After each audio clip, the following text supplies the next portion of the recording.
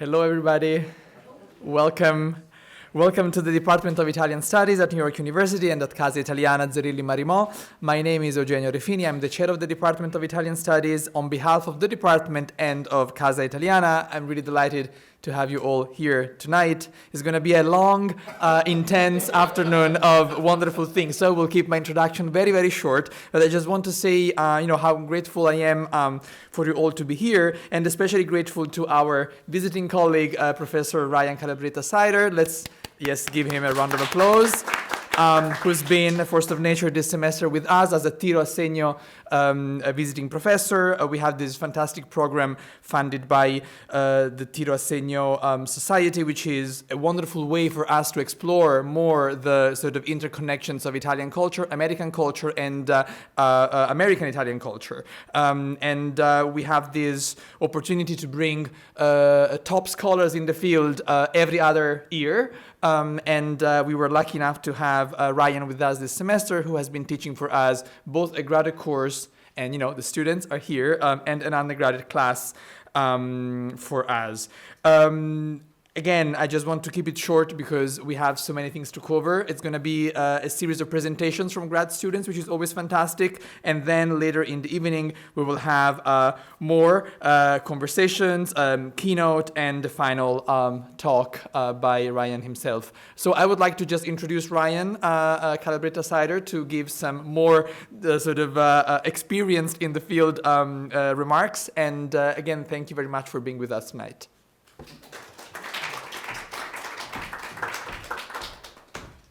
I will also keep my comments very short. I'm Ryan Calabretta-Sajder. I think most of you know me.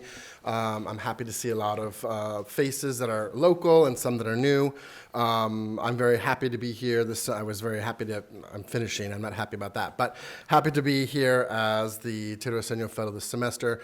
My undergraduate class is Tracing the Italian American Experience from Good Guys to Wise Guys, and then the grad seminar is Queering the Italian American Bildungsroman, and I'm very happy that both Stefano and Eugenio have been so collaborative and supportive of all of the initiatives that I've brought to the table this semester. As he said, it's kind of been a whirlwind of things this semester. So tonight is kind of like the culmination of the semester. The graduate students have a paper and a final project that they're working on.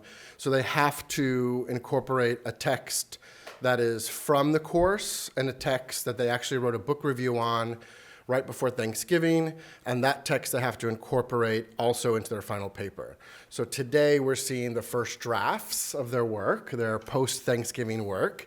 They have 10 minutes each, and then I have programmed about 5 minutes per student so that we can give feedback. A lot of us are scholars of Italian and Italian American studies or other fields, so it is a learning kind of workshop for the first hour and a half, and then we will go into hearing some queer Italian American authors read their works that we studied throughout the semester.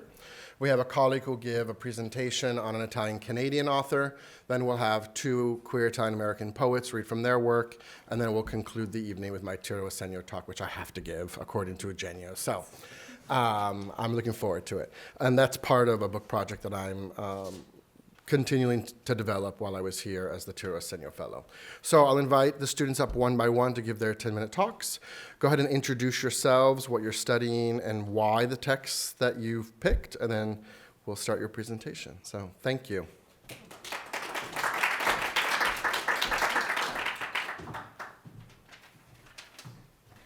Hello, everyone. Thank you for being here. I'm just going to grab my timer because I like to be good about that. So hi, thank you for your time today. Thank you to Professor Calabretta-Sajder and the authors here today. I'm really excited. I'm Teagan Cocozza O'Hara. I'm a first-year master's student in the Social and Cultural Analysis Department here at NYU. And my research broadly covers how one's positionality in the colonial present affects their access to clean water and just resource dispossession in neo-capitalism in general.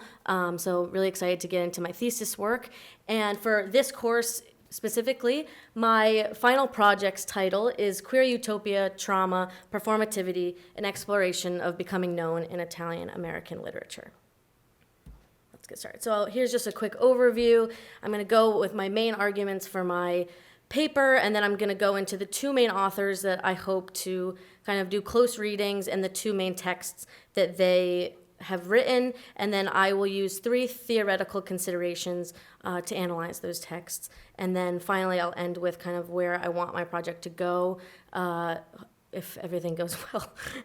Okay, so my main thesis, I will get into this a little bit later, but one of my main texts that I chose outside of the course was a poetry book by Rachel Guido de Vries, A Woman Unknown in Her Bones.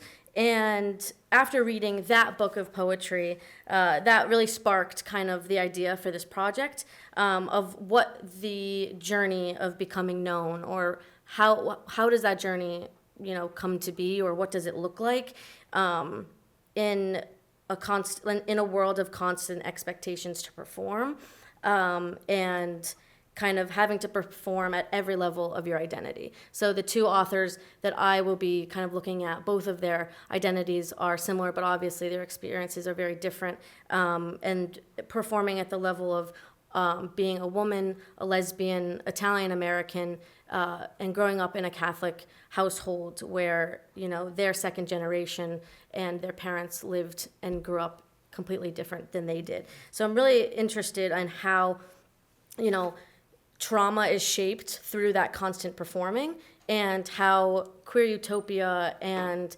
that trauma reoccurring is also a type of performance. And then lastly, I want to use queer utopia as a framework to kind of show the role of imagination and queer futurity in the unknown, because at the end of our journey as getting older, kind of through these texts, you see whether you are known or you truly are unknown, and can the unknown be a positive using queer theory? It's not always maybe a negative that you aren't known. All right, so like I mentioned before, my first author I will be focusing on is Rachel Guido de Vries. She's also known for her novel Tender Warriors that was published in 1986. She's also published many poetry collections, children's books, and I'll be looking at another poetry collection of hers, How to Sing to a Dago, which was published in 1996. And yeah, she was born in New Jersey, and now she lives in Syracuse, New York, and she really focuses on just the Italian American experience. She has family in Sicily and Calabria, and she's just a really interesting person. And then I'm pairing it with Teresa Carrilli, a Sicilian American. Her family's from Brooklyn, New York. She grew up in Hartford, Connecticut, very close to where I kind of grew up.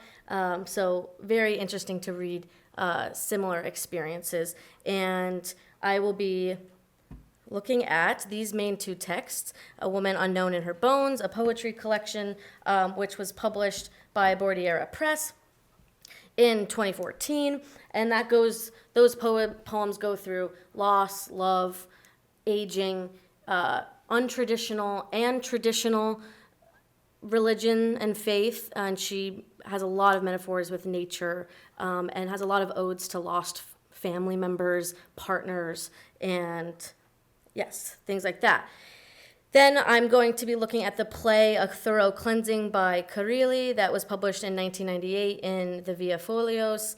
Kind of both, I liked the, a before, kind of a past and more of a present version of Via Folios. I think seeing those different editions, I think makes my research very interesting, and that is a two-character play between a mother and her daughter, not her sister, a mother and her daughter, and that is just a nice play about the complexities of their relationship, growing up in different places, and the daughter coming out and not fitting into those traditional Italian American roles as a woman. And let's keep going. So the three theoretical considerations that I'll be using to analyze these texts are queer utopia, trauma, and performativity. Now, the queer utopia I'll be using, it was coined by Jose Esteban Munoz in his book, Cruising Utopia. And he really focuses on the rejection of the social order and critiquing the present by living queer in straight time. And so a lot of that involves nonlinear temporalities, which you see in both of the texts, in the play and the poetry. They jump through past, present, and future. They go into dreams that are very vivid, that feel like reality. The poems are going back and change narratives, and even though she's writing the poems, it's other people's voices, and sometimes you get lost in what time frame you're actually in, which I think is really interesting. And then we go into trauma, and I'll be looking at Dominic LaCapra's book, Writing History, Writing Trauma, and how, like I mentioned before, the trauma from performing constantly, but also familial trauma and things like that reoccurring in the exploration of trying to get to know yourself or trying to get others to know you, and how that kind of acts as a roadblock.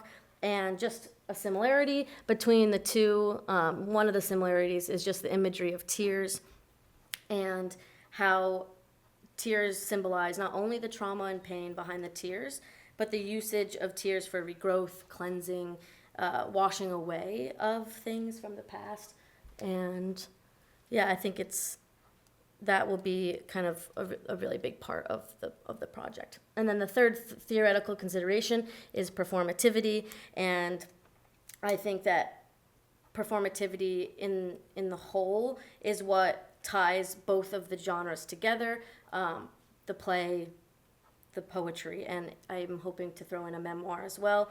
And as we know, poetry and plays are meant to be read aloud and to be performed, and the words are meant to be emoted. So I kind of want to explore that performativity, but not only the literal performativity. I'm interested in the figurative, as I've been talking about, of how do you perform as a good partner, a daughter, being successful but staying in line, and not always matching the specific femininity that is, deemed like socially acceptable. So yes, multi-layered within their experiences.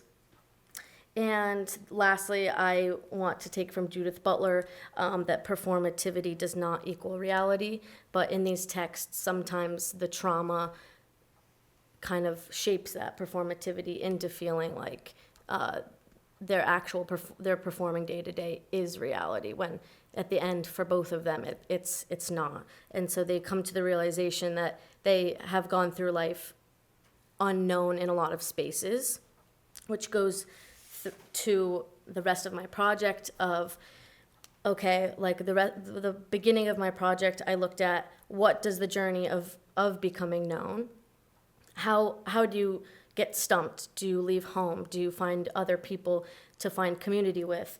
Is it only important that you know yourself, and it doesn't matter if anyone else knows yourself? So I will go through that journey, and then what the rest of it is,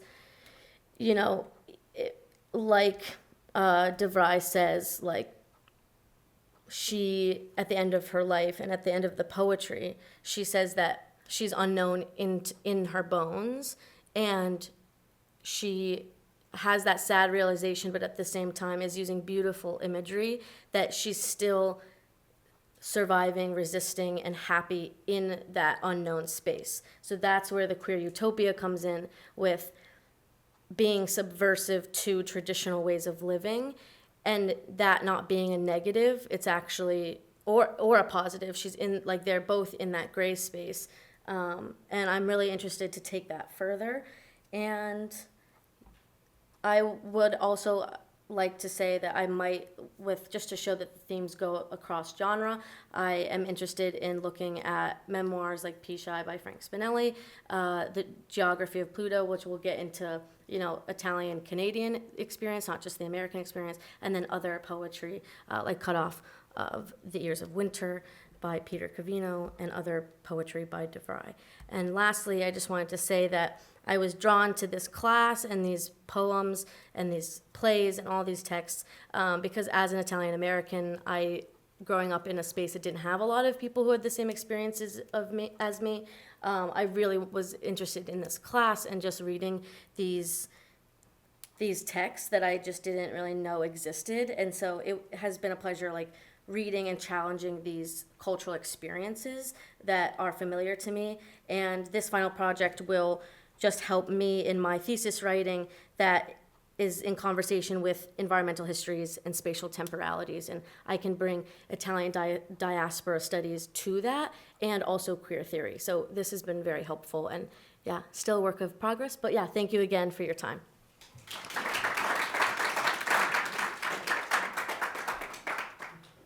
Questions, feedback, recommendations? Yeah. All right, Teagan, I don't know how long your paper is going to be for Calabretta, but there's just so much that you have there, or that you talked about, so Yeah. my only suggestion would be to pare down, or maybe rather than thinking about it in terms of works, but thinking about it in terms, especially for the poetry, maybe like one poem from De Vries, Right. to Peter, a poem from Covino, and again, then when it comes to the play, and if you do memoir, and you also had Dorado's the book, right? Yeah. Geography of Pluto, that's just a lot Yeah. to do in a conference paper. Yeah. Definitely. Thank you. I appreciate that. That's a very good point. Could I ask a question? I'm curious, oh, sorry. I'm curious if you all have thought about this in class, but I'm thinking specifically with connections to other diasporic communities and kind of women exploring I'm thinking of Olga Brumas, who's Oh, yeah. writing around the same time. Is this something that you all have talked about, or that you're Just considering? conversations that have come out of the class. That's the text that we've read.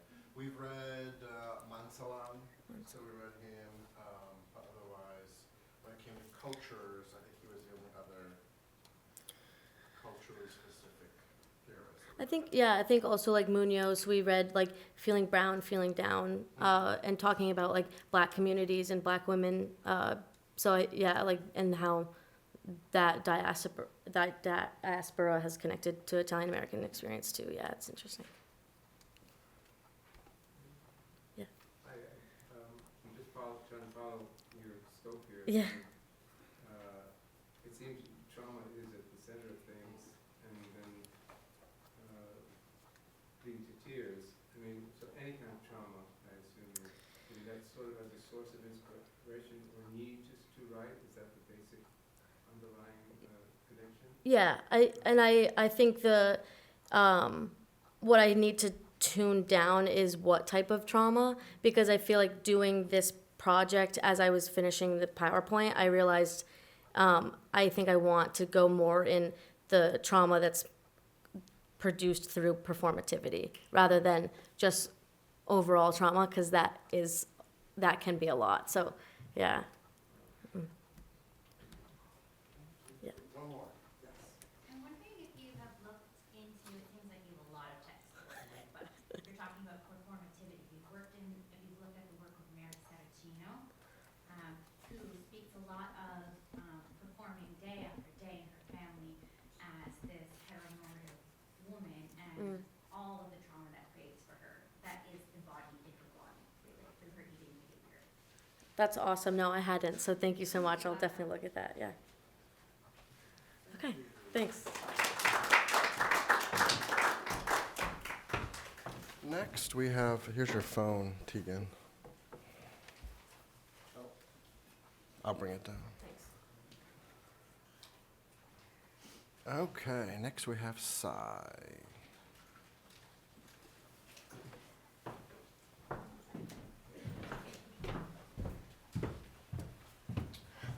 All right, this is rather intimidating. Hello. My name is Sai Brauer. I'm a second-year master's student at NYU's Department of English Literature. My focus is primarily in horror fiction, primarily studies to do with queer and disability studies within the Gothic, particularly in the Irish Victorian Gothic. So I approach this course as something of an outsider. I am not Italian American, so many of the themes were rather new to me, though. As an Irish American person, some of them were somewhat resonant, somewhat similar. But as the course progressed, I started to notice some broad themes that kept reappearing in many of the texts we read, despite coming from very different personal backgrounds. A lot of these memoirs and these fictionalizations all kind of dealt with the same thing, which is the issues of patriarchy in the family structure, heteronormativity, and masculinity. So my project has a little bit of a broad scope, which I acknowledge right now in its first draft, so I'd love some feedback on toning that down, but this is kind of just an overview of my thought process. First off, maschilismo, machismo, chauvinism, toxic masculinity. Many of you know this is an issue in Italy to this day, but it's also an issue in the Italian American community, where we see Italian Americans stereotyped as Gardafe says, the Latin lover, the British bully, and the flashy gangster. I know for me, from my generation, Gen Z, my first exposure to Italian Americans in media was the Jersey Shore, which not all that accurate, but that was my first exposure as someone from Southern California. So that's kind of the dominant perception we see. Obviously, there's Randy Savage, Macho Man, which is kind of very emblematic of that. And of course, there's the importance of the family structure. Me saying this is, of course, kind of like preaching to the choir here in terms of just how important that is. But as Baldo writes in Familiarizing the Gay, Queering the Family, related to Mambo Italiano, which is one of the texts I will be focusing on, the only structure that Italians have learned to rely on and trust upholds the heterosexual family as the only correct institution and considers specific formulas of masculinity as normative. So these were sort of broad themes I acknowledged in this class, but I wanted to pry into this not in terms of only sexuality, but also of variations in gender. As Butler talks about in Gender Problems, there is a tie between sexuality and presentations of gender and its performativity. And we see this especially with the lesbian community in terms of kind of complicated relationships between gender and sexuality. So that was of particular interest to me. So here is my working thesis. Masculine power acts as a sort of gravitational force within the solar system that is the Italian American household. For the queer child whose identity deviates from a traditional heteronormative orbit, their coming of age brings a sudden awareness of that pull and what it demands. Movement away from it is taboo, but movement towards it faces significantly less resistance. The result in literary representation is a drought of rebellious genderqueer expression in Italian American gay and trans men, but intensified gender trouble in Italian American lesbians and trans women. I wanted to incorporate a lot of the trans experience in this because I feel that was not only a bit of an oversight in the course, obviously not any shade at the professor, but it was not really what the course was about. But for me as a transmasculine individual, that was something that was pretty important to me to work on. And also I'd like to clarify that this is related to particularly literary representations in these texts we've read, not lived experiences. These are just the written words. Obviously, everyone has a different story. So some theoretical considerations I'm bringing into this. First is Gender Trouble by Butler, which I previously mentioned, just bringing in the links between gender, sexuality, performativity, and familial hierarchy. And then there's Lesbians, Gender, and Privilege by Love, which is kind of a broad introduction to the complex relationships between lesbians and masculinity, which has a lot of historical connotation associated with it. Then there's a bit of a more vintage text, The Italian American Family, Assimilation and Change, which analyzes family structure and the consequence of American assimilation on that. And then finally, Italian American Masculinities, which is a more recent course which argues for a more nuanced perspective on representations of masculinity within Italians and Italian Americans, as opposed to the broad Western Anglo-centric model that is most often used when discussing it. So first going into gay versus lesbian masculinity, the two texts that struck me as particularly impactful for this were Mambo Italiano and Lanzilotto's L is for Lion. And over to the course as a whole, I noticed that there's a lot less familial stigma at play and being threatened in movements towards masculinity versus away. And we see this primarily in gay male representations with the threat of being a sissy. You know, the idea that you shouldn't play with dolls, you shouldn't express weakness or emotional vulnerability, that the man needs to be a man's man, a provider, a protector in the household. And we see this in a lot of these narratives running throughout the texts we've read in the course, many of your texts for those of you in the room. And there's always, again, that threat of being a sissy, but oftentimes it is a threat that kind of enforces the masculine power within the household. From these texts I read, it is rare to find the gay male figure challenge masculinity in many ways. A lot of it conforms to conventional normative masculine power. And in Mambo Italiano, one of the opening texts is the main characters, Nino and Angelo, deriding a pride parade outside. They shout out the window, they call them fags. And that was kind of a pretty evocative picture for me.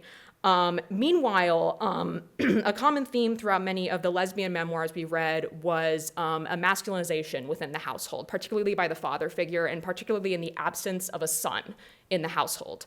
Lanzilotto describes being seen as one of the boys, even acknowledges some sort of trans-masculine ideology in that sense.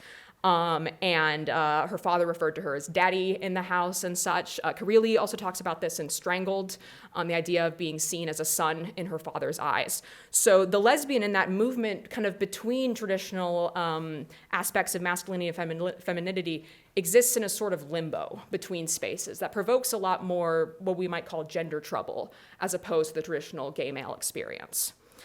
So here are some other texts that I've kind of brought into consideration regarding this. I doubt I will go into too much detail regarding these, but of course Spinelli's Pisci relates to a lot of the threat of being a sissy, playing with dolls, even if they're action figures. In Gabriel's Kitchen deals with the disastrous consequences of toxic masculinity within the home. For those unfamiliar, the main character commits suicide because of a lack of familial acceptance. And as I previously mentioned, Strangled relates to lesbian masculinization within the home. Now, what was most interesting to me going into this as a transmasculine individual was I wanted to kind of see the impact of these cultural values on transgender representation, because that is the ultimate expression of gender deviance. So I went out searching for narratives of Italian American trans people. And there weren't a lot. There's not a lot out there right now, which is, of course, a field I look forward to seeing grow and develop. One of the main sources I could find was Italian trans geographies, which actually had a presentation in the Cocozza just last year, which was awesome. But throughout Italian culture and Italian American culture, the trans feminine person is kind of the face of this movement as a broad rejection of masculinity. Because in rejecting that and moving towards femininity and making that conscious choice, there is a challenge to cultural values that exhibits. It's more radical, it's political. We see this with Porpora Maraschiano in Italy, who is now a politician and kind of the face of a true movement in that sense. And as one author writes for Italian trans geographies, collectively, Italians and Sicilians, after a harsh welcome in the US, were eventually offered a trade culturally to occupy a mid-level caste within a brutal social hierarchy in exchange for helping to hold up that very system. My queerness and transness have remained perhaps the most enduring forces in my life that seem to hold open portals of discovery and curiosity and drive the interrogation of everything. So there's a lot at stake here, those movements towards femininity, those who identify as feminine. However, I could really not find any narratives of transmasculine Italian Americans. And in fact, in Italian trans geographies, in over 20 chapters, only 2 of them relate to the transmasculine experience, and only one of those chapters is a memoir. The other one is a fictionalized account of historical figures. And that, to me, obviously, in the historical context, it is common for transmasculine individuals to be overlooked or kind of brought to the shadows. In fact, the memoir in Italian trans geographies from D'Aquino relates to feeling like living in the shadows, being there but not quite there at the same time, kind of in that in-between space here. Now, there's a lot of, we could theorize all day about why that is. I think potentially part of it is that it is seen as less of a threat to the social order in that sense, these movements towards masculinity, and thus it is less political, less radical. But of course, that's just my theory on the topic. So yeah, these were just some thoughts I had going over the course, some patterns I identified that were particularly resonant to me. And yeah, I'm curious to hear everyone's thoughts. Obviously, I'm a total outsider in this. So yeah.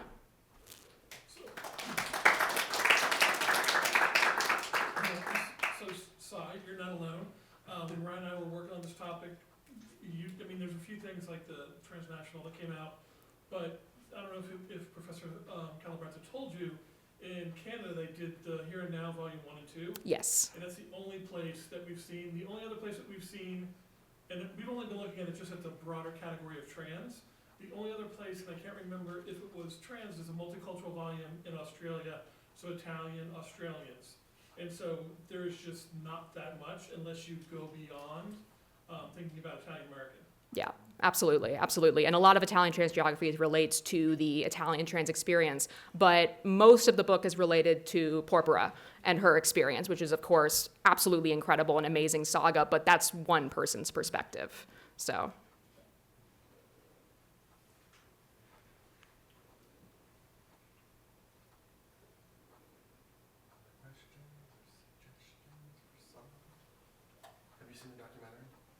I've seen bits and pieces of it, and I watched the talk that Summer gave last year in promoting Italian trans geographies. It's cool to see kind of an outsider to the academic scene providing that feedback in that way. If you don't have the examples here of trans masculinity, how do you approach your work? Absolutely. I mean, what I'm going to be mainly focusing on is D'Aquino's account of that memoir experience, which is from the perspective of an Italian trans man, but with a lot of the cultural, exchange going on between there. A lot of the aspects of the trans masculine experience are very universal in that sense, so I'm hoping to impart that. But honestly, I'd love to spend this paper just kind of talking about that absence and what it means in that sense, kind of the notable lack of voices. And yes, we have very few voices in the Italian American trans community right now, but the majority that have the platforms right now are trans women whose struggles are no doubt incredibly impactful and powerful and should be listened to, but the trans masculine experience has been pretty overlooked, so.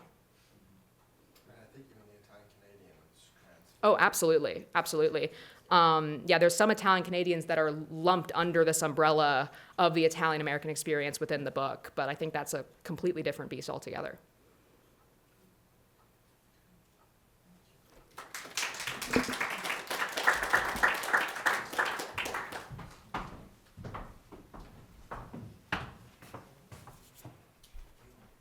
Okay.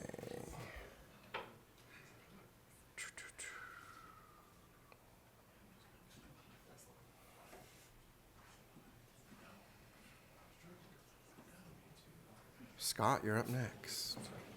I just press the space bar to go through? Yep. Okay.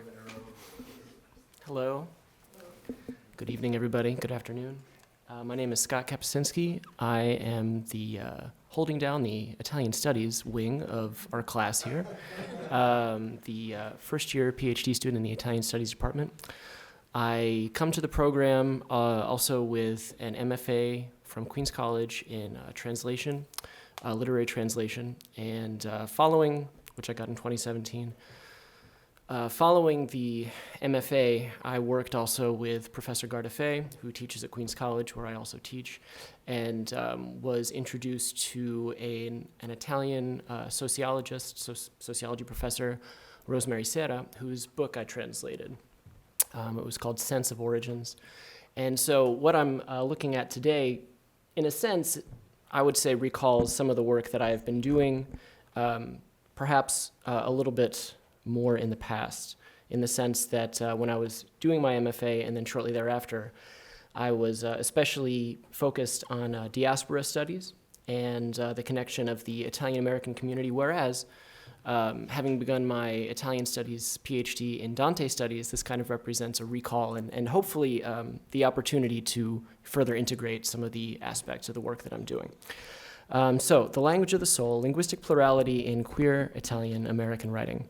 So, as a translator, I'm especially interested in the role that language, and in this case, bilingualism plays in expression.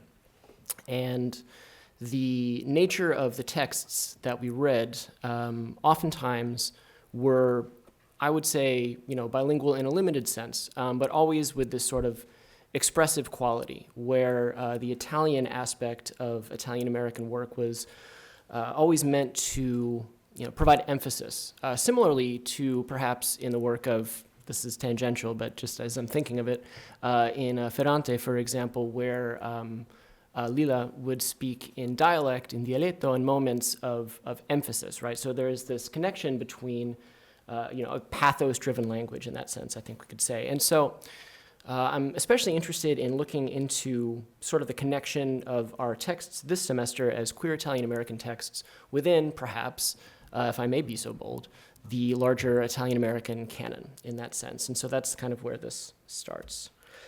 So I'm looking, I chose a couple of works here. Ooh, it gets louder. So I chose a couple of works here. Froci, What Do You Call the Wind? And Cut Off the Ears of Winter, representing drama. We could call it hybrid memoir. I'll just say prose in the case of Lanzilotto, even though it also includes poetry. And then strictly poetry for Covino's Cut Off the Ears of Winter. In each of these texts, what I found to be very interesting and notable for my investigation is the use of the Italian, I would say primarily to sort of occupy this pathos, right? This space, this emotional space that the English is not conveying by itself. And so I'm also considering looking at some specific Italian American studies to kind of situate this, and then also a little bit of queer theory. So let's talk about that. We've got Gardefei, Italian Signs, American Streets. This work is especially interesting to me because of, and realistically, I would say both of these works, one of them, being perhaps a little bit older, is in a sense near and dear to my heart. I think I find a certain comfort in structuralism when it comes to theoretical work. I like the categorizing force that it oftentimes provides, and I think it'll be very useful in this context because both what I want to take from Gardefei and what I want to take also from the work which Gardefei references and refers to as a sort of sociological work, which refers also to some of the work that I did in translation, is the categorizing of it, the idea of recognizing a certain, I don't want to say just lists, but a certain type of development, let's say, right? Development on a personal level, development on a cultural level, development, perhaps on a literary, even canonical level.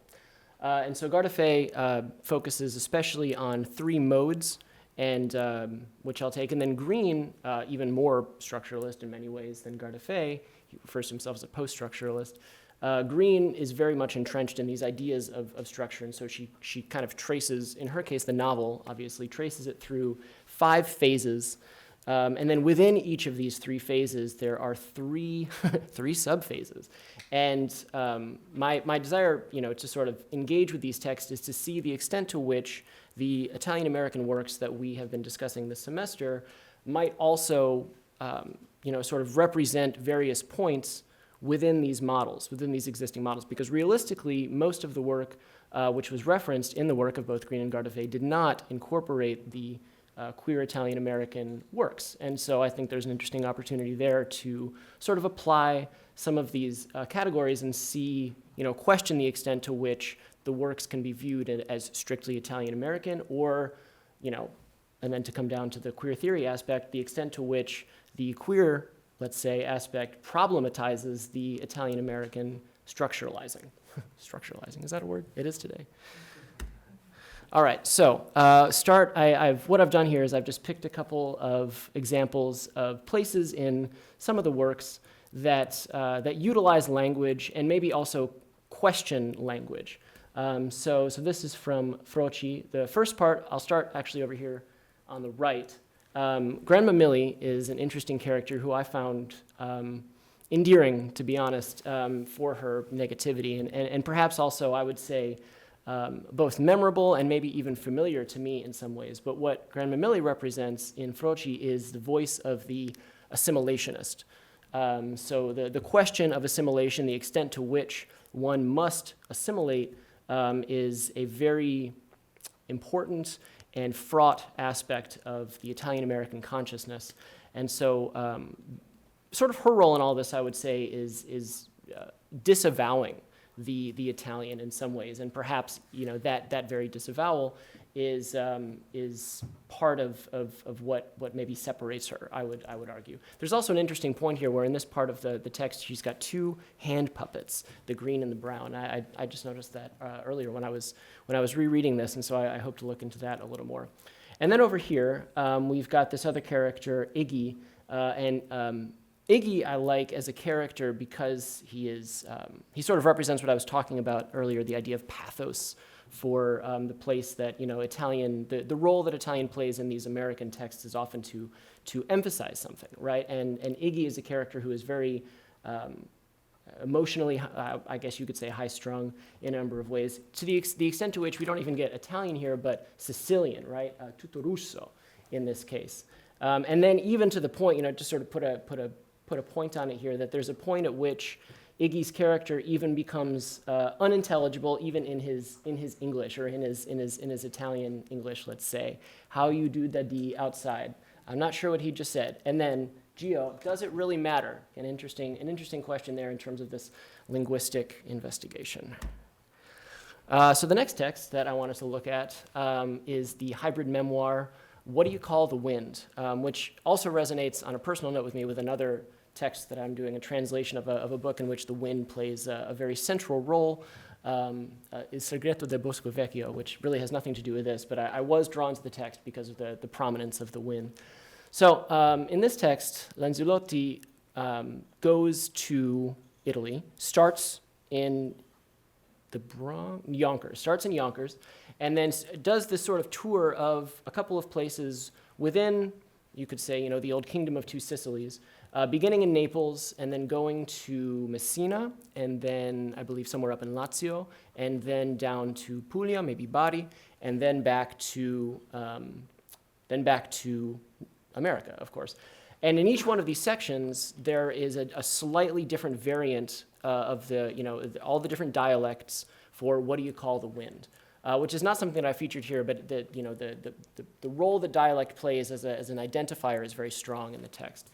Here, the character Pulcinella, Punch, sort of acts as Lanzilotto's foil when she is in Naples, sort of this laughing face. And here you can see she's swearing at Pulcinella. And so the role that Italian plays, and I would say even more specifically that the Neapolitan dialect, Napolitano, plays for Lanzilotto is very strong.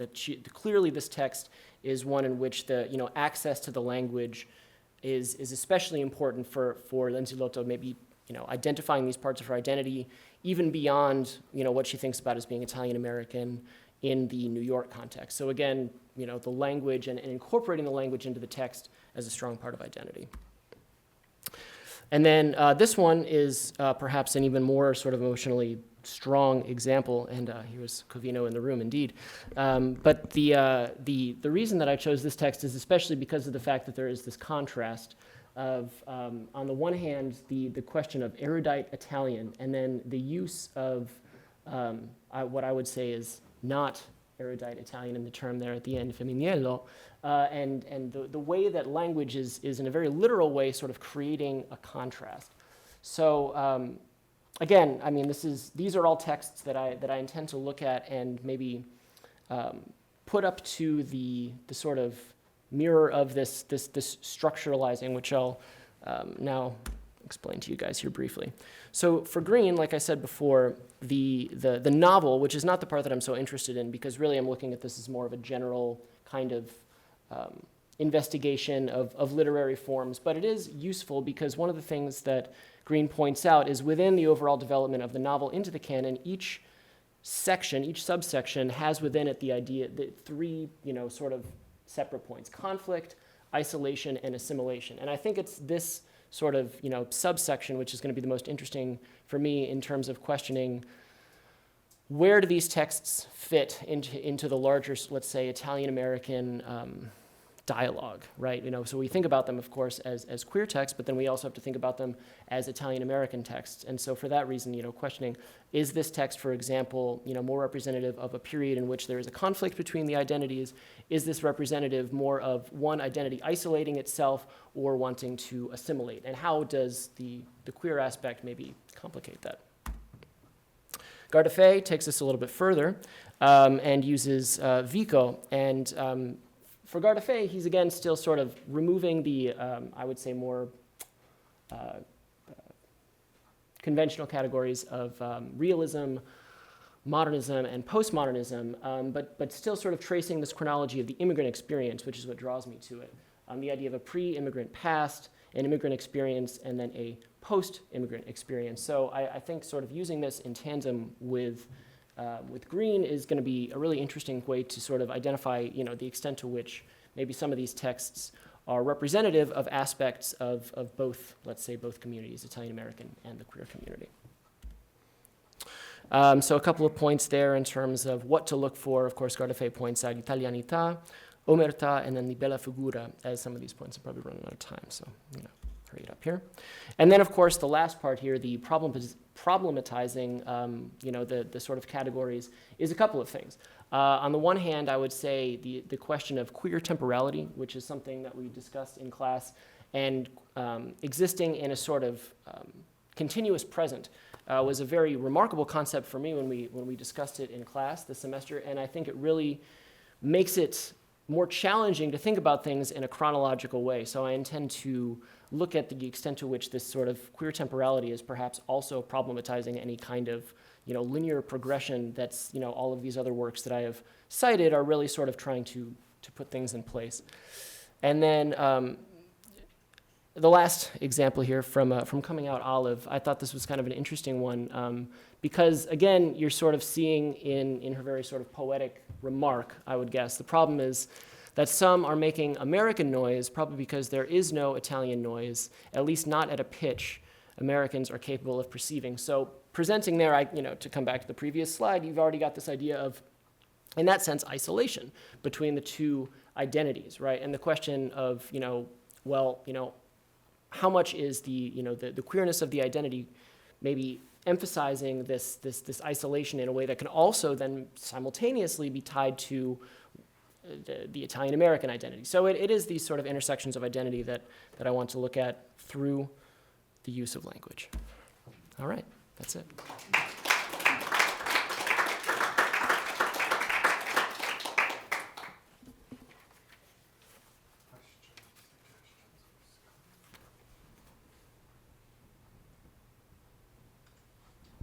Yes? Is your approach then basically linguistic? I would say yes. Linguistic in the sense that what I'm going to be analyzing is going to be the use of language and how that use reflects these structural categories, yeah. Mm-hmm. Yes? I'm wondering if you've taken a peek at Michela Baldo's most recent article on code switching. I just saw that before. I had already made this, and then we were just talking about that, and I was reading through it. I was like, should have put that one in. Yes. Okay. Yes, I did, and thank you, because I'm absolutely going to include it. I'm even going to write it down again. We'll be discussing it next week. Yes. Peter. Yes. I have a question about how your translation experience affects your critical thinking here. Really at the level of what you said with the continuous present, because as a translator, I would imagine there's a challenge, right, to bring the text into an English that you think is, in poetry we use a poetic term called the immediate present, Sure. Which is like a D.H. Lawrence coinage. But I'm wondering, how your translation experience affects your critical thinking. I wonder that myself sometimes. That's well, let's see. So as far as translation goes, I would say that the voice that I translate into is dependent on the work itself. I mean, for example, Serra's work was a sociological study, and so my goal there was to retain a sort of scholarly exactness, whereas if I were to translate fiction, there's maybe a question of the age of the fiction. For example, the work that I mentioned earlier, Dino Buzzati's Segreto del Bosco Vecchio, was written originally in 1935. So I would, maybe want to, in terms of time, avoid things that struck my ear as, so idiomatically, 2024, so to speak, right? But at the same time, I wouldn't say, because I think it would come across as too put on if I tried to create, let's say, a 1935 voice to be the counterpart to Buzzati's writing, because the text was from 1935. So I guess you could say, in a sense, the voice of translation does sort of reinforce that idea of a continuous present, more so than, in my experience anyway, I try to locate it. Now, I have not translated, Dante, for example, but even then, I think that, looking at modern translations of Dante, they, don't try to recreate some kind of, purported idea of 14th century English, which of course would be like Chaucer anyway. So in that sense, I think even that translation, even a translation of 700-year-old text, does kind of exist in that immediate present.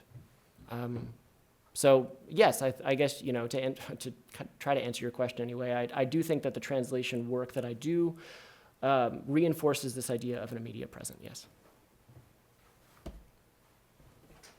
Thank you.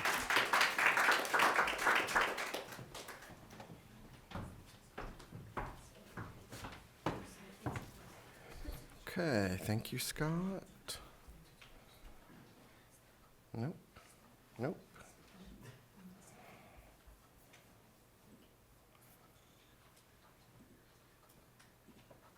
Karina, you're up next.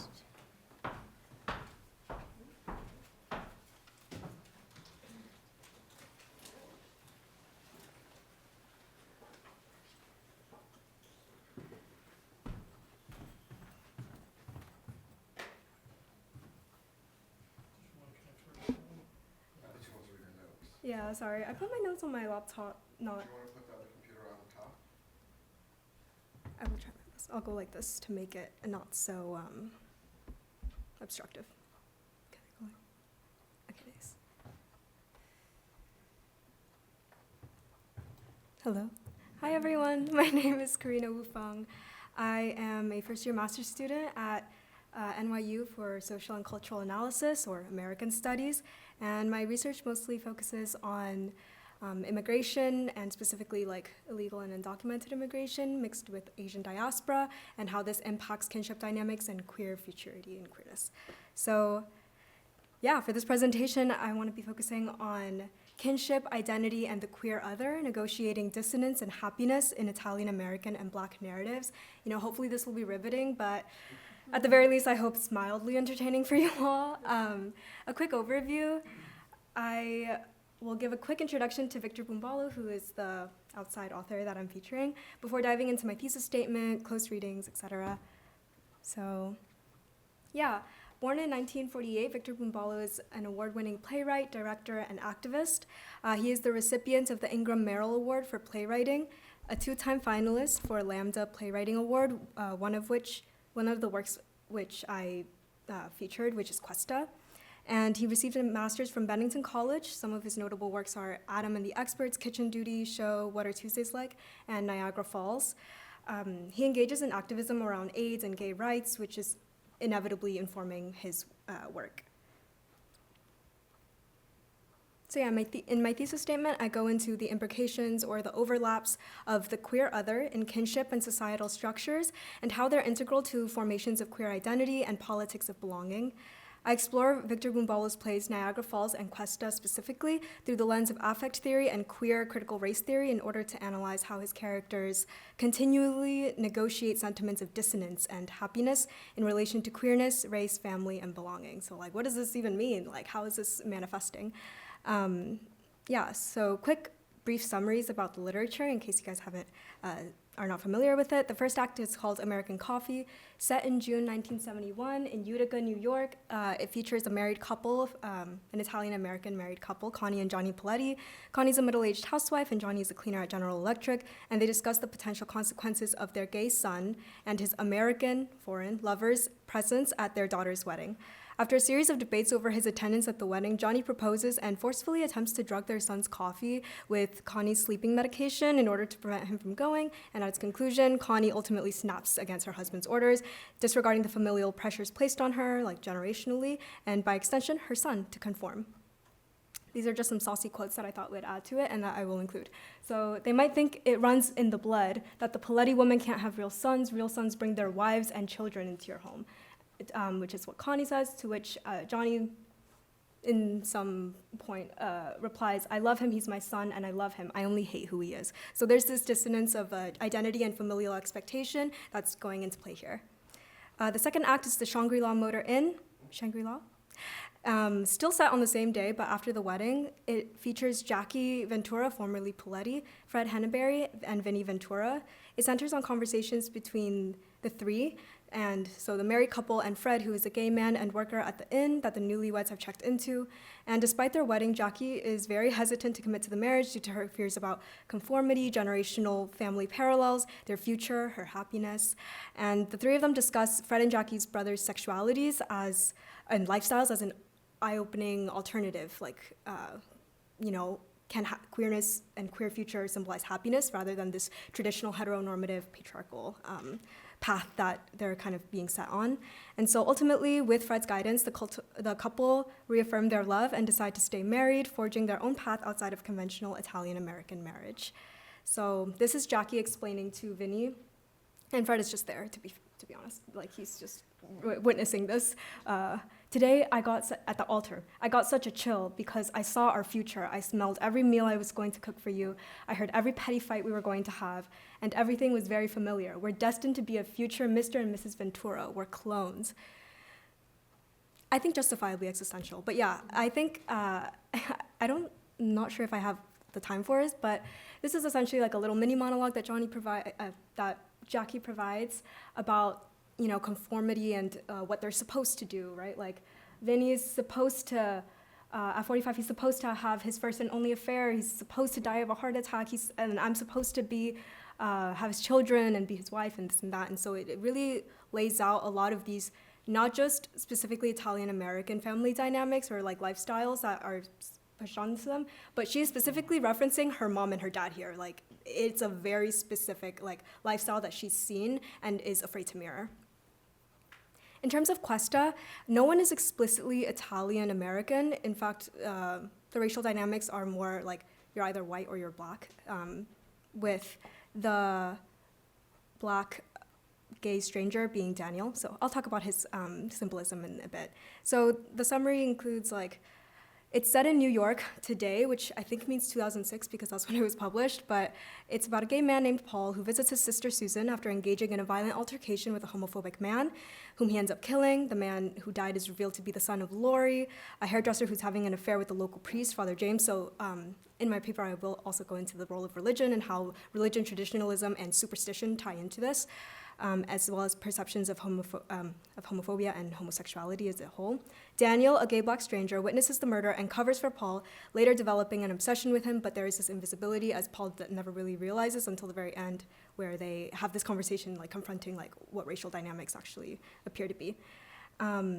And so as both Lori and Paul grapple with loss and guilt and tragedy, the latter decides to connect with and aid Lori through her grief, to repent. And so, however, misunderstandings lead Lori to believe that Paul and her son were lovers. So I can leave a little bit of a cliffhanger there for you guys.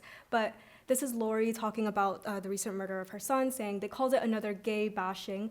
Well, I told them, I think some of the police think he was. My son was not one of them. He was normal, that. So I think, performativity, what is normal, what is not, this dissonance between identity and queerness. So a close reading, kind of getting into the meat of it now, but I'll go fast. So I specifically focused on the themes of dissonance, performativity, and happiness as a way to analyze these texts. So dissonance in Niagara Falls is between familial role and homosexuality, and the Italian American family structure, and how intergenerational expectations of heteronormativity, patriarchy, legacy, continuing a legacy, and cultural tradition, manifest in literary symbols such as American coffee and drugging it, Jackie's wedding, the foreign American lover, and the unnamed son. About the unnamed son, the person who is like central to the text in Niagara Falls is never actually a character, and he's never named. So it's more of an abstraction of this concept of queerness rather than like this very real identity. Performativity is present both within the family unit and the queer individual, and happiness manifests in queer happiness versus the happiness of the affective majority, as Munoz coined it, I believe. And I wanted to analyze this character foil between Jackie and her unnamed brother, and like essentially like heteronormativity versus like this queer happiness. In Questa, dissonance is much more about homosexuality, race, and morality, because now it's like, who is a good person, right? Like the imbrications of queerness, race, and the political climate foreground this play. It takes place during the AIDS pandemic, and so the inclusion and othering of like queerness, and especially Black and brown queer narratives, is very important. In my literary analysis, I talk about Paul's attempts to repent, Daniel's invisibility due to his race, Laurie's evolving perceptions of queerness, where she's not homophobic, then she's really homophobic, then she gets less homophobic, you know, it comes and goes. And so the question of who is morally right. Performativity still plays the same role in both in the family unit and the queer individual, and happiness in this text is more about the struggle to find happiness and the unhappy queer child. Like, if you are queer, are you destined to be unhappy? As coined by Sarah Ahmed. So, related literature focusing within the course. Because this is taking place within the era of AIDS, I wanted to focus on Froci by Frank Giavella, and especially like kinship and dissonance. So, in Froci, there's like a very central like primary voice being the son, and like the as the narrator, or in a lot of ways, like just like a main character, and then very contrasting with Niagara Falls, where the son is unnamed and more of an abstraction. So I wanted to kind of like focus in on that and see how these different perspectives can like provide a more well-rounded view. And proximity to Americanness, the American lover, Italian American identity and tradition. So how the American lover is at a lot of times like challenging and in contention with Italian American identity and tradition. And the era of AIDS, especially important with Questa, and the identity and the queer other in this very specific political climate, where there's, you know, a lot of stigmatization and violence around this queer identity. I also wanted to mention Strangled by Teresa Carelli and the dissonance between family and the daughter, and specifically how this like also goes in tandem with familial expectation and this like disconnect with the queer child. I put honorable mentions here because I wanted to talk about it, but I don't know if I have time to talk about it. But I also like reference like Mambo Italiano and Wild Oats, which I thoroughly enjoyed and appreciated as well for their thematic expressions. And then I conclude with how all of this, why is this important? Like, this is basically my attempt at creating like new formations of identity and queer identity through these texts. I mentioned them already, but some specific symbols are the unhappy queer child, and how marriage and nuclear family structure are like tied to happiness by society and affective majority. And I also talk about modes of belonging and racial performativity.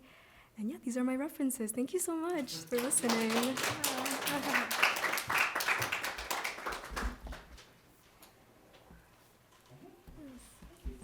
Thank you very much for this. I was curious.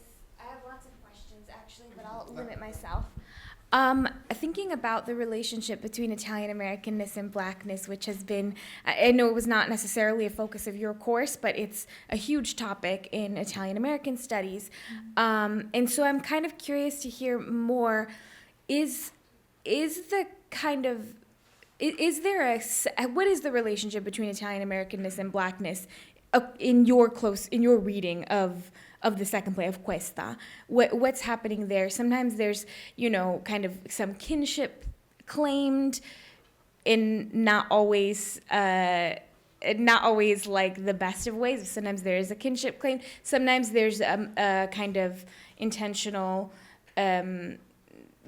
positioning of Blackness as outside of Italian Americanness, that occurs in some texts, in some primary sources. So I'm just kind of thinking about that.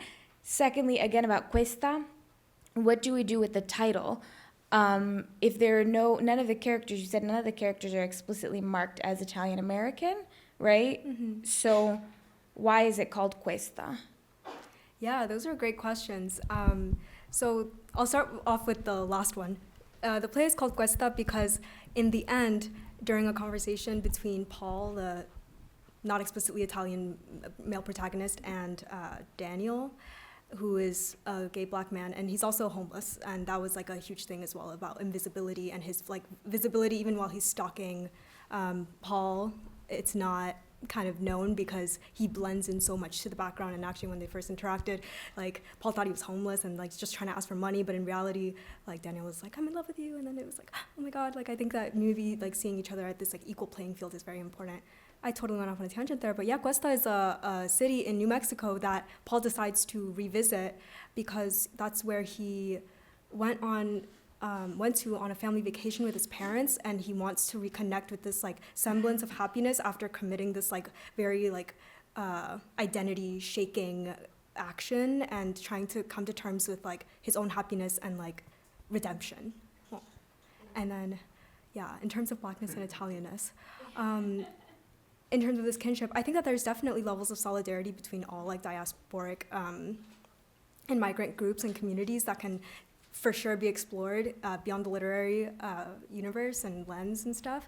I think in this specific reading, Daniel played like, because he was the only person whose race was explicitly mentioned as like othered, I think that that definitely gave a lot of context that Niagara Falls did not give in terms of like different dimensions of racial like queer categorical miscegenation. So like what being queer and ethnically, culturally, racially, like how all of these like kind of go in tandem with each other. Yeah, I hope that answered your question. But yeah. Yes. I just wondered if Niagara has been produced as a play, and did you manage to get to see it? I think it has been produced. It's from Niagara Falls. Came out in 1984, and it has been put on Broadway, I believe. But I did not see it in like live. I got it off a book on Internet Archive. But it's a really good book and very accessible. And yeah, I would love to see it. Yeah. Any other questions? All right, thank you so much, guys. Thank you.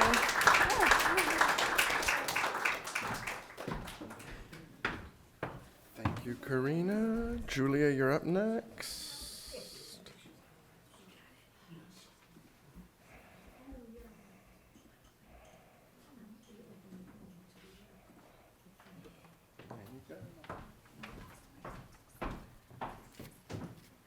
Hi, everyone. This is Julia's second presentation. Second presentation of the day, just getting through all of them. So I'm Julia Crawford. I am another second year MA student in the English Lit department here at NYU. A lot of times my research focuses on 18th and 19th century British women's lit, looking at gender, but also looking at different forms of narration. I did a lot of work on Austen and alternative forms of discourse, looking at like letters in the novel format. But for this class, I became really interested in the narrative form of memoir and what that means, especially with the popularity of it among gay Italian American authors.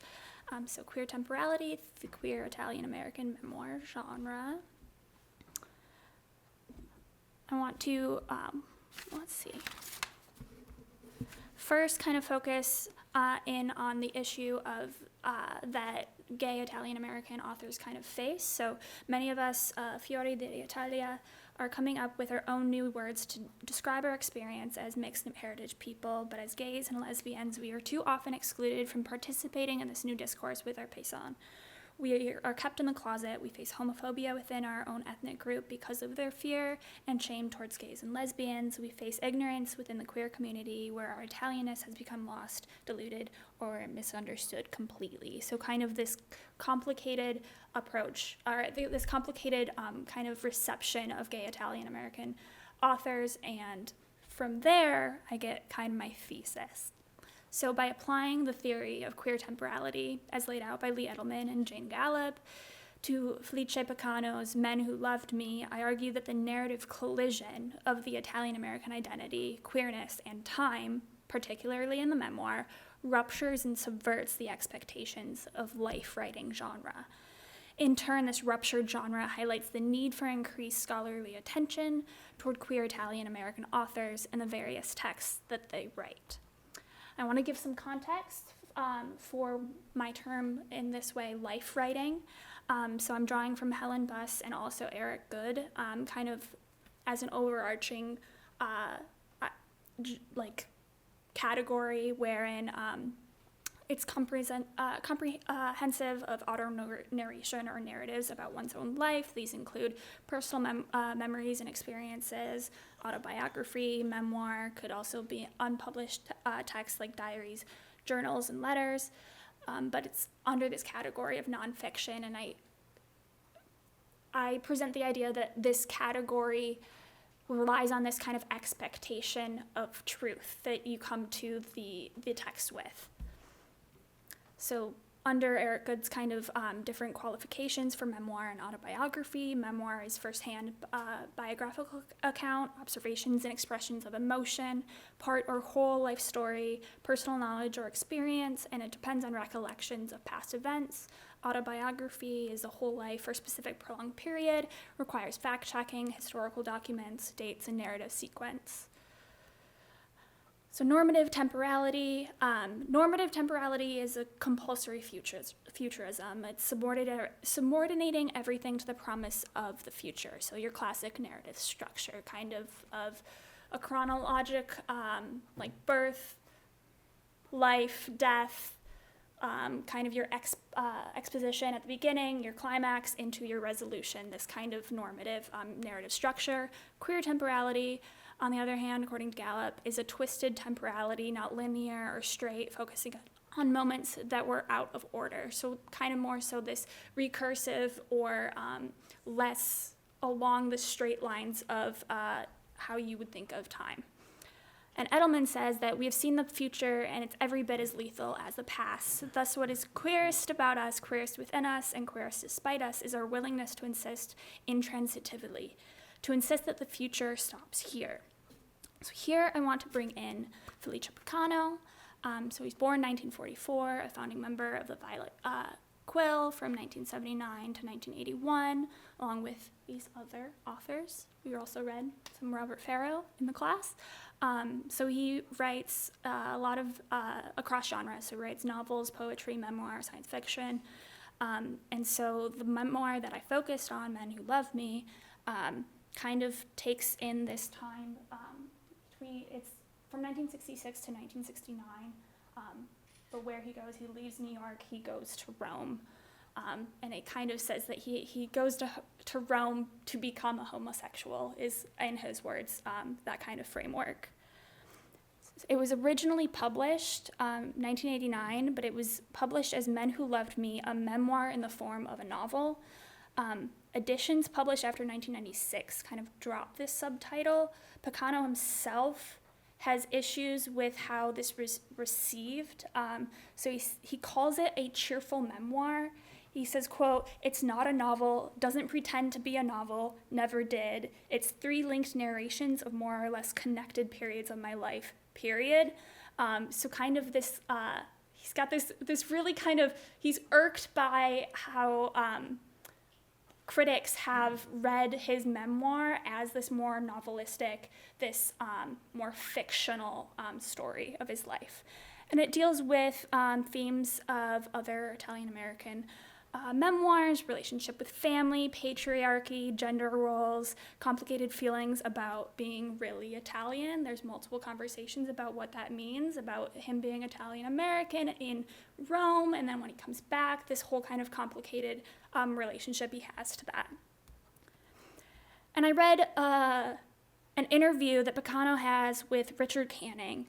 And in this, he's talking about future memoirs of his. He has later ones that come out. He's got like a whole slew of them. But he says, when talking about time, that the main problem in narrative is time, actually. In earlier novels, time's a closed construct, whereas in all my memoirs, I open time up. So as to say, there's no such thing. So there's this kind of, he plays with time in his novels, or in his memoirs, in a way that he kind of puts time on pause, where he focuses in on these really very specific periods of his life, and he elongates time in certain moments. He breaks up how he writes about time. He writes in past, present, future, kind of skews that whole expectation. So here, I just wanted to do kind of a close reading of this section, which showcases the collision that I was talking about in my thesis, the collision of the Italian American identity, queerness, and time. So this is in the third section of the memoir. He goes, Bob Heron combined a strong down-home charm with a contrastingly urbane sensuality, all of it overlaid with a sharp yet quirky intelligence. He also seemed to possess other definable qualities. To begin with, he was opinionated, so much so that when I told him my name, he immediately said, "That'll never do. That's too girlish, and you're hardly girlish. No, we'll call you Phil." For the next year, in vain, I tried off and on to convince him that I liked my name, that it fit me, that I fit it, or soon would fit it. He never budged an inch. To this day, to my embarrassment, I still sometimes encounter people I met through Bob who still call me Phil. So in here, you see that rupture where his already queer temporal framework in moments where his Italian American identity and queer identity collide. He faces oppositions and expectations of patriarchy, masculinity, familial responsibility. Here, especially in the first bolded point, there's the collision of gender, sexuality, and the Italian American identity.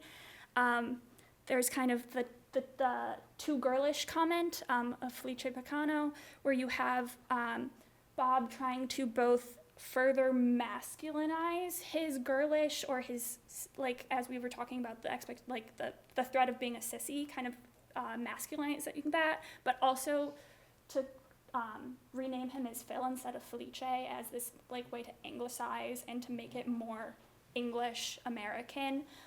So that's part of what happens in this moment. But then in the second bolded section where he goes, I liked my name, that it fit me, and that I fit it, is his desire to retain his Italian American queer identity. He wants to be called Felice. He fits that name. It's Italian.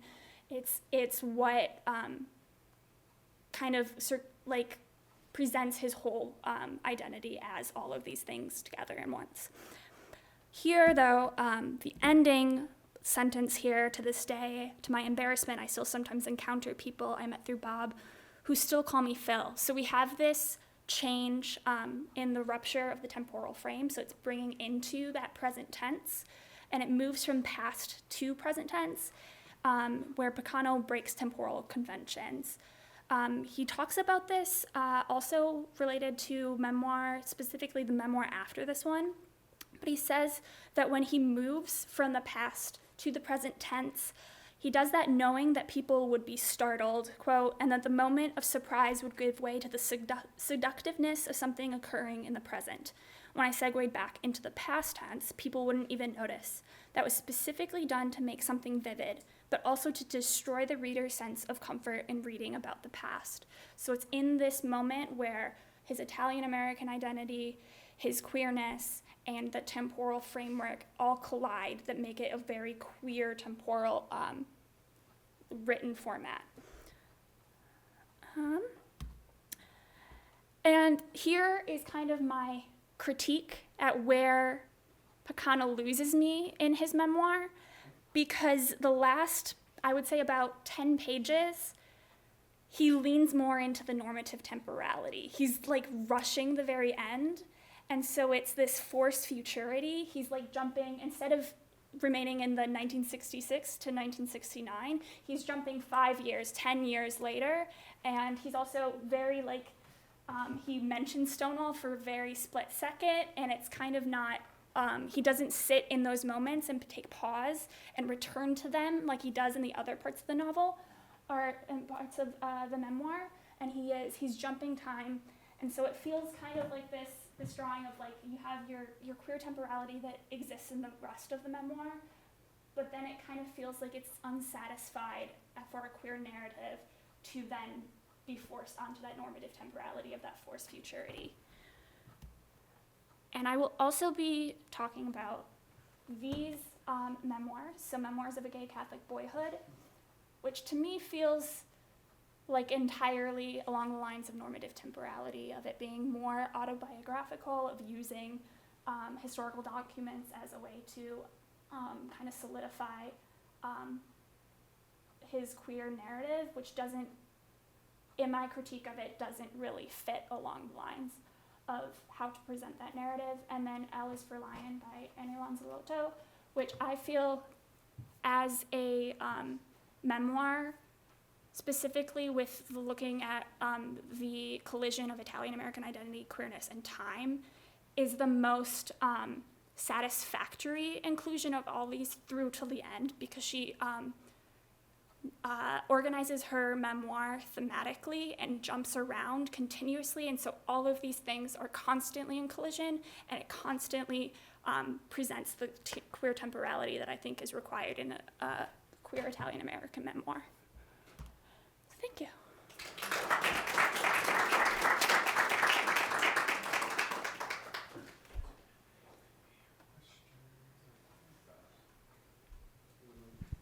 Just in terms of jumping around in time, within the, once he's in different time zones, does he have stream of consciousness between what's happening, or is it pretty straightforward narrative, literally? It's pretty straightforward narratively. That's kind of where the issue, his issue in the, he has his like introduction and beginning where he talks about like how other critics have called it too novelistic. It's very much, it's very prose-like, it's very novelistic, but he, like he says, it's a cheerful memoir. So kind of leaning into like how that presents itself along with the prose. But yes, it's very like, he doesn't draw attention to the moments where he jumps in and out of time. It's just presented as that. So it does not, you're not explained why. So it's in those moments that I think, especially not drawing attention to kind of diverging from normative temporality, I think is really interesting.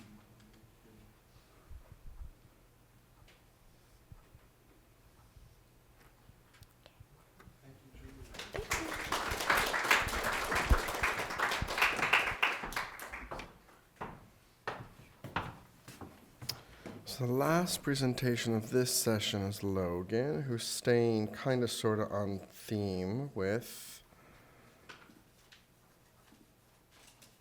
Picano.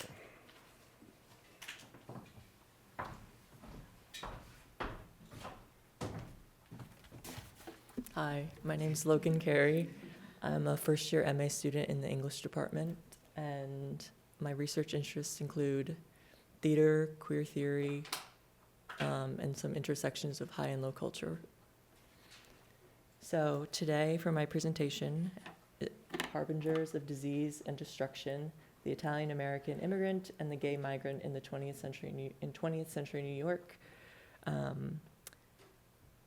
I'll be exploring the connections between the social construction of Italian American immigrant identity and the queer migrant in New York City, in the post-Stonewall New York. So for my thesis, the Italian immigrant of the late 19th and early 20th century and the queer migrants of the mid to late 20th century came to New York City with the intent to rise above the conditions of their respective native homes. The Italian immigrant fled one hardship for another upon arriving in New York, and often faced barriers to entrance based on health examinations. The gay migrant sought refuge in the gay post-Stonewall village, but freedom was limited to certain zones and did not last long, as the first cases of the AIDS epidemic would quickly lead to the epidemic as we know it, beginning in the early 1980s. The socio-political policing of disease shaped the immigrant and migrant experience in the 20th century to control not only bodies, but to reinforce the rhetoric of oppression of the Italian immigrant and the queer Italian American. So for my primary text, of the project is Felice Picano's The Lure, which is a thriller published in 1979. As Julia just discussed, he's a founding member of the Violet Quill, and this group is credited with founding modern gay literature. He was born in New York and raised on Long Island, and now he resides in California, where he is a professor of creative writing at Antioch University in Los Angeles. Picano has had a productive career, authoring more than 30 books of poetry, fiction, memoirs, nonfiction, and plays, and his work has been translated into many languages, and several of his titles have been bestsellers.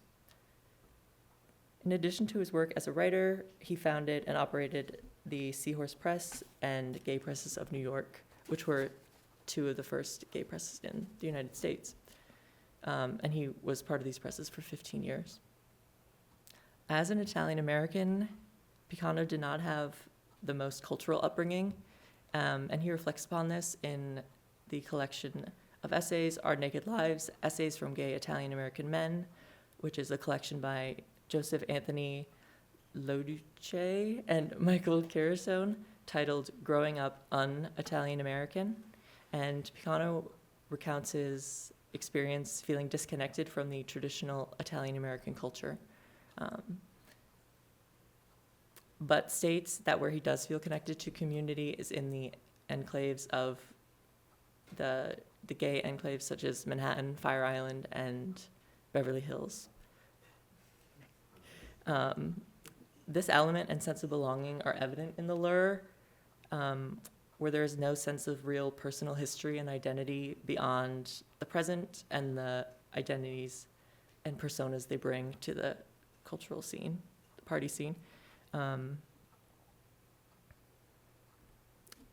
They all strive to assimilate within the counterculture. And so after learning more about Picano's relationship to his Italian-American identity, the limited presence of the Italian-American in his thriller, The Lure, calls for further exploration of what this omission does. So some background on the novel itself. It is his fourth novel and was inspired by a series of gay murders that were briefly reported in the Village Voice in the mid-1970s, and it centers around Noel Cummings, who is a 28 professor of sociology at New York University, who stumbles upon a murder while on his morning bike ride on the West Side Highway, which dates it to in the 70s when the West Side Highway was closed just due to terrible conditions. And he is the only witness to this crime, so he is forced into an undercover mission for a seemingly vigilante crime-fighting group called Whisper, and at the head of Whisper is a man named the Fisherman, and then Noel becomes the titular The Lure for them. At the beginning, he's a widower who identifies as heterosexual, and he is thrust into the center of like the gay mecca and the complicated web of relationships that exist within that mecca. And he quickly learns, it's described sociologically, like just the way all the men are looking at each other and cruising. And although he has lived in New York for some time, he's never been in this area, and he just immediately notices like that the sex is everywhere. His way into this community is by becoming a bartender at one of the popular bars. It's called The Grip, and he has to immerse himself into the culture and society and attract the suspect. The Lure takes place over several months in 1976, and it was published again in 1979. And the first reported cases of AIDS was in July 1981. So chronologically, AIDS does not fit into the consciousness of The Lure, but I argue that it is impossible to do a reading of the novel today without feeling this looming proleptic tension of the epidemic to come. And the depictions of violence become almost allegoric representations of the physical symptoms of AIDS. The body is a central aspect of this violence. It's often a grotesque evisceration, and the body type is like Noel, who's like fit, attractive, and all-American. And while AIDS is not selective like the killer is here, it many media representations of AIDS do feature this type of person and curate this image of the AIDS patient.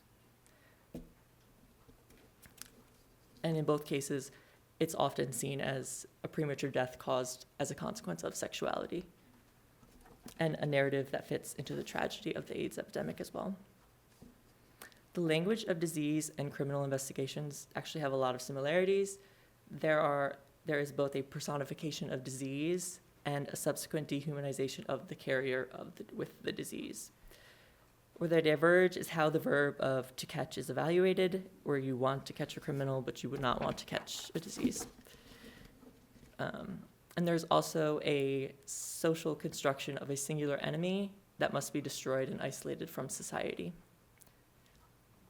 I want to turn to Priscilla Wald's work, Contagious, Cultures, Carriers, and the Outbreak Narrative. Wald's book focuses on the construction of the outbreak narrative in both literature and society. Published in 2007, she covers over a century of outbreak narratives and public health crises. On the construction of outbreak narratives, there is a scapegoating of immigrants, which Wald writes, quote, "These discussions typically worked to negotiate changes in familial and social structure by linking changing gender roles and sexual mores to the fate of the white race and therefore the security of the nation," end quote. The notion of the white race, as Wald refers to it in the early 20th century, excluded the newly arrived Italian immigrants, and there was this nativist unification of a white country. So historically, arriving at Ellis Island, the final part of your medical examination was this feared test for trachoma, a contagious eye disease that can lead to blindness. And it sort of served as a form of eugenics, as in a way to prevent Italians from entering the United States, and they feared it because there was a lack of dignity in the eye exam, and it was a bit of a loose structure. For Wald, the outbreak narrative has to do with the changing social formations of a shrinking world. Throughout the 20th century, the world became more interconnected. We can see this with Italian immigrants and gay migrants come from all areas of the United States to the urban New York City, creating deeply interconnected communities within the city. A tenet of her argument is the creation of a patient zero identity, and Wald focuses on not an Italian, but the Irish immigrant Typhoid Mary and the Canadian flight attendant Gaten Dugas as her mythic archetypes who become bigger than the disease and an archetype of it. So the social function of the mythic archetype is that it helps society make sense of contagion, and these archetypes are continually reinforced across media and scientific literature. And they become scapegoats because their identities and their pre-existing otherness from society just makes it easy for them to be. Yep.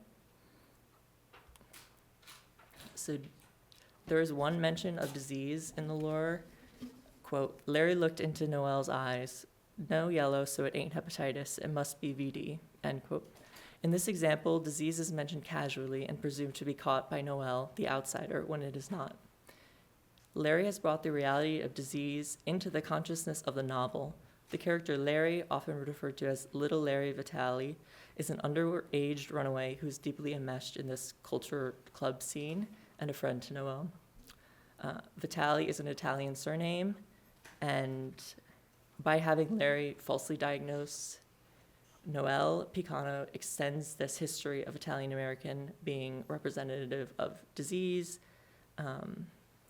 And further, in the final pages, it is extended and reinforced when Larry is revealed to be the serial killer. And it reinforces other stereotypes such as organized crime and violence among Italian American men. In Wald's argument, Larry would be the mythic archetype because he initiates disease and destruction as an individual and causes mass hysteria. Here, Larry's death is a successful end to violence only for a brief moment, but the novel's conclusion is overshadowed by the AIDS epidemic that will begin and the trauma that was endured. So to just move ahead to another text very briefly, and out of New York City. We studied Dorothy Bryan's A Day in San Francisco, a novel published in 1983, and it has a very similar conflict of disease being the center focus, but it is more specifically Italian American, and it has to deal with beyond just the neighborhood, the changing of evolution of the neighborhood and gentrification, and there is also how they interact with the urban space. And the mother views the area with trauma of her childhood, and she attaches it with her past and then to her son's declining health. Whereas her son, Frank, views the Castro as a place of belonging and copes with his hepatitis as a marker that he belongs to this community. Okay. The way Italian Americans exist with contagion narratives is informed by their interaction with ethnic and cultural enclaves, often combined with a degree of violence centered around their identities. Walt's conceptualization of contagion applies to the violence that drives Picano's The Lure, despite the absence of illness. The outbreak is driven by the Italian runaway, and likewise Frank in A Day in San Francisco. By 1979, it is not the role of the immigrant to drive the outbreak narrative in the United States and the Italian immigrant, but the harmful legacy of othering this Italian American in the 20th century pervades strongest by choosing to make these characters Italian American. Thank you.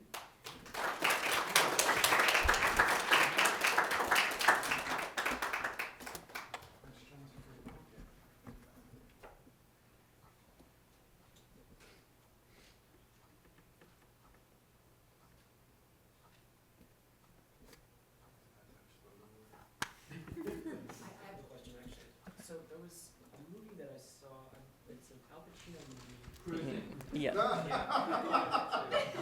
So is there a connection out? So he has a theory that he wrote a test script, I don't know what you call that, for a bunch of networks, studios, and then he started this book based on that, and he and his editors think that there is a connection that someone could have seen it and then adapted to Cruising. Yeah. But because Cruising was poorly received, they were like, we're good. Okay. Yeah.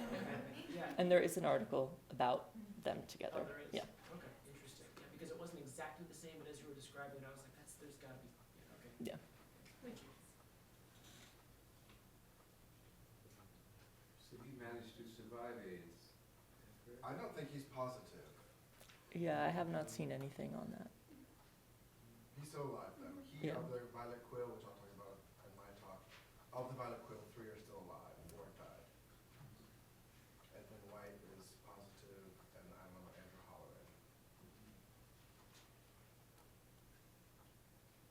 Okay, let's thank our grad students. Now we're moving into the creative writing. So the students read a lot of Italian American queer authors this semester. And we invited a handful to come and talk and meet them and hopefully be able to make some connections. So the first is Frank Spinelli. Frank Spinelli is an Italian American physician living in New York. He has written articles for The Advocate and the Huffington Post. Writing credits include The Advocate Guide to Gay Men's Health and Wellness, P-Shy Memoir, Perfect Flaw, Angelo Perrotta Mystery Book 1, No Angels Wept, Angelo Perrotta Mystery Book 2, contributing author to the Italian American anthology Our Naked Lives, which was mentioned earlier, as well as contributing author to Understanding the Sexual Betrayal of Boys and Men. Television credits include ABC News, NBC Nightly News, MTV. Do you all know what MTV is in the front row? And Sesame Street. So let's welcome Frank.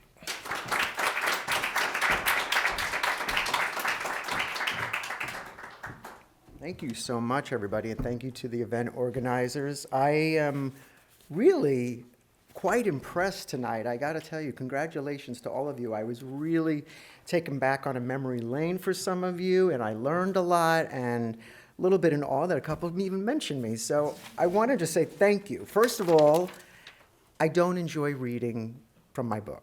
And I'll tell you why. I don't mind talking about myself.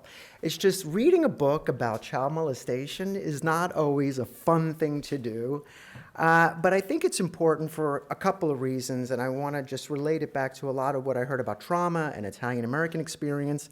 So P-Shy was about an experience that happened to me between the ages of 11 and 13. And often talking about this subject is not pleasant. And so a lot went into writing the book on how to make this palatable for people and not say, why would I want to read that?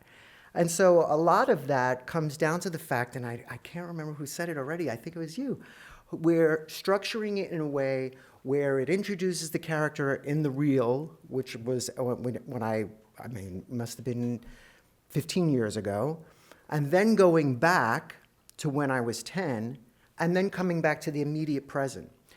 And the other part that I structured the book, which was I was fascinated with horror. I was fascinated with Stephen King novels, and so Stephen King had that way of structuring his book into the present and the past, and then going back to the immediate present. And I remember like Stand By Me was like that as well. And so this idea of it becoming, you know, you meet Frank, you go back into this nostalgic memory experience, and then the third part I wrote as if it was a crime novel because I was obsessed with crime. And the other part of it is I never went into this, I was a physician, I never went into this thinking I'm going to write a book, I'm going to write a memoir.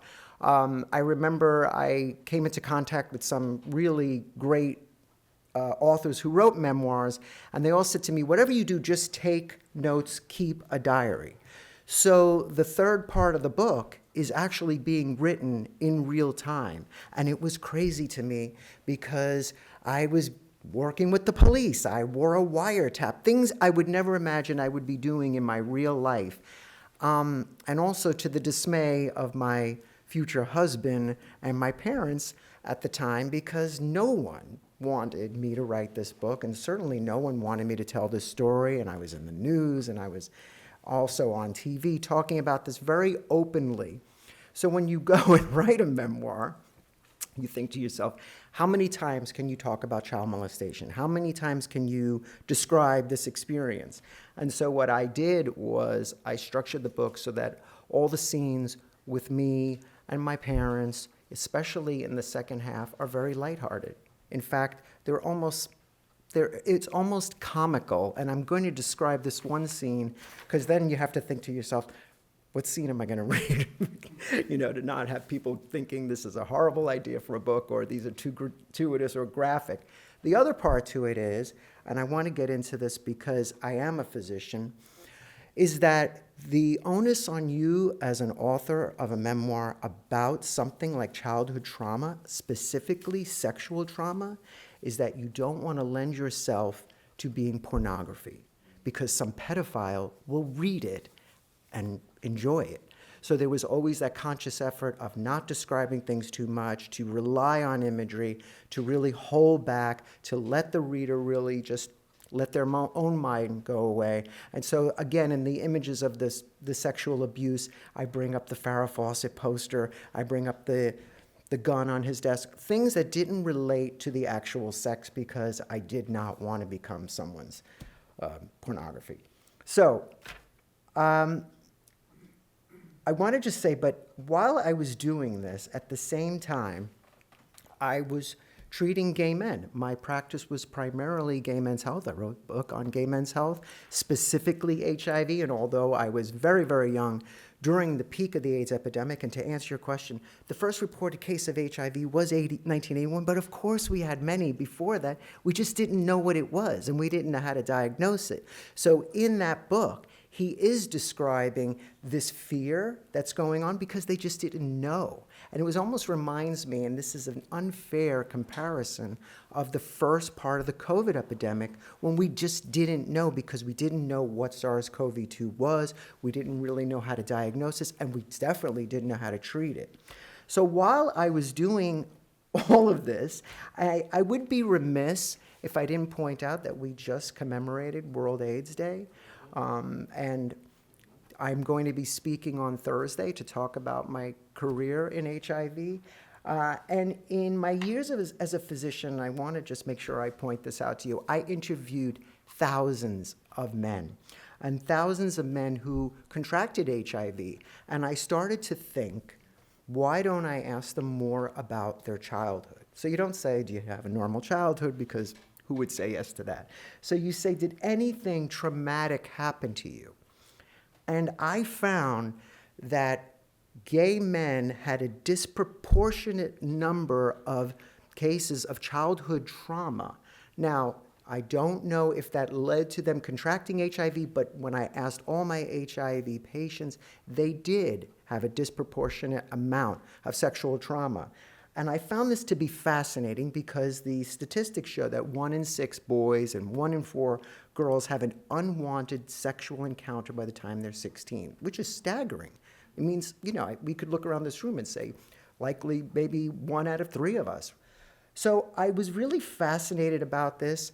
I contributed to an abstract about the relationship with men who have had sexual abuse and their physicians. I've also contributed to how a physician should examine a person who has had a sexual abuse history.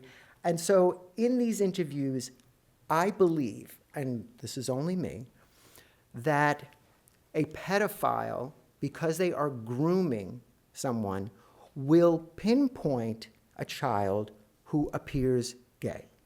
And of course they know. Of course, when I read you this next section, although it's short, of course everybody at school knew that Frank Spinelli was gay because he wasn't like the other boys, or the other boys who weren't gay, and there happened to be, I think, 2 or 3 of us. So it is really an interesting theory to me that as a gay boy, I didn't know I was gay, but you know you're different. Of course you do. And I think when I read this section again, because I wanted to pick something out for you, the reason why I picked it was because I thought it was funny. And the reason why I don't enjoy reading is that I get nostalgic in my head, remembering what happened. And I'm like, oh yeah, that happened, and that was embarrassing. But young Frank, in the part that I'm going to read you, already knows. This isn't Frank Spinelli looking back. He knows what his parents are thinking. So I'll read you this little section, and then I promise if you want to ask me anything, I'll answer it. But reading kind of like takes me out of my head.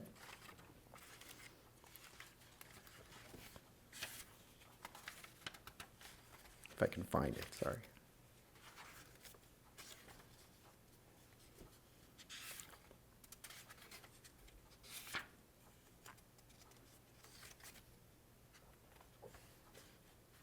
Sorry, I should have really moved.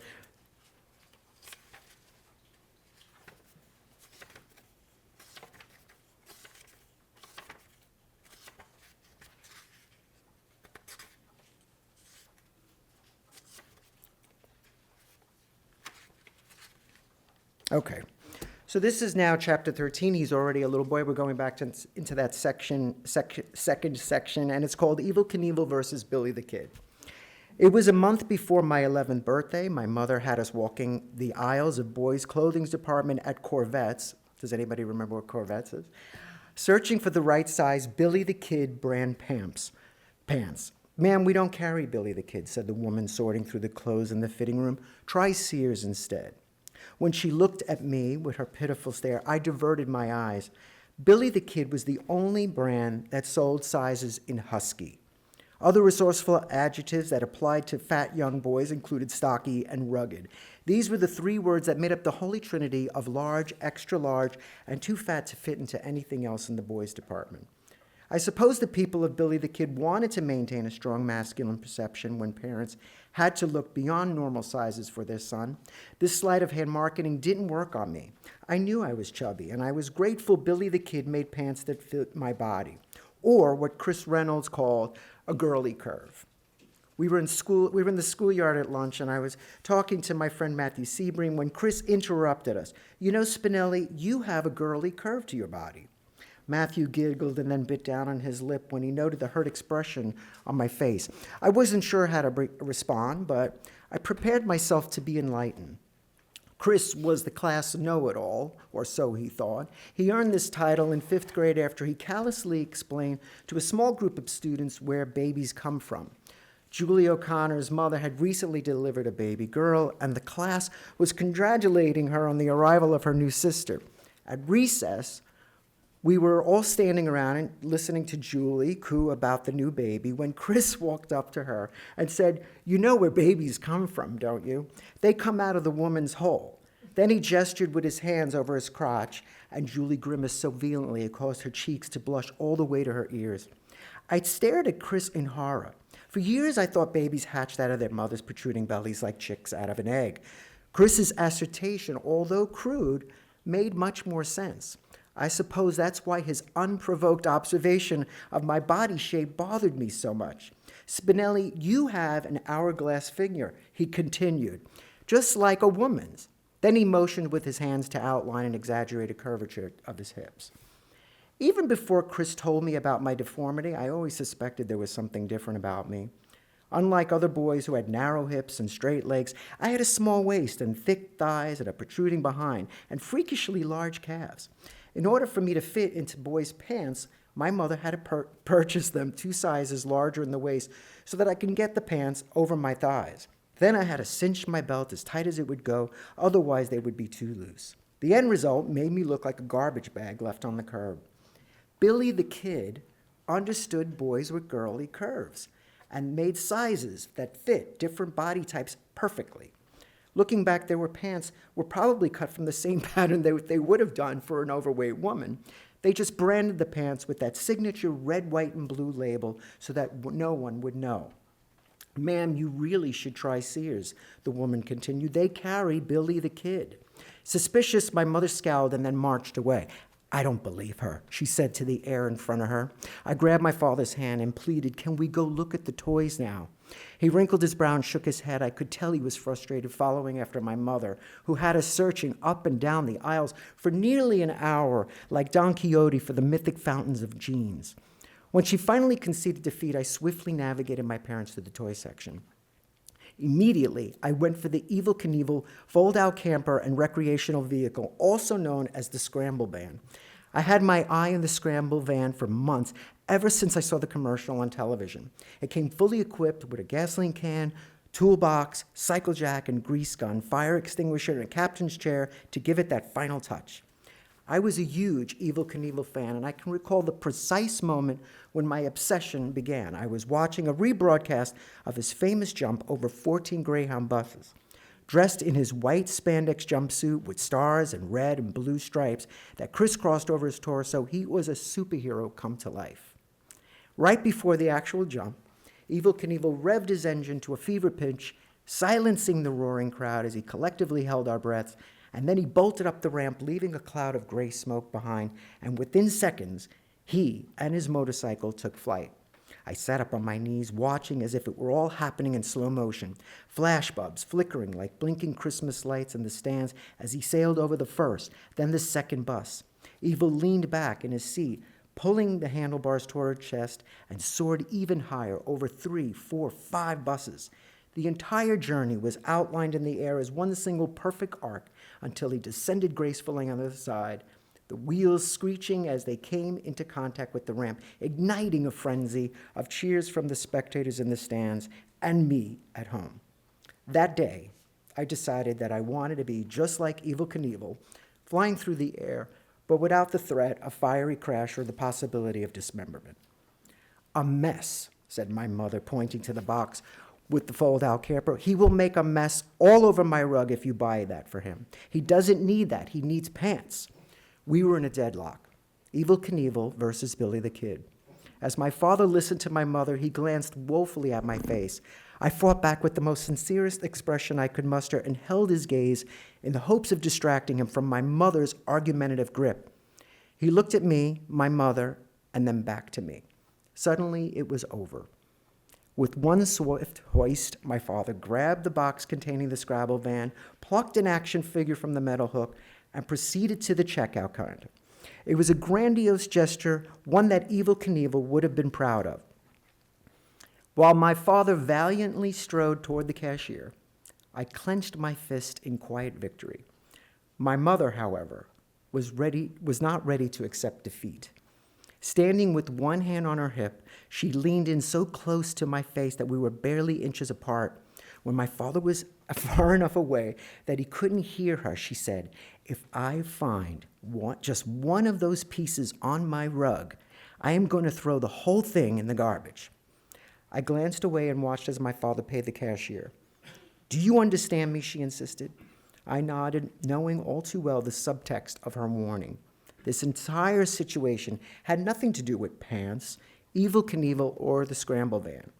My mother was concerned that her husband had just bought his son a doll. All right, thank you.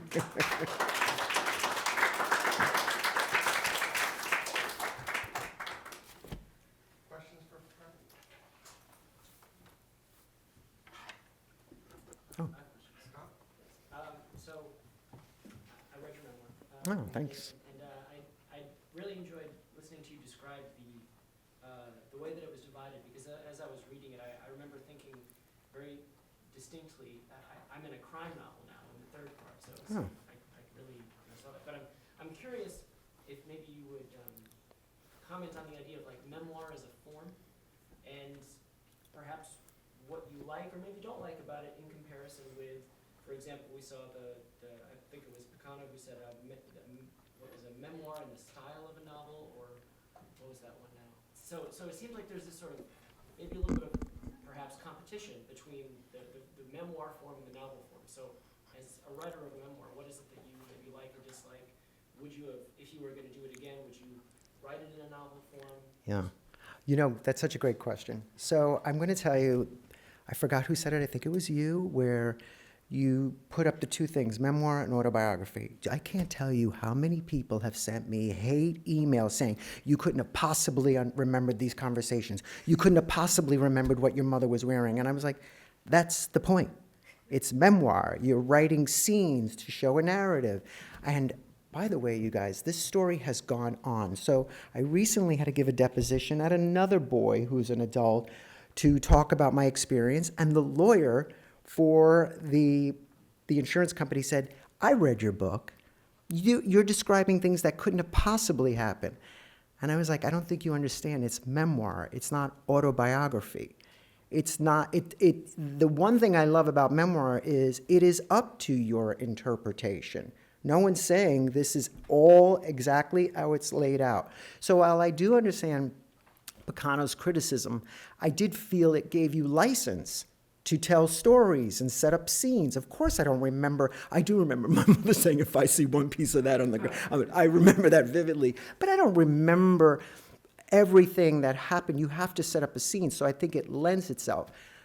By the way, the crazy thing about this, which isn't in the book, and I'll just tell you because this is all unfolding, because of the class action suit of all those boys at Troop 85 and what happened, and the larger scope of it that happened in the United States, they sued the Boy Scouts, and we won. And we won the largest settlement in the United States, $1 billion. And I thought, wow, that's great. And to this day, well, you have to remember this is another thing. It's about 70,000 to 90,000 survivors. To this day, and we're talking a decade, we've not received a penny. And I think the bigger trauma here is, had I known this now, I might go back and include all that.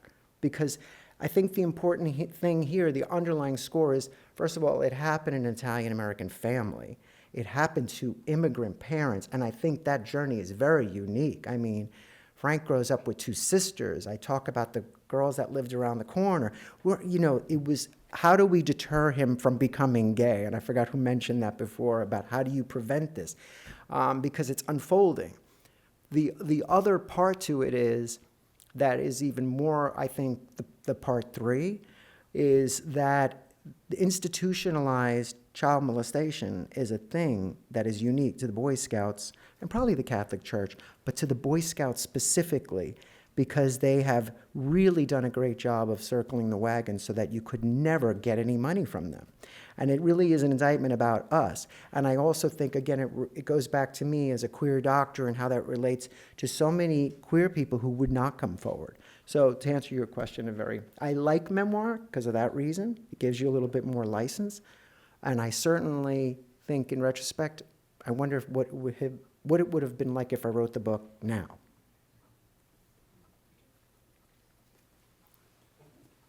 So I have not yet had the pleasure of reading your memoir, but I'm very intrigued. I'm wondering what the context was around that moment or that period in which you decided to pick up your pen and your paper. I know that you're a physician, that's your main job, but what was the context around you finally sitting down and putting words to all these experiences? You know, I think like I'm a frustrated writer, and even though I have 3 books of fiction, which are Angelo Perrotta mysteries, and I'm obsessed with the idea of combining the intersection of gay, Italian, and crime. And Pishai was all of that to me. So the fact, I think, in retrospect, thank God I had this wonderful lesbian therapist. She saved my life. Had I not had her, and she was the one saying to me, write this down, write all these things down. Don't worry about the book. Don't worry about a book. Just write. And then by the end of it, I had a book. And then you have to think about how to tie it all together. But yeah, I don't know if there was a specific point in my life where I was like, oh, I should be writing all this. It was a form of therapy. And it also was, I incorporated art therapy. She also taught me just paint or draw. And it was a form of therapy. So yeah. Lucky me. Thank you.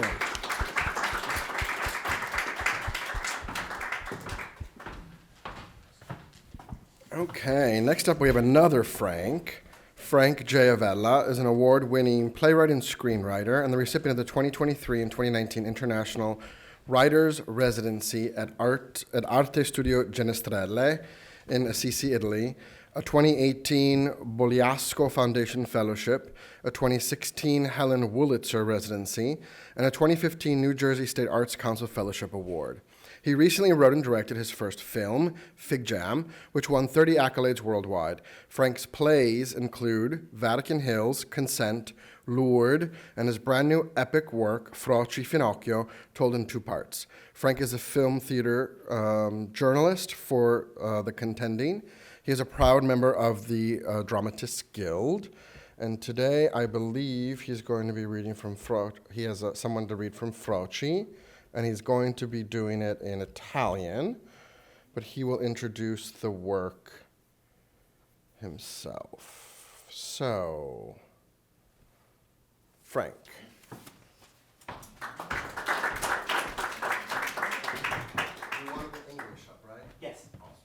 But don't look at it yet, guys. That's okay. I want to thank Frank, first of all, because you have re-scarred me all over again. My mother took me, when I was 10, 2 Corvettes to get husky size. So, yeah. Thank you, Ryan. Thank you in the booth, Julian. And I want to thank all the students, because honestly, all your projects sound absolutely magnificent. So I wish you the best of luck with them. So I'm going to give you a little background on Froci. A few years ago, I was actually asked to speak here on this stage, I think it was 2019, about queer Italian American theater. And in doing the research, I realized there weren't that many well-known, produced, popular Italian American theater, let alone queer Italian American theater. And most of them were written by non-Italians. When you think of Miller, you think of Shanley, you think of Williams. So I realized that I was kind of guilty of all that too. In all my theater writing, most of it had nothing to do with my own family. And I was larvaling with these 2 stories. One had to do with my queer, we're almost positive he was queer, uncle fighting in World War II on both sides. And the other had to do with my own upbringing. I grew up in the 80s, mostly mid to late 80s, but when I was thinking about the story, I needed to shift it politically. So the result was this epic 7-hour play that we actually had a reading of, and it really did last 7 hours. We had 15 actors, and we were in a room, and everybody, we had a lot of food, and we just went nonstop. And the play examines war both on the battlefront and on the home front. And it was told in shifting scenes that moved back and forth from Italy to Sicily, I'm going to read this part, in the 1940s to suburban New Jersey and New York City. And it explored themes of identity, loyalty. You guys read, well, part of it, immigration, discrimination, and forced assimilation, as well as deep-seated notions of masculinity that lead to internalized homophobia, all against the backdrop of seismic cultural, political, and social shifts in two very different countries. So it was a really ambitious piece, and who's going to sit through a 7-hour play? I think when I first conceived it, I knew I had a limited series on my hands, but I'm a playwright, so I wanted to write it for the stage first. So once it was done, I decided as an exercise to split it into two. I thought I would take the more contemporary story, which I call Froci, and we had a reading of that a few weeks ago here, actually on the stage. And the second portion is called Finocchio, which is another slur, and that takes place in Italy in the 1940s, and I hope actually to present that soon, sometime in early 2025. That's where we are, right? Froci, as you know, follows Gio. He's a young closeted film fanatic and his wacky Italian family and friends navigating life through extreme times and into the AIDS time period. Finocchio centers on his uncle Filippo all those years earlier, fighting in the mountains of Sicily for the Allies when 3 months earlier he was actually fighting for the Axis. And there were a number, and that's a whole nother story, but there were a number of soldiers who actually went through that. Filippo is married with 4 children. My actual uncle had 6 children. But he sleeps with men, lots of men. So what I want to present today are 2 short monologues, one from Froci and the other from Finocchio, which nobody has been privy to except the people in that locked room way back when. In the first, Gio's speaking to his longtime best friend, sometimes lover, Jimmy. And in the second piece, Filippo is with his hopelessly devoted friend and sometimes lover, Cesare, in Sicily. And although Sicilian, he is Sicilian, he always insists on speaking Italian. So my actor will be performing it in Italian, and you guys can read along. The actors are Kaylin J. Hall, who will be reading Gio, and Jacopo Costantini, who will be playing Filippo. And I want to credit Julia Cowie and Jacopo for helping with the translation. Kale.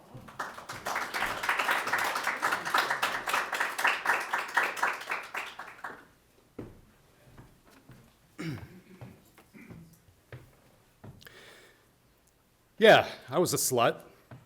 And careless, if that's also what you heard. I don't have it if that's what you mean, and I'm sure that's what you mean. Still negative. Didn't you think we were all gonna die? All us heathens and sodomites? I did. So why bother having safer sex? Like maybe the zealots and Uncle Iggy were right and we were getting what we deserved. I don't know what I believe. In Out on a Limb, Shirley MacLaine wrote about paying for past karmic sins, and that we bring disease on ourselves. Who knows? How do you explain the loss? So much loss.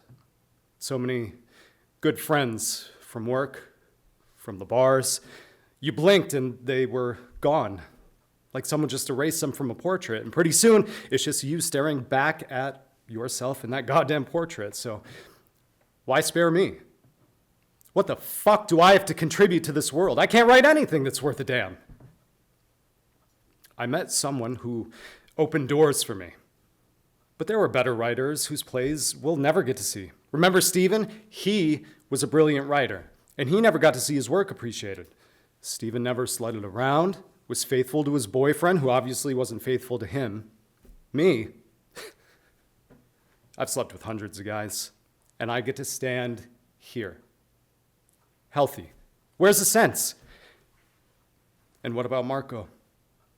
Why couldn't he have stuck around long enough so he could get on this AZT drug? I get why he killed himself.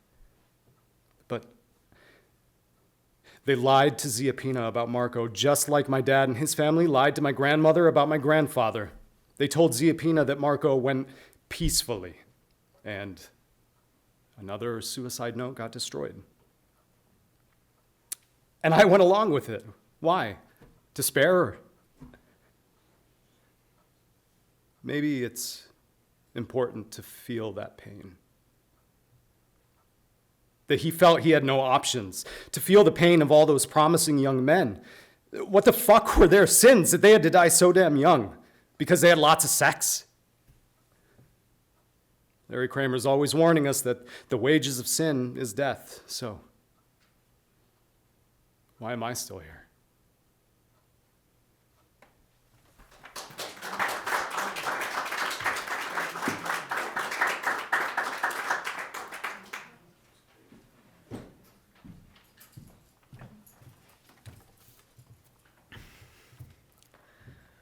Non sei stupido, ragazzo mio. A volte è meglio così, non essere colti. Non avere tutti quei pensieri che ti corrono sempre per la testa. Ecco, mi manca quell'innocenza, quella purezza. Io ero proprio come te quando avevo 18 anni. Ero solo un contadino ignorante che doveva fare il servizio militare e che per poco non ci rimanevo secco, ma questo nessuno l'ha mai saputo. Ero un vero e proprio somaro. E se non fosse stato per un ufficiale che mi prese a cuore per motivi che puoi immaginare, probabilmente sarei diventato il matto della piazza, come Totò. Quell'ufficiale cambiò tutto. Mi portò a cene dove conobbi persone diverse, che parlavano altre lingue, sapevano tante cose che risvegliarono in me un desiderio, molti desideri, ma più che altro il desiderio di allargare i miei orizzonti.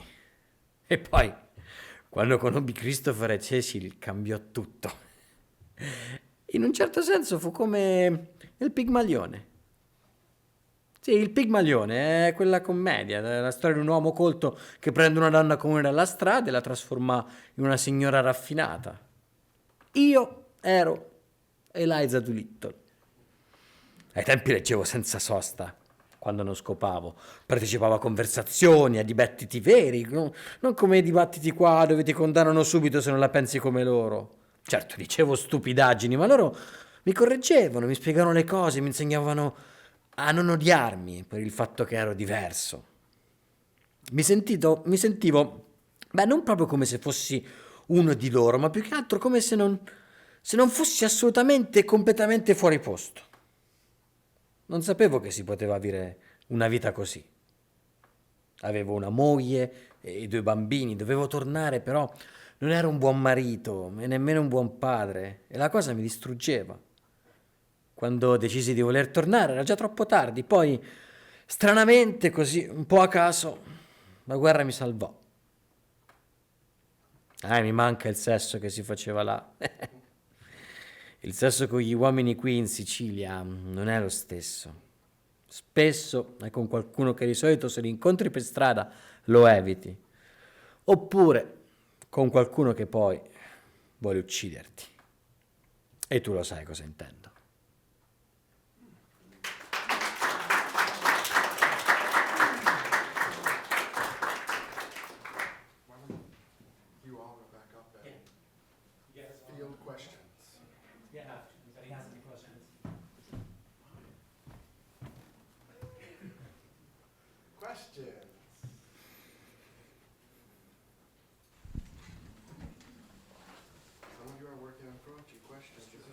It's okay. No pressure. Hold on, we do need the microphone. Otherwise, Hello. All right, good. So I enjoyed the reading that was done of the first half. So I'm curious how. I remember there was a little bit at the very beginning, a brief scene, something taking place in Sicily, maybe on a battlefield, and it was like a prelude of some kind. So maybe you could just speak briefly about how the two parts are in conversation a little more. First of all, it was like separating Siamese twins, because I need them to work as standalones. But it is really one large piece. Finocchio, which is what I'm now calling really the first portion with Filippo, involves his relationship with two specific men and also his wife. There's a lot there. There's a lot there that's actually culled from history, which has to do with the director John Huston going to San Pietro, getting there too late, and then recreating the battle as a documentary. And it wasn't until 1980, and it was released in theaters in 1945. It wasn't until 1989 that the realization came, and it was published that he actually recreated most of the battles. And what he did was he used actual soldiers. Filippo was part of that. So he becomes part of the film industry in Italy as well. So that's also part of his journey. It's kind of, the parallels are there with Gio, but it's mostly, the parallels I really wanted to draw were two survivors questioning why they survived. One, why am I alive? After, sleeping with so many men, and watching so many people, including his lover, who now has HIV. And the other, all those years earlier, who survived all these battles through World War II, going up the boot, actually.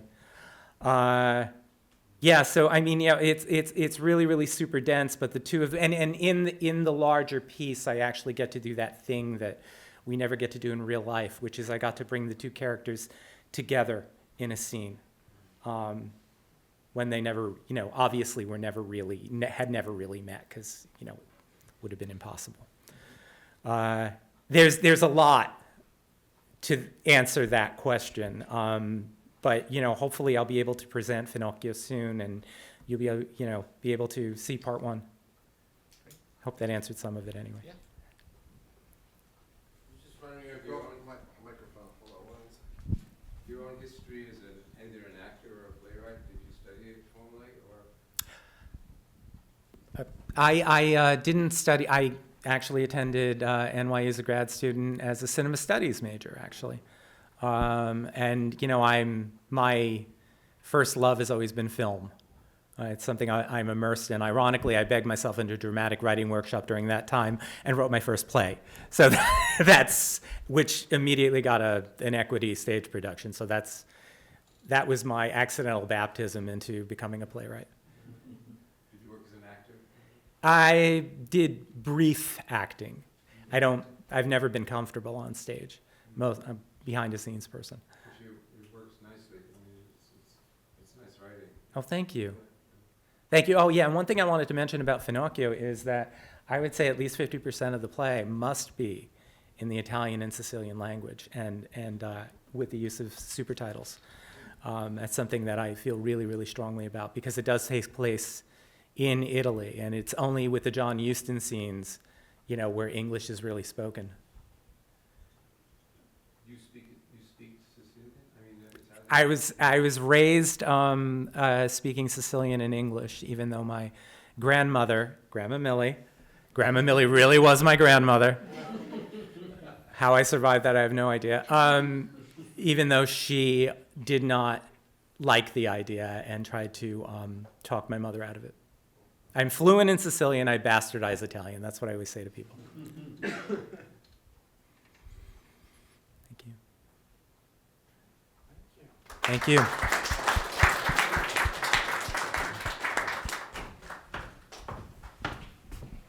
Okay, thank you, Frank. Now we're moving into an academic presentation, and I'm going to butcher her name, unfortunately. But our next presenter is Elias Currens, who's an assistant professor of teaching in the Italian department of Penn State.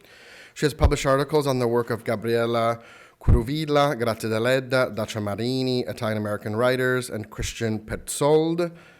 Elias is the co-editor of the translation series Other Voices of Italy. Her co-translation of Anna Maria Gagne's Il Corpo Nero is forthcoming with Rutgers University Press. Elias is currently collaborating on an edited volume entitled Queer Eating, a Transcultural Exploration of Non-Normative Bodies, Sexualities, and Space.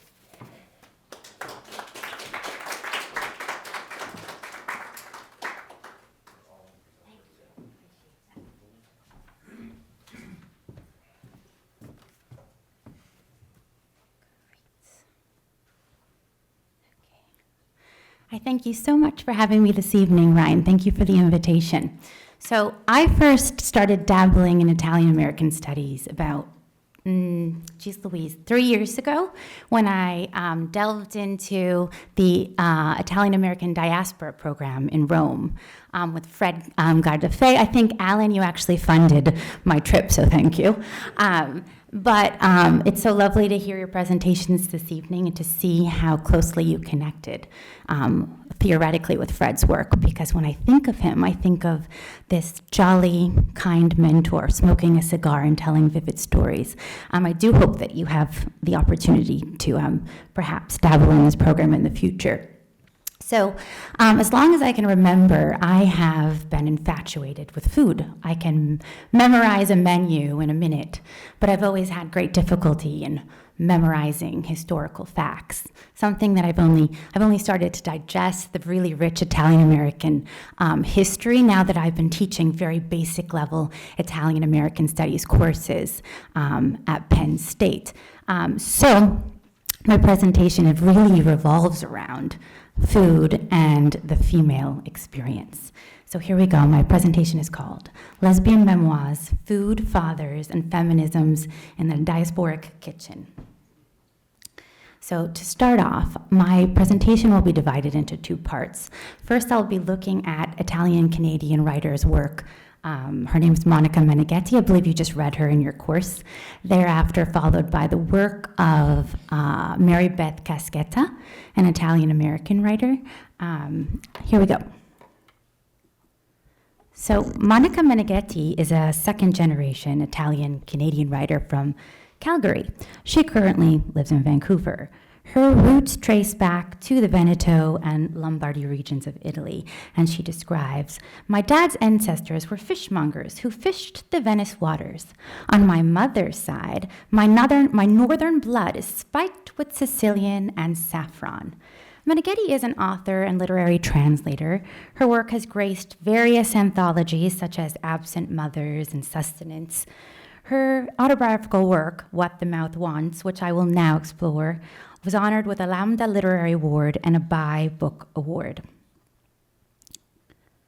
Meneghetti's poignant memoir, What the Mouth Wants, published in 2017, traces the eponymous protagonist's journey from childhood to adulthood via culinary confrontations and emotional introspection. In particular, her autobiographical work explores the themes of food, sexuality, abandonment, and appetite. Structured like an Italian menu, antipasti, primi, secondi and contorni, frutti e formaggi, the memoir offers a tantalizing array of tales that evoke the sensory pleasures of food and the depths of human experiences, from the simple joy of a shared meal to the erotic allure of pure indulgence. A bisexual polyamorous woman, Monica grapples with the complexities of non-normative desire as she dares to freely explore her sexuality beyond the heteronormative table. Moreover, she must contend with her rich but complex Italian-American identity, coupled with the physical loss of her mother at 16 due to cancer, followed by the emotional loss of her father due to abandonment. Soon after, Monica's appetite is pushed into overdrive and borders on binge eating disorder. And again, in this first half of the presentation, I will engage with psychological and ecofeminist theory in order to show how Monica's relationship to food and appetite are intricately tied to her father hunger and patriarchal norms. Again, so I am focusing on the sadder part of this text, but this text is incredibly sexy and tantalizing. Just this evening, we'll be looking at the darker side of the text. So in her vignette titled Barbecue, we see the gendered power dynamics at play. She writes, My dad stands in front of the grill, adjusting the flame. I slide open the patio door. The scent of crisping chicken skin and charring bone makes my mouth water. Can I sleep over at my friend's house? I ask, expecting the usual rubber stamp. Instead, for the first time, he says no. This sudden withdrawal of freedom stuns me. Why not? He says I'm too old. I'm 13. I have tits and everything. This is incomprehensible to me, a non sequitur. I protest his lack of trust. It's other people I don't trust, he says, and turns a thigh, rearranges a rib. In many societies, meat is considered a symbol of power. Socioanthropologist Nick Feeds describes, meat is a venerable symbol of individual and social potency. How we consume it, exchange it, and communicate it by using it are all conditioned accordingly, as they may well have been since time immemorial. Many scholars have linked sexism to speciesism. Speciesism is a term that was coined by clinical psychologist Richard Ryder in 1970 and popularized by philosopher Peter Singer. In Singer's text, Animal Liberation, he posits that it is specious to consider the killing of an animal less grave than the killing of a human. Speciesism is a form of inequality that functions, according to Singer, similarly to sexism and racism. Ecofeminist Carol Adams expands upon Singer's idea. She associates the consumption of meat with patriarchal domination.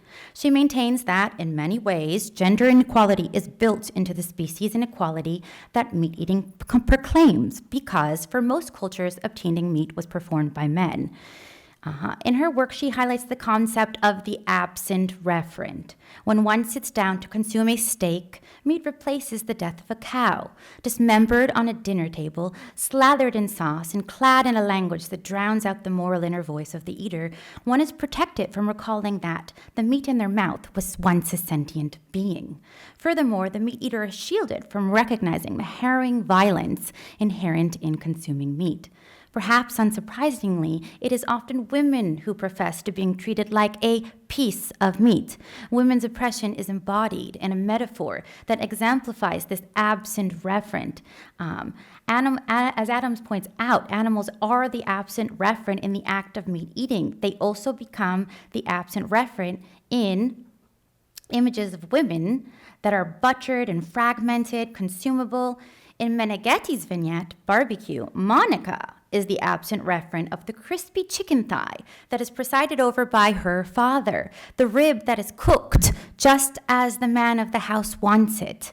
In essence, from the outset of the memoir, Meneghetti expresses that she is a puppet of her father's fashioning. This is clearly depicted in the chapter titled The Pasta Machine. So the pasta machine, when I was 16, I came home with my hair cut short on one side only. At dinner, Dad was, as always, the head of the table. I sat at his left, keeping the short side of my hairstyle out of view. I almost made it through the meal unscathed until someone had to bring it up. Dad freaked out. He threatened to kick me out of the house if I ever did something like that again. Perhaps he saw eccentricity as a threat to our family's successful integration into Canadian culture. From that point of view, any deviance from the norm may have merited severe punishment. In this passage, Meneghetti highlights that her father, the patriarch, perched at the head of the dinner table, would like her to be as straight and uniform as his machine-cut pasta. In order to socialize her to act like a feminine, obedient, all-American girl in the wake of that haircut, he repeatedly ridicules her in public. In a psychology study on bulimia and problematic fathers, researchers found that it was around the table while sharing a meal that unhealthy family dynamics came to the fore. It was during such family meals that the dinner table became a platform for violent and controlling fathers, a recipe for disaster. An Italian American classic that highlights this idea is the classic Luis de Salvo's Crazy in the Kitchen, in which Luisa's volatile father subjects her to blows for disobeying. In essence, it was ultimately the behavior of Meneghetti's father at the dinner table, a space so often glorified as a place of conviviality, that fed her erratic eating behavior.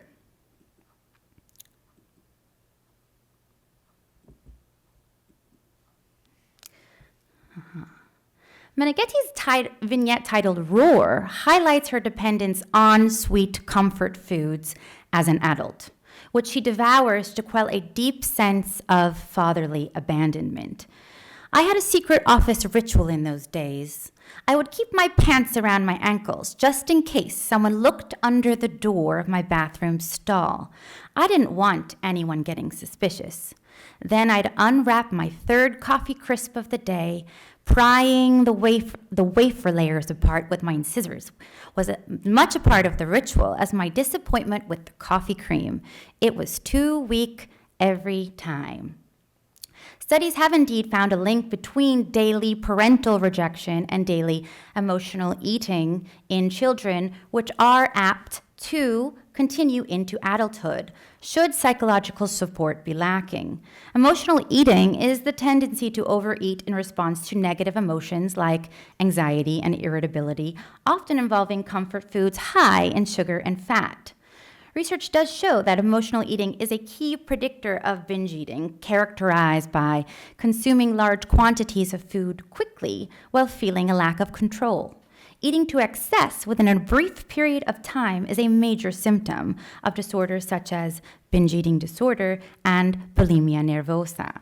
Another study highlights that both individuals with eating disorders and those with other psychiatric conditions exhibited a more negative perception of their fathers and their relationships with them compared to healthy control groups. They perceived their fathers as less caring, more overprotective, less benevolent, and more punitive. Undoubtedly, Monica's father has an authoritarian parenting style and upholds the role of the traditional Italian American father figure.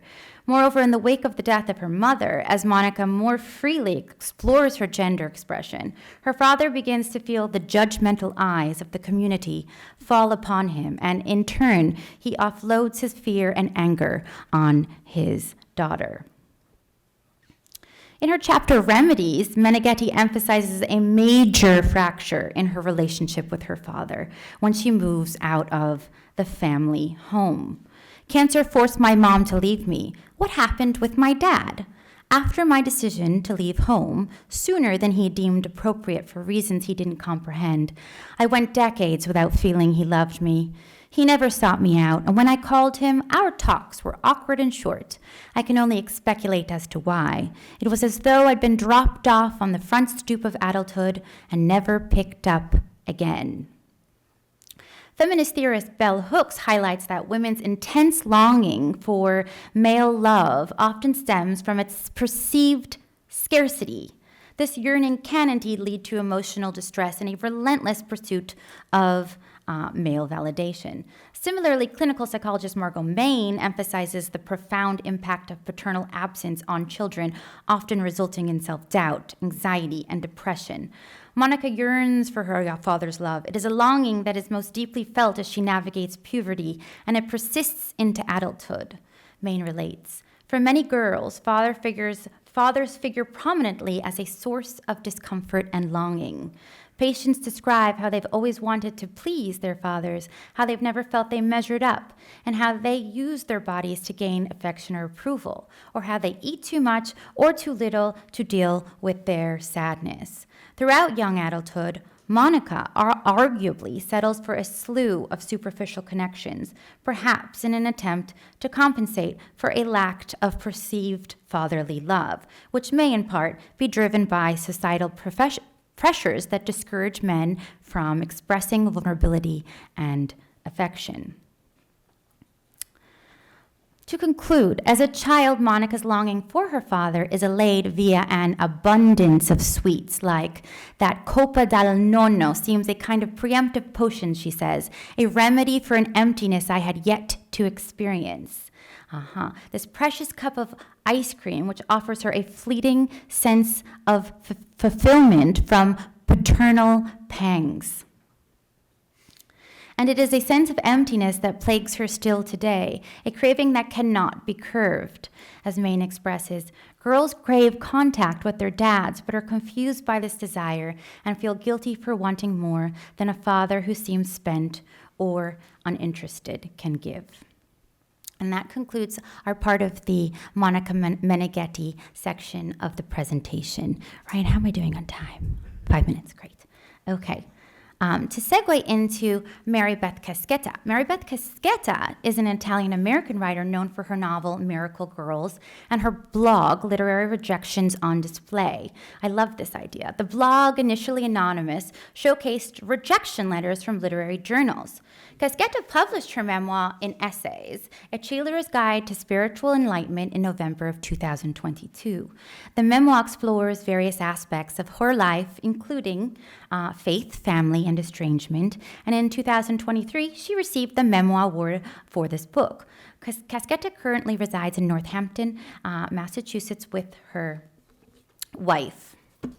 So, as we well know, many Italian Americans do not have wholesome memories of food and feast from childhood, and thus they do not seek to preserve the traditions of their kin. In particular, Caschetta's portrayal of her youth is devoid of vivid descriptions of food. Her ascetic depiction of family meals suggests that her family life was not happy. Indeed, it is raw and harrowing narratives like hers that greatly complicate mainstream plot lines that glorify and idealize the Italian family table. Caschetta experienced a disturbing upbringing that in her adulthood tempted her to cut ties with her ethnic community altogether. In her autobiographical short story, Bride of Christ, published in A Woman Like That, she recounts growing up in a prosperous, well-respected Italian-American family in upscale Western New York during the late 1970s and 80s. The youngest of 4 children, she describes family life as primarily centering around the needs of her 3 older brothers, one of whom following in his father's footsteps, and to whom her mother turns a blind eye, repeatedly sexually abused her.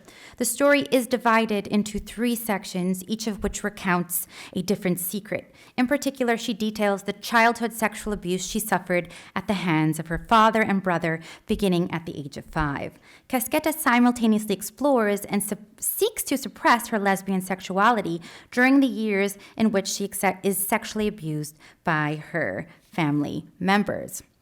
Undoubtedly, her childhood memories are not idyllic. Thus, it is understandable that she labored to, she says, master the whispery murmur of Protestant girls, to control her hands, to refrain from giving the evil eye or the finger to someone sooned enough to get in her way. She wanted to be a nice girl, not an Italian one. Caschetta describes being Italian as hostile and hypocritical. Again, she lived in this close-knit, wealthy community where children sucked down pasta twice a week, attended church regularly, swore in Italian and English, and assumed that noisy grandparents were the norm.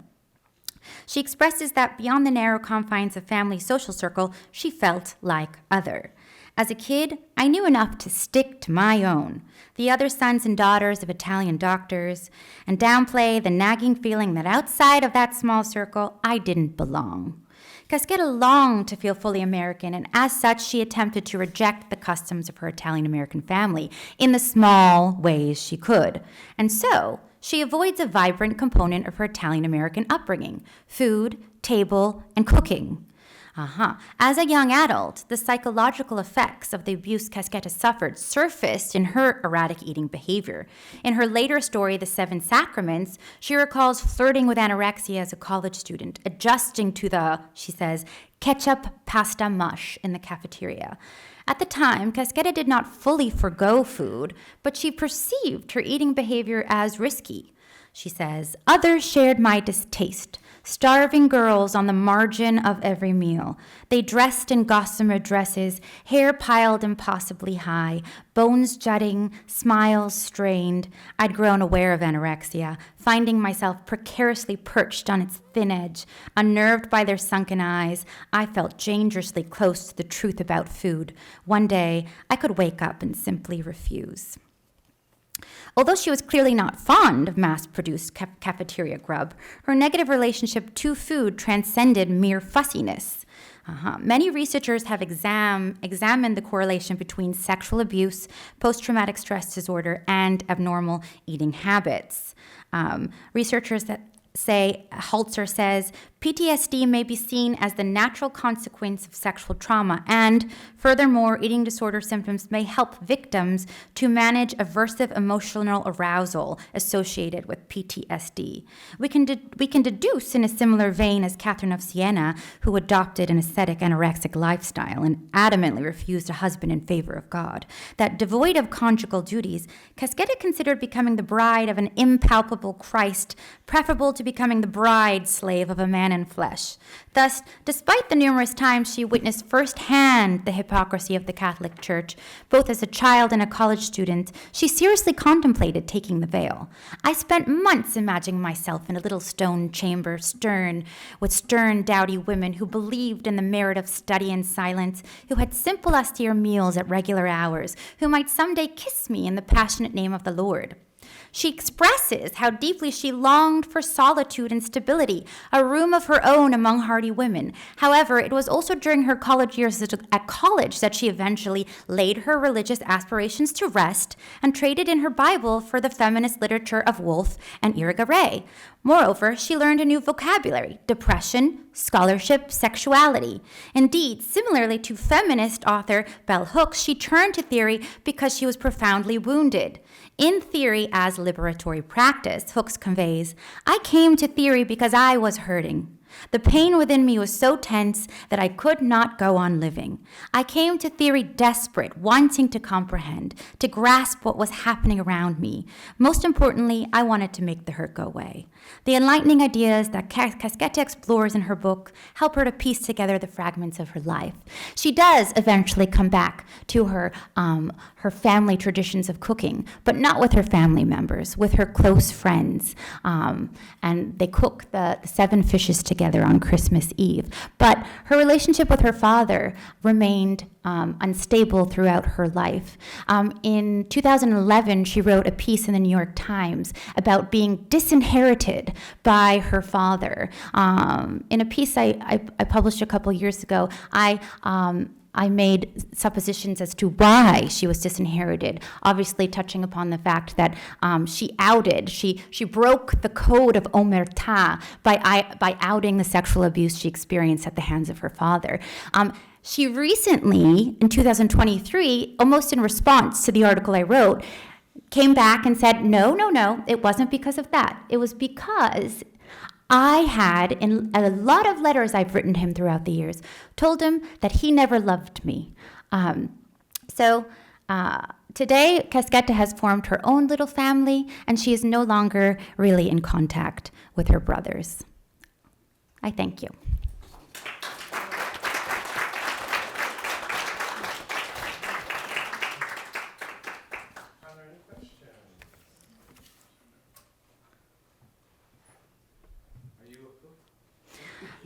This is a very interesting question.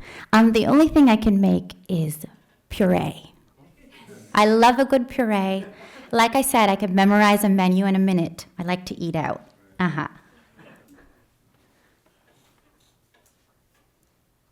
So,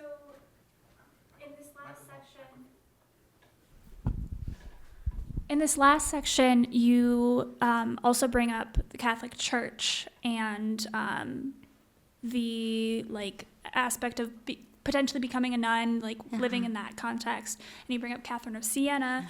I'm kind of wondering if you dive into kind of the food consumption within the Catholicism of consuming the Eucharist and the body of blood, and how that connects to patriarchy in that way, or how that kind of leads into what you're discussing here. No, I haven't actually gone into that side of things, but it is it's a great comment, and it's definitely something to consider, for sure. Yes, I only briefly dabble in that little tidbit. Okay.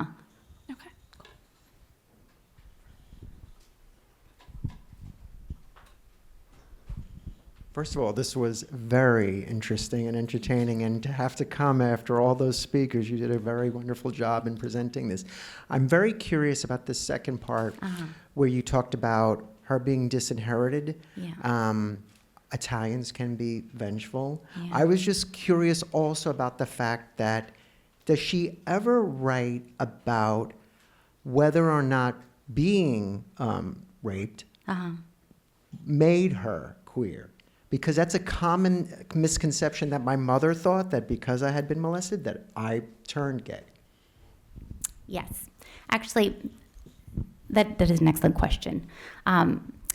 No, she makes it very clear in her text that the sexual abuse she experienced is not related to her sexuality at all.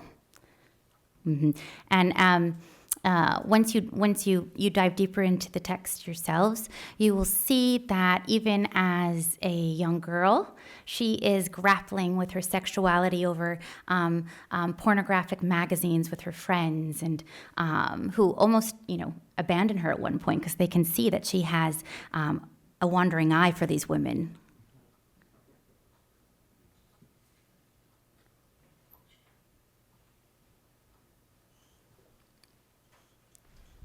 Hi, I love the talk, first and foremost. But I was curious about the role of the mother within these texts. I know the mother is lost in the first one, of course, but as someone who was, assigned female at birth, oftentimes it's the mothers that are the harshest critics when it comes to body image and eating habits and such. So I was curious about the representations of that within these books, and what are your thoughts on that?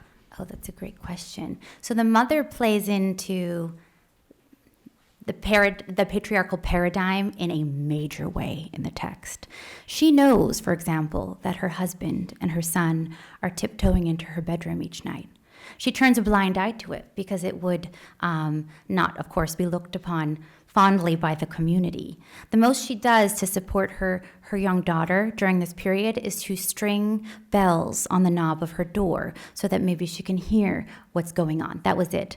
If anything, she wants to brush it under the carpet, and she wants the family to move on and to continue putting their best face forward. But the mother is not a supportive character at all.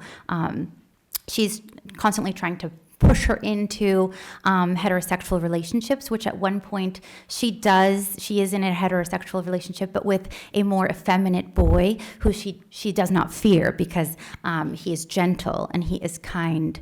The mother, at the very, very, very, very end of, I believe it's The Bride of Christ, the mother does come to accept that her daughter will not marry a man and will not bear children, but it is begrudgingly.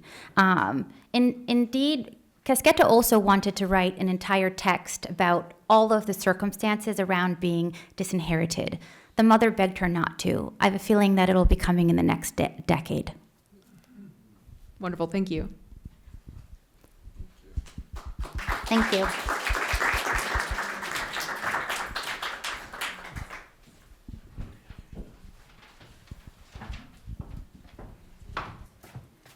Okay, we're moving into the last section. Thank you for your patience.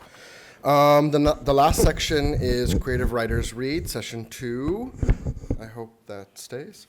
Our first reader is Nicole Santalucia, and she'll be reading from the Book of Dirt and any of her current poetry. Nicole Santalucia is the author of the Book of Dirt, Spoiled Meat, and Because I Did Not Die. She is a recipient of the Charlotte Mew Chapbook Prize and the Edna St. Vincent Millay Poetry Prize. Her work has appeared or is forthcoming in Frontier Poetry, Palette Poetry, The Best American Poetry, Los Angeles Review, Voices in Italian Americana, Colorado Review, North American Review, 14 Hills, The Rumpus, The Normal School, Out Magazine, and elsewhere. She is a professor and the director of the first-year writing program and co-chair of the LGBTQ+ Advisory Council at Shippensburg University in Pennsylvania.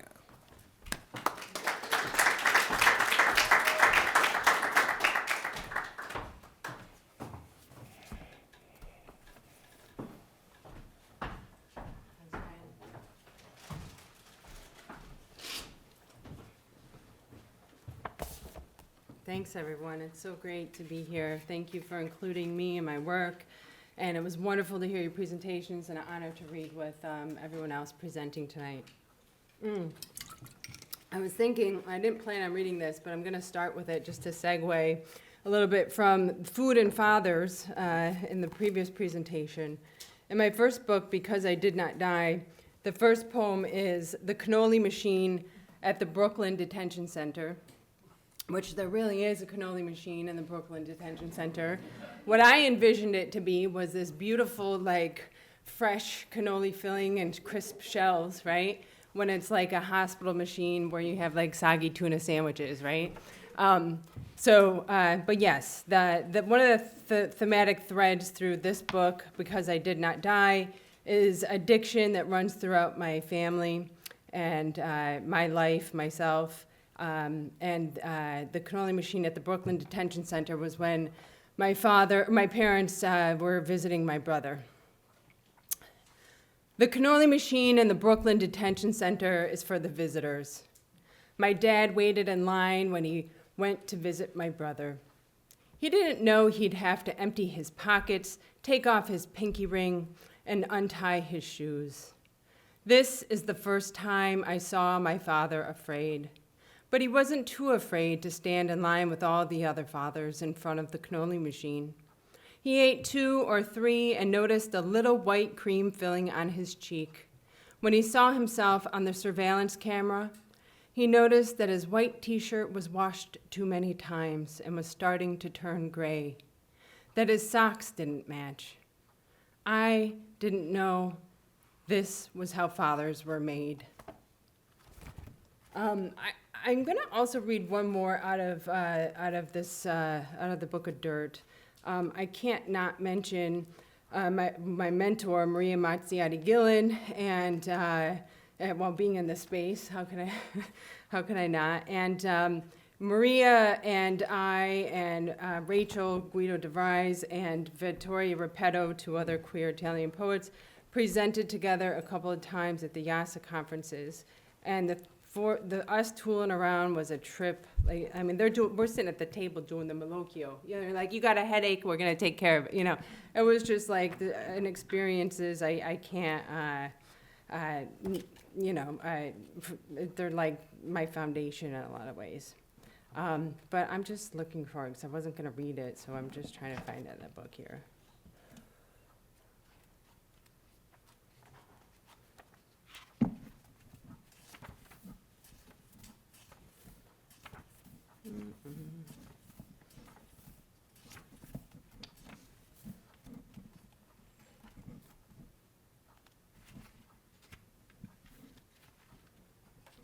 Thought I knew. Let me look at the table of eyes.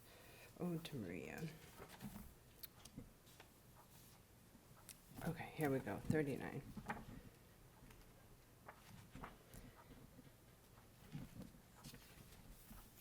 Ode to Maria. And this is when I was living in Binghamton, New York, studying with Maria. The year that gay marriage was passed in New York State. Ode to Maria. Huston and Wiebe share the title of this year's golf tournament in Binghamton, New York.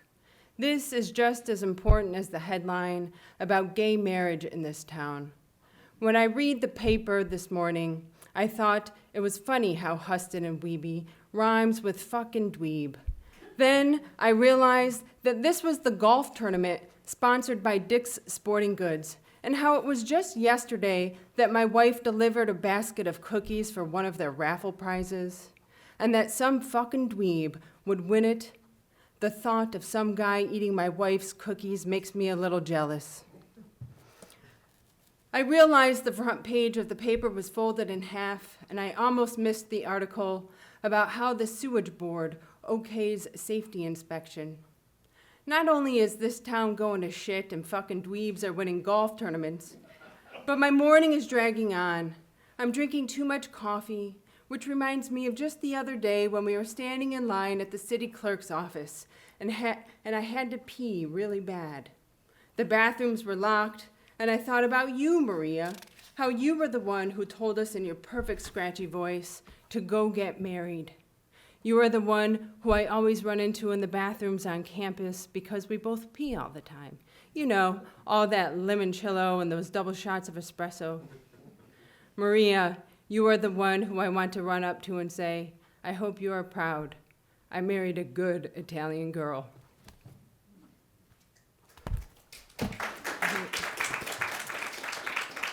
I still choke on those ones. I still choke, which is a good thing. I'm going to read a couple of new pieces and then a few from the Book of Dirt.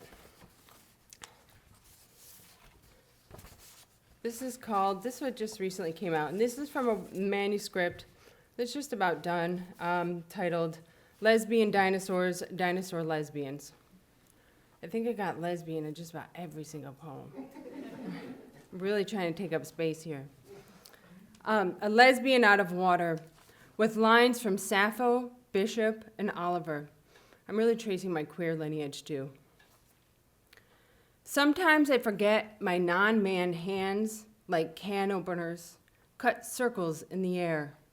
If the silence in each fingertip is hereditary, if submersible, if for once he'd get off his ass, if Earth is a billionaire, if all those bags of ice from the gas station melted, if birds, if wild strawberries, if the dead dove in the garden, if it knew Jane Doe, if Jane Doe and a dove, if subtracted then multiplied, if what I am saying expands like smoke next to the nasturtiums, if breath is a trap with a rope and a pile of leaves, if wind swooshes behind the bleachers, if the poem I meant to write was a heart inside of a non-heart, like a circle on scrap paper that my grandmother kept in her jewelry box, and her twin sister poured into a plastic baggie that's in my closet under a heap of scarves in case of a cold neck.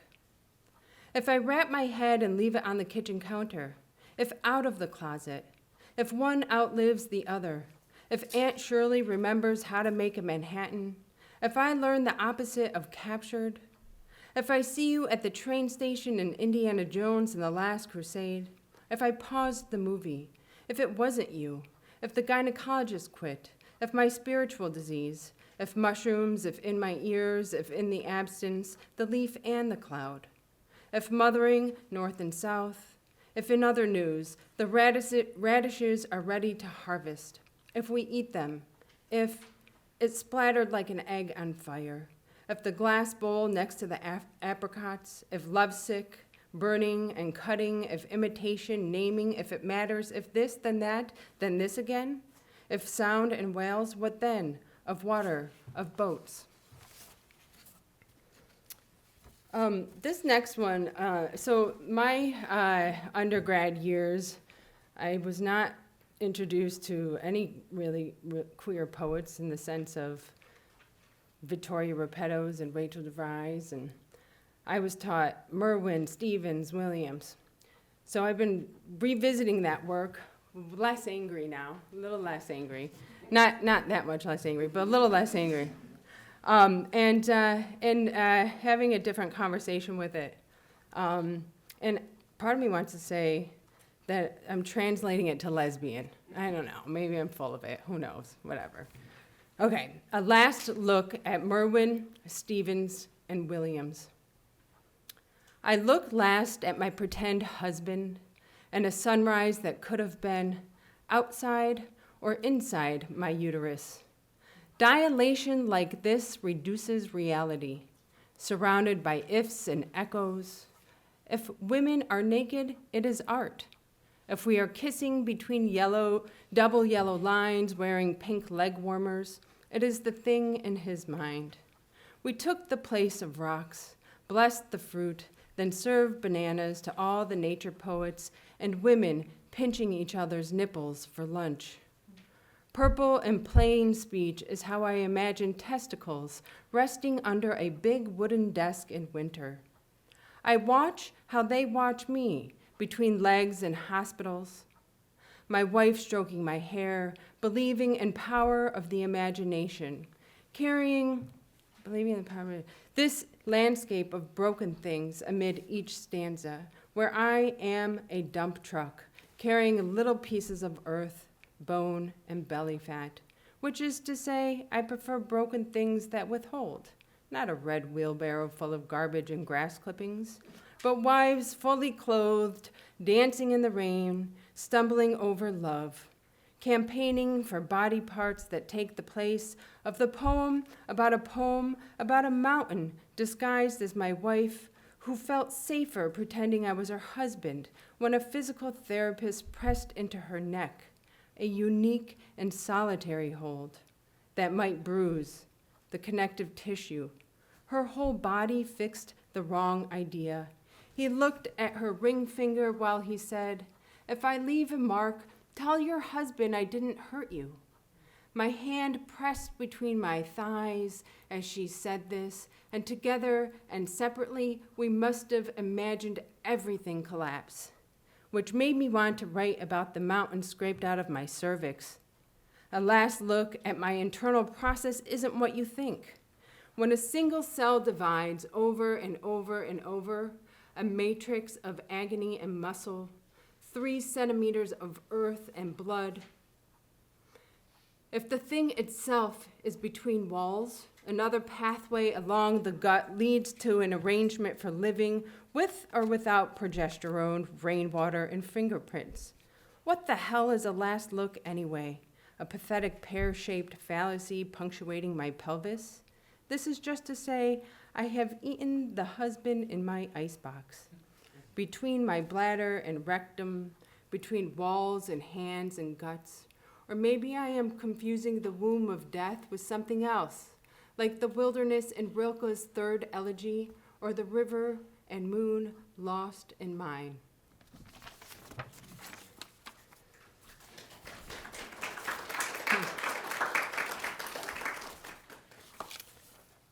Sometimes I practice reading to my wife, and she's like, "That's a little too intense." So I have to like relieve the energy a little bit. I know. This is another one from the new manuscript. I'll read maybe one more and then hit a couple in the Book of Dirt. It's called Out of Hunger, and I never got acquainted with Mary Oliver until like just a couple years ago. It was so frowned upon in the in higher education. She wasn't included as part of the canon in any way, and I say F that and love her. We need all our queer voices. Out of Hunger, after Mary O. This was after listening to an interview of her talking. She survived lung cancer and then was like, "Oh, that's great. I can keep smoking now." And then she lived a long time too. Like, come on, that's amazing. So Out of Hunger, after Mary O. What we are made of eventually makes something else. The day fools us. The dishes are dirty. Hummingbirds arrive in every poem. Wilderness eats us from the inside. While you gather food, we foolishly wander behind you. We soak our bones in poison, convince ourselves of dirt. This isn't a giving. No, we make anger out of acorns. Willingness and slippery. It's been 23 years since my last drink. I narrate it every day as if the drunk will talk back, or as if the drunk, I guess it's also that, as if the drink will talk back like a god made of pine needles. And bluebells shoot at my feet, and this is the dance, high knees, hopping on the grass next to the garden, my wife in the kitchen window, the daffodils in bloom. This exhilaration would have turned into pain had I not been able to share it with you. Okay, I'm gonna read a couple out of the Book of Dirt. I can't get away from it. I don't know what the obsession is, to be honest with you. I think ever since I left New York and they hole punched my New York license, and I was like, oh my God, it was like the worst piercing I've ever had. And having a whole new experience with place in Pennsylvania. From the Book of Dirt, I've never felt so gay. I mean, leave New York if you're queer and go live in somewhere like Shippensburg, Pennsylvania, and you'll feel very gay because everything around you tells you you don't belong. From the Book of Dirt, if I'm a wife and my wife is a wife, who vacuums the house and cleans the dishes? Which wife dusts and which one does laundry? Who cleans the dirt off of the dirt? Which one of us sucks dirt and which one spits out dirt? Which one of us doesn't fit into the word wife? If wife is carved into the dirt, whose left breast falls off and whose right eye is dug out? If the wind is prayer, if dirt is 50% lesbian and 50% void, if it never rains, how do mosquitoes suck the gay out? If we live below ground in our dirt house, do we get squatters' rights? Can we sue the land if the land is our witness? If we inhale the earth, if our bodies are silence, tell us what we own. If the law of the dirt is dirt, if wives travel west of the dirt, what customary law influences property rights? If individual grains of sediment never move, if the force of gravity pulls us deeper into the dirt, if there's no gust of wind or water or ice, our marriage will never sculpt itself into a mountain. If the valley of dead women in the dirt has been our destination this whole time, all we had to do was walk barefoot in our backyard. And a lot of this book traces a parallel narrative. There was a murder in the Michoud State Forest, which I live a mile from, of a lesbian couple in 1988. They were shot at. One did not survive. The other, Claudia Brenner did survive. Rebecca White died. And Claudia Brenner went on to write a memoir called 8 Bullets. And the journey, like my commute to work, is like so follows the path adjacent to where they were in the forest. So I name it, I remember it, I say their names on purpose. I'm going to read maybe one or two more here to wrap up. This is about them. Notes from the Commonwealth. Dead Woman's Hollow Road, Cumberland County, Pennsylvania. And Dead Woman's Hollow Road happened to be the name of the path that they went on, and not named after them, where the one died. You watch the news to find out that lesbians don't wash away after drinking dirt, that the dirt didn't absorb all the rain last week, that there's everything to name and no voice to repair the rainbow, that the history of queer was murdered in the Michoud State Forest. I heard about the woman who ran from the echo of hate, one shot at a time. I mean, I went to the grocery store, bought mushrooms covered in dirt, rinsed their white heads, poured olive oil on them, the news in the background. There's a storm coming, a flood warning, maybe a murderer on the loose. I cooked and swallowed dirt. 11 miles away, a tree named Rebecca sank into the land. I am on the other side of the rainbow in the dirt that doesn't make the news. Lesbians sprout like wild strawberries, their root systems tangled with murder. In Pennsylvania, crushed bones cut into the land, and daughters collapse before they are auctioned off every Sunday morning. This ritual is for sale in the church parking lot, where blessings smell like gunfire, and fingers break the sound barrier as they dig for life. The dirt under the dead woman's fingernails, sacred. The yeast in her throat, scooped out, melted down, and served as communion. I'll end with the title poem of the book. You have now begun reading the Book of Dirt. And on the title page, it reads, "The opposite of prostituting is when I learned how to read. It was like sucking a lemon." I didn't learn how to read until I was in 5th grade, and prostituting is part of my past and my active addiction. So the autobiographical notes are very resonant here. I spit out pale yellow seeds, open the door to earth, look out the window.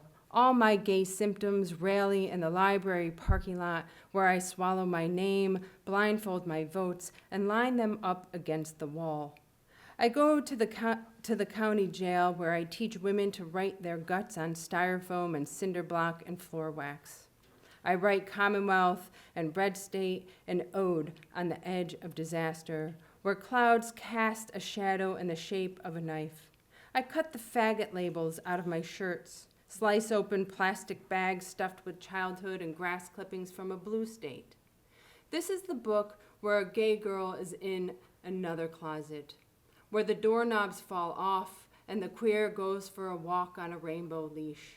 I mosey from dream to dirt to dream and see the jar of hallelujahs glowing on my nightstand. The opposite of gay is a seedless lemon spiked on a galvanized nail. There's a penny resting on my tongue, or maybe that's the remnants of a dream I can't quite remember. When I wake up, there's a giant bitter orange tree flowering at the foot of the bed. Cold, hardy fruit drops between my wife and me. We emptied the jar of hallelujahs and cross-pollinate citrus with survival. We don't belong, says the fruit. We don't belong is the logic of other books. We survive. We survive on the resemblance of other oranges. Depending on ripeness, our skin peels and our blood deepens.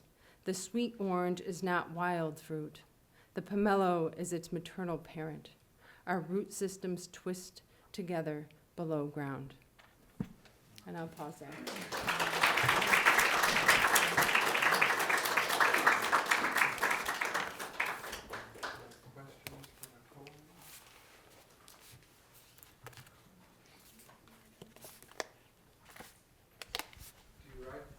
Do you write this as poetry? Is it laid out as verse, or is it? Yeah, some are prose blocks. Some of the newer work are prose blocks of text, but mostly lineated poems, yeah. Yes. Yeah, yeah. Mhm. Thank you. Mhm. I just wanted to ask about your process since you learned to read when you were in 5th grade. How did you go from that to becoming a poet? And how did the words find you? Were you fearful? Or? Yeah, I still am, even when I'm talking to you right now. Well, yeah, I think that, well, we didn't have names for all the things that we have names for today. So like dyslexia, things that we have aids, like tools for to help people bridge that gap. It was survival, it was like, I knew how to survive, sort of. I mean, I didn't, I was locked up a lot, but I did sort of, well, I survived that even. So like, so the survival mechanisms just kicked in left and right. I mean, it's that duplicitous life that splits and splits and splits again and again and again. And then all of a sudden you just don't give a shit anymore and you start, I don't know, showing up for yourself and showing up to the page. I started writing with Maria Gillen when she would just say, "Oh, honey, just write the shit down." I mean, she would just curse and talk and smack you up against the head and, and encourage you in such a, I mean, that was grandmotherly to me, and comforting. Not everyone finds comfort like that, but that was my comfort. So, but yeah, I don't know. Her book is, one of her books is Writing Poetry to Save Your Life. And that's my foundation. I was in undergrad with her, and then I went back and studied with her for some grad school work. So, but yeah, that concept of just not just quitting, with the language, trying to name it again and again and again. I write about the same thing over and over and over again because I'm still afraid that I haven't gotten it right, or they're going to catch me. I don't know whether I'm going to get caught for anymore. I haven't done anything in 23 years, But that concept of like, they're going to find out, they're going to find out. But if I can just name it, then it's going to be okay. So that's my relationship, I think. The foundation of it, at least. It's evolved since then. So thanks for the question. Anyone else? Clap, clap, clap. Oh, go ahead. I was just wondering when your new book comes out. I don't know yet. It's a finalist in a couple of competitions right now. And it was a finalist in a couple of others that it didn't get picked up. So I don't know. Who's going to publish it? Someone here tonight? I mean, I had like maybe a quarter of it published in journals so far, so I think it's going to find its way into the world soon. I'll keep you posted. So anyway, thank you, everybody. Great to be here.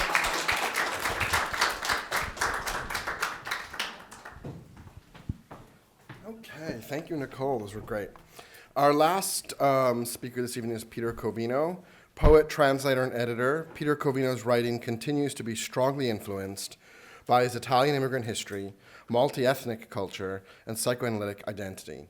He is an associate professor of English at the University of Rhode Island and author of 3 collections, including The Right Place to Jump, and Cut Off the Ears of Winter, both from Western Michigan University Press, a co-edited volume of essays on Italian American culture, and the forthcoming What Sex is Death? Dario Bellezza Selected Poems 2025 with the University of Wisconsin Press.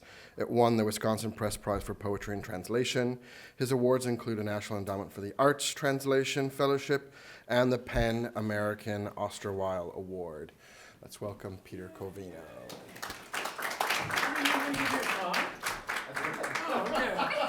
You said I was the last one. Hello. Hello, everyone. It's just so wonderful to be here. It was a beautiful day, filled with so much learning and knowledge and challenge. And Nicole, oh my God, I loved your reading. I loved it. And I'm very influenced by Maria Mazziotti-Gillen too. So this first piece I'm going to read is influenced by my mother. Maybe all my poems are influenced by my mother, but she died recently of congestive heart failure, and you never really get over that kind of loss.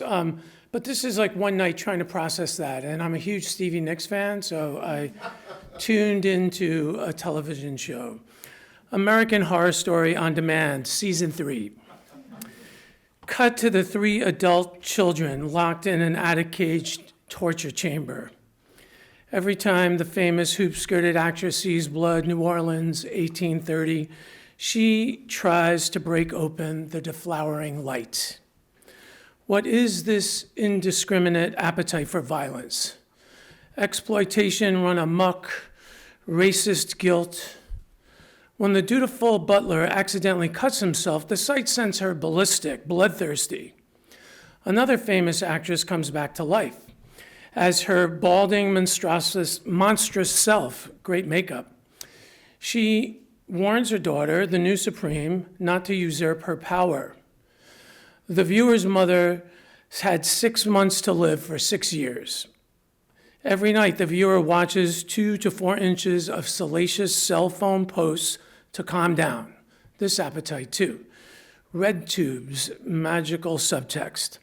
Can there really be that much good sex in the world? Every few minutes, they load another post of torturous to the viewer sex videos. Apparently, there is that much good sex. On another sleepless night, the viewer watches actors torture their children till 3 a.m. on American Horror Story. Then he watches RedTube before bed. This rhythm, this voracious appetite too. The viewer demands no more skin in this sick game. He no longer traffics in tropes of denial or war. He tries to curb his appetite for the deflowering light.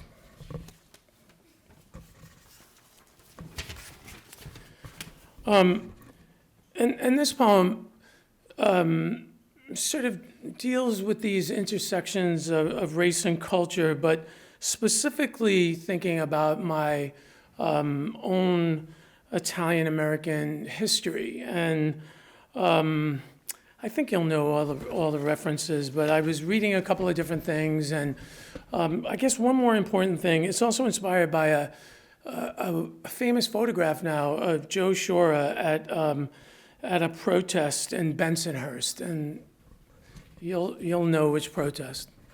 God provides. In Italian, Dio provvede.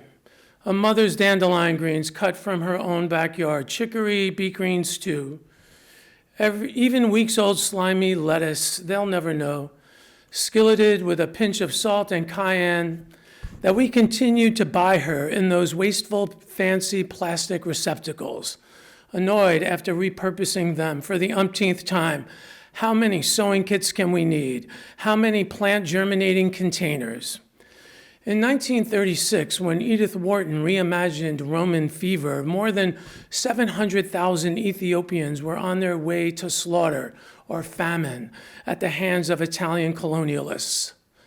Our grandfather fought in early incursions of that war. This is not apocryphal, but Dio provvede.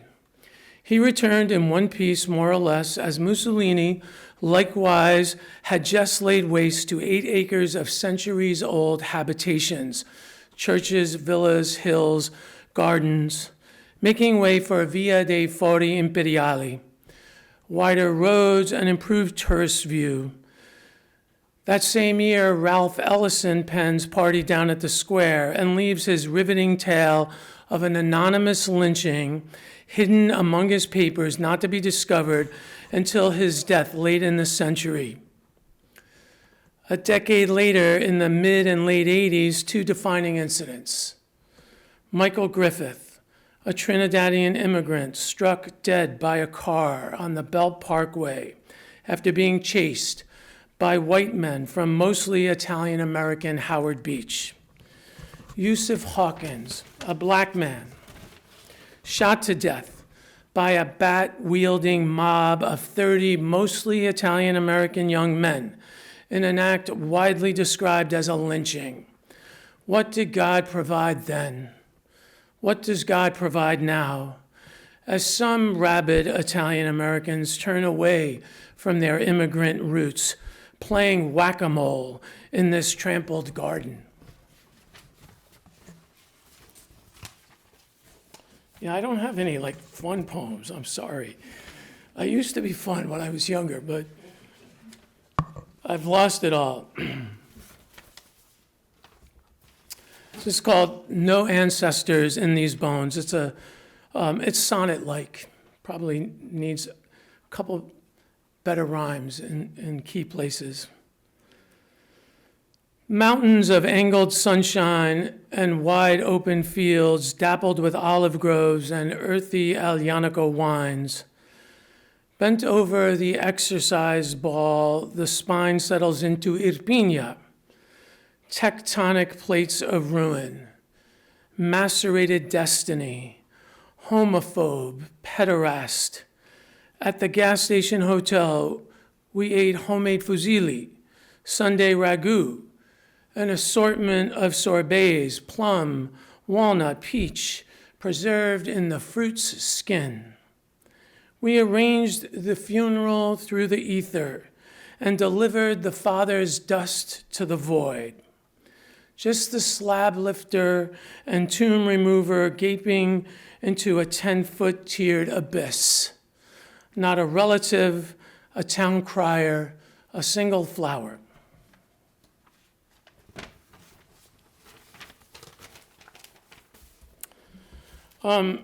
So those are all, new poems, recent poems, but they pick up some of the stories in Cut Off the Years of Winter, which is maybe my most autobiographical book that took a long time to write because I used to be a social worker, had a lot of therapy, and I wasn't sure.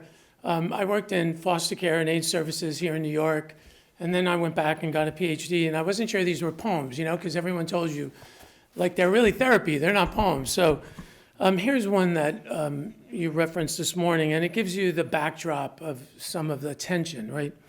Poverty of language.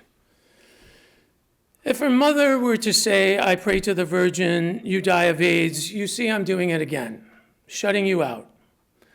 I should have eaten you at birth. This language is wealth, a red dress, an injection.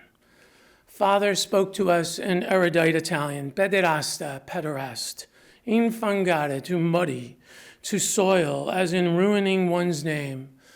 Mother spoke in a strange combination of denial and Southern Italian dialects.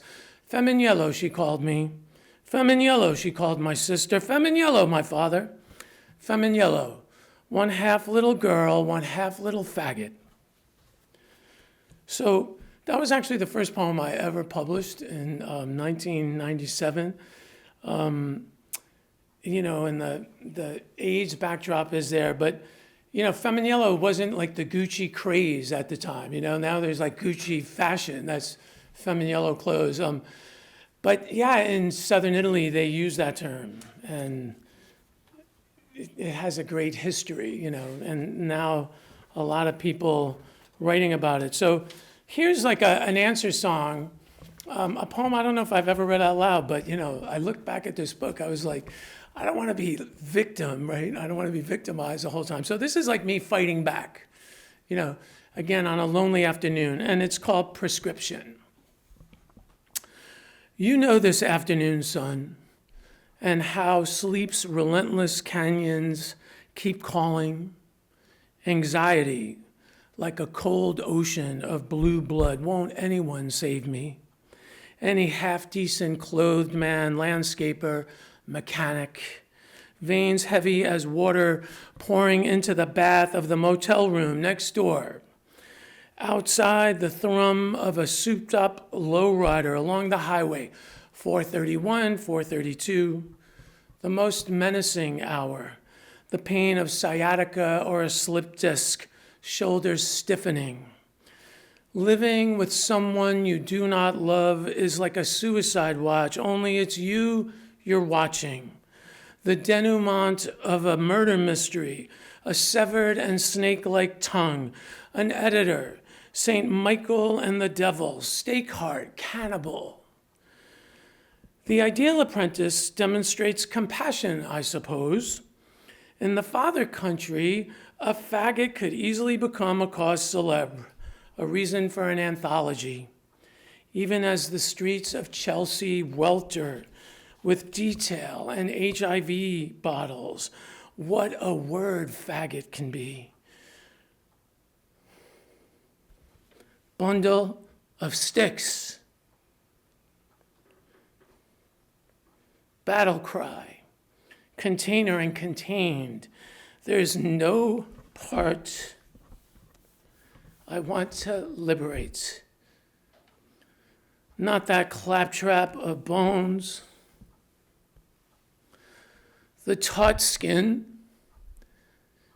and especially the granite boulder who spawned me, stolid and implicated, waving kitchen utensils, a giant fly hovering above the sweetest earth, fairy dust and rock, tongue splitter and fire, poison and syringe.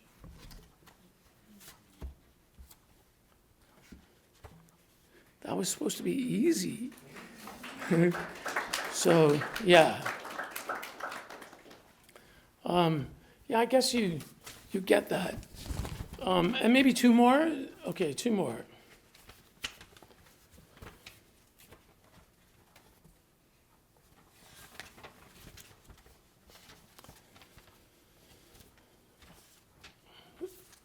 This is one I've been working on, and it juxtaposes Amanda Gorman and again, my mother. I feel like that's the theme today, so I wanted to come back to that image.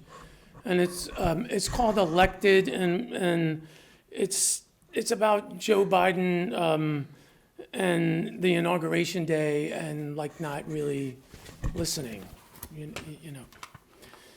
Elected, withdrawn, inexplicable desire to tidy the kitchen, sweep the floor, move geraniums into southern sun, slant of light on the new mouse pad, Positano seascape, or somewhere in Liguria, each locale evocative, charged and relieved. You were mostly conscious when they stormed the rotunda, dead at sunrise on the morning of the inauguration, spared your daughter's Orange County conservative bile. Of course, you would have voted the right candidate. Morality prevailing, even as our labor-loving dad coerced and brainwashed. The cosmos of you, unbearable today. The messages archived on the iPhone blast a hole through the chest, each sound tinged by the growing dementia of your decline. We listened to the young poet recite the new promises of the earthly administration. In the shudder, we're not sure we heard.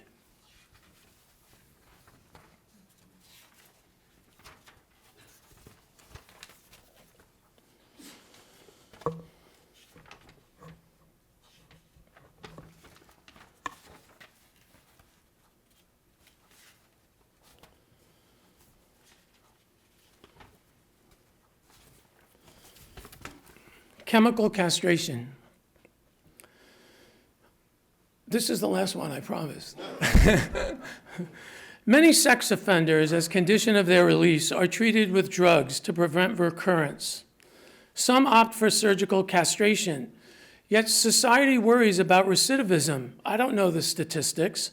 In the hierarchy of punishment, these feel extreme enough and could curb the carceral system, not to mention the need to monitor and understand the preponderance of sexual abuse, its cyclical, secretive nature. Eligard is a drug commonly used to treat prostate cancer, curbs all sexual function.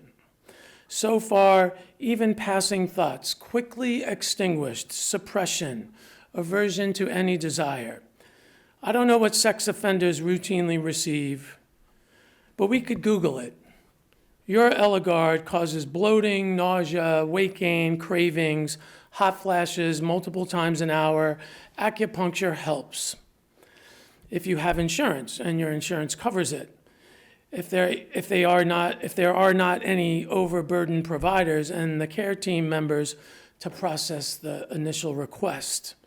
Some sort of pill is known to help, which you're dead set against taking so far. How many pills can a body take? Daily radiation, infusions that cause odd enduring lumps. Take the lumps.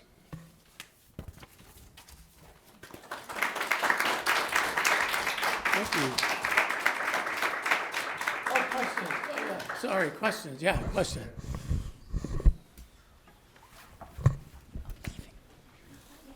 Or, yes, thank you. Thank you already for a question. We want to wait for the microphone? Please come.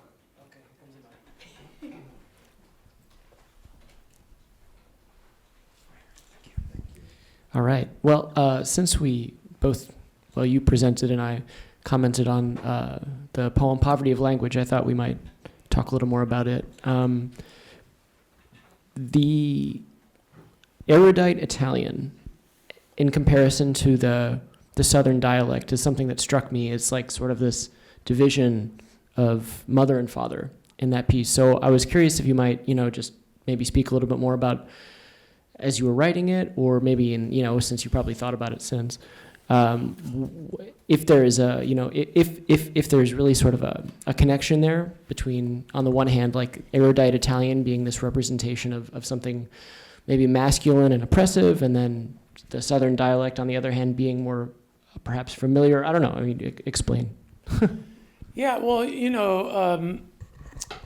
my parents really stressed education and really wanted us to have as much education as possible. My father was a woodworker and never wanted us to work with our hands. I mean, I could barely change a light bulb. And that idea of going to college and learning was always a way, that I felt like my father was trying to protect himself too, from, we have a lot of love still for this figure, right? Maybe not the figure who was abusive, but the figure who gave us a chance to go to college, And, my dad was a prisoner of war.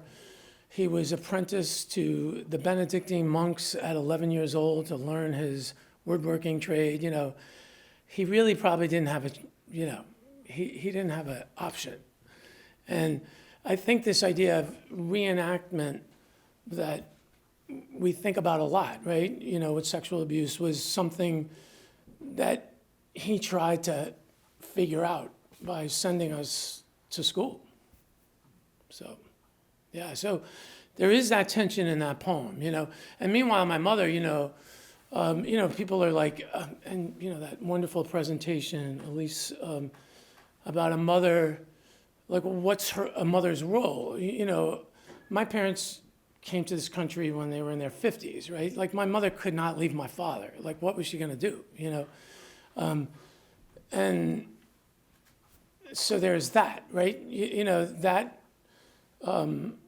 group of immigrants from the South that, che erano così morti di fame, right?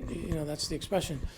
It's not like they could really do anything. And, my mother fought back, So the resistances are very interesting and how they get played out, you know. And, you know, also they're both dead, right? Like, so I wouldn't be able to say this, you know, this is like the first time I've read some of these poems here, if they were still alive, right? And even after years of working in social worker, as a social worker and being an advocate, you know, and thinking about this stuff, lots of analysis too, you know, so. But yeah, so those are the tools that we're given to try to understand this, right? And then hopefully something comes out poetic and memorable, you know.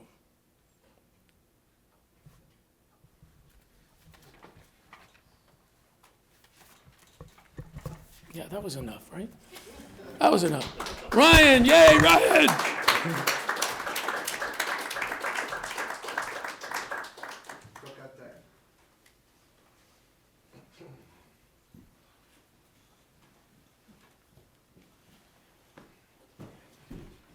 Okay. No break, right? To go. No break. Right. It's been a fantastic marathon today. And you know, we get to the sort of icing on the cake, right? So I'm really happy to be introducing the final part of this marathon, as we said, and this will be a talk by our visiting professor, Ryan Calabretta-Sajder, who's the Tiro Segno visiting professor here at NYU in the Department of Italian Studies for the fall 2024. Now, in his other regular life, Dr. Ryan Calabretta-Sajder is associate professor and section head of Italian, director of international and global studies, and associate director of gender studies at the University of Arkansas, Fayetteville, where he teaches courses in Italian, African, and African American studies, comparative literature and cultural studies, film and media, Jewish and gender studies. He is the author of several publications. I will just mention the books, and you know, for the long list of articles by Ryan, I just redirect you to the website, to his profile online. So he's the author of Divergenza in celluloide, colore, migrazione, identità sessuale nei film gay di Ferzan Ozpetek. He's the editor of Pasolini's Lasting Impressions, Death, Errors, and Literary Enterprise in the Opus of Pierpaolo Pasolini. He's the co-editor of Italian Americans on Screen, Challenging the Past, Retheorizing the Future, and of Italian Americans on the Page, Rereading the Classics and Examining Underexplored Subjects, which is forthcoming with SUNY Press sometime soon. He's also the founding and current director of Diasporic Italy, Journal of the Italian American Studies Association. Now, Ryan, and this is kind of my sort of personal note, is a powerhouse in our profession. He's very active in, you know, most of, I would say, all our academic organizations, literary studies, the MLA, Italian studies, Italian American studies, of course, and he's also highly recognized as a stellar teacher with awards in that particular area as well. And we have been lucky enough to experience firsthand his teaching skills this past semester alongside his generous scholarship. And so, you know, it's been really great to have you here as part of the Tiro Segno fellowship sort of program. The talk which Ryan is presenting tonight is entitled On Robert Ferro, Performativity, Trauma and Affect. Let's give a round of applause to Ryan.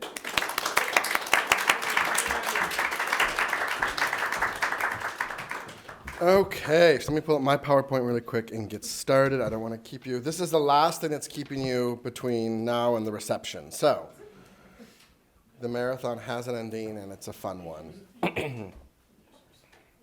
There is a reception, I promise. Parts of this presentation, some people in the audience may have seen in other places. So the title tonight is On Robert Ferro, Performativity, Trauma, and Affect. That's our friend Robert Ferro in the Christopher Street magazine on your left. And that's him again here. This is Vito Russo, who wrote The Celluloid Closet. They were friends. This is Michael Grumley, who was his life partner. And the last one, I always forget his name, but he was a professor. And this is at one of the many gay prides that I went to. And they had a really interesting kind of take on activism, which we'll get to a little bit later. So the overview tonight is Robert Farrow's background, introduction to the Violet Quill, very brief intro to his literature because there's really no time, and I've given versions of this somewhere else and it was way too long. I do also want to just mention On Gay Literature, which is an article he wrote right before his death. We'll talk mostly about Second Son and conclude. So that's Michael Grumley again. Farrow lived from 1941 to 88. He was a foundational member of the Violet Quill. His partner was Grumley, author of 5 novels that you can see there, 1970, 77, 83, 85, and 88, all with stellar presses of the day, right? So sometimes we talk about, early beginnings of migrant literature or diasporic literature and say, they don't have the formation. That's not the case at all, actually, with Robert Farrow. He was born in Jersey, and he went to Rutgers, actually. In 1963, he graduated. He went extensively, traveled Europe. He lived in Italy in various moments of his life. I've seen different receipts that he's had for apartments that he rented in Trastevere in particular. Michael Grumley also worked part-time at times in Cinecittà, the Hollywood of Rome, so he was an extra often. From 65 to 67, he studied at the University of Iowa in the MFA program. Although he didn't study with Kurt Vonnegut was a faculty in residence at the time. He studied under Jose Donosio, who probably maintained, they didn't have a romantic relationship, but Donosio was probably in love with Farrow from reading various epistolary communications between both Robert and Jose and Robert and his wife, Maria Luisa Pilar. Violet Quill, so we have Farrow and Grumley as a couple. We have Cox and Whitmore as a couple. And then we have the three friends, and then Felice Picano played both sides. He was close with both groups. Farrow, Grumley, and Holleran studied together at Iowa. So that's where Holleran met them. And in the novel, we'll talk about later. Edmund White leaves early on to go to Paris, and one of his partners dies during this time also of HIV. So the first encounter happened March 31st, 1980, at the Farrow-Grumley apartment. They loved entertaining. They had people over for high tea often. The last encounter was March 3rd, 1981, at Picano's apartment. Holleran never hosted an event. There were 8 formal events. The group was created before its inauguration, is what they claim, and they continue to have dinners, coffee, and tea for years later. Edmund White claims to have left the group when he moved to Paris in '83.